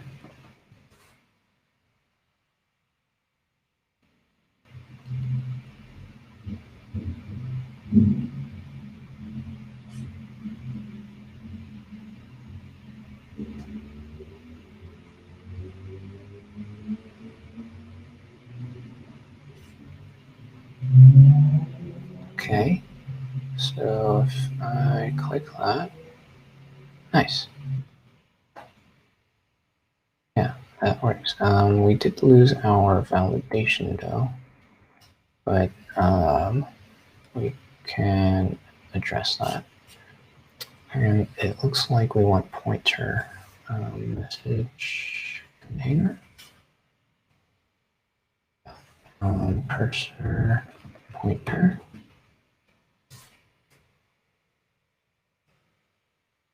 And okay, there we go. So you could click it. Okay. So what happened to our validation message container message form?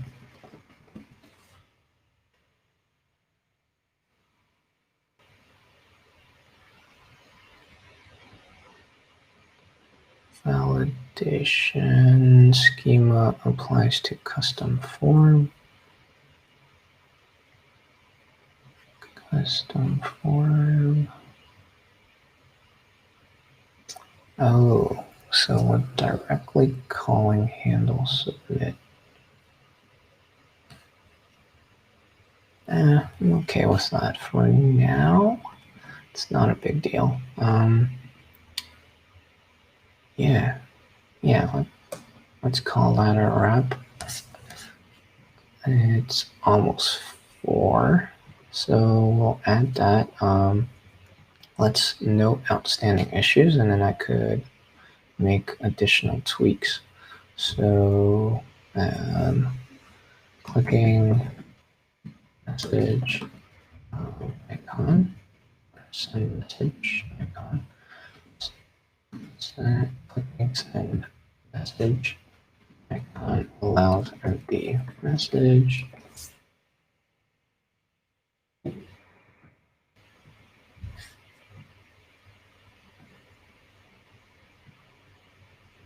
And the other issue was mobile message container missing in mobile.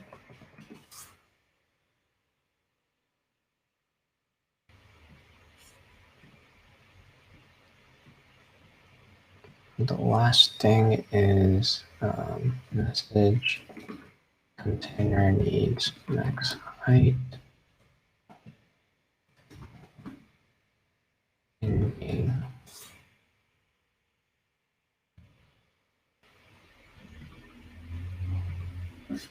Oops, I guess in active game.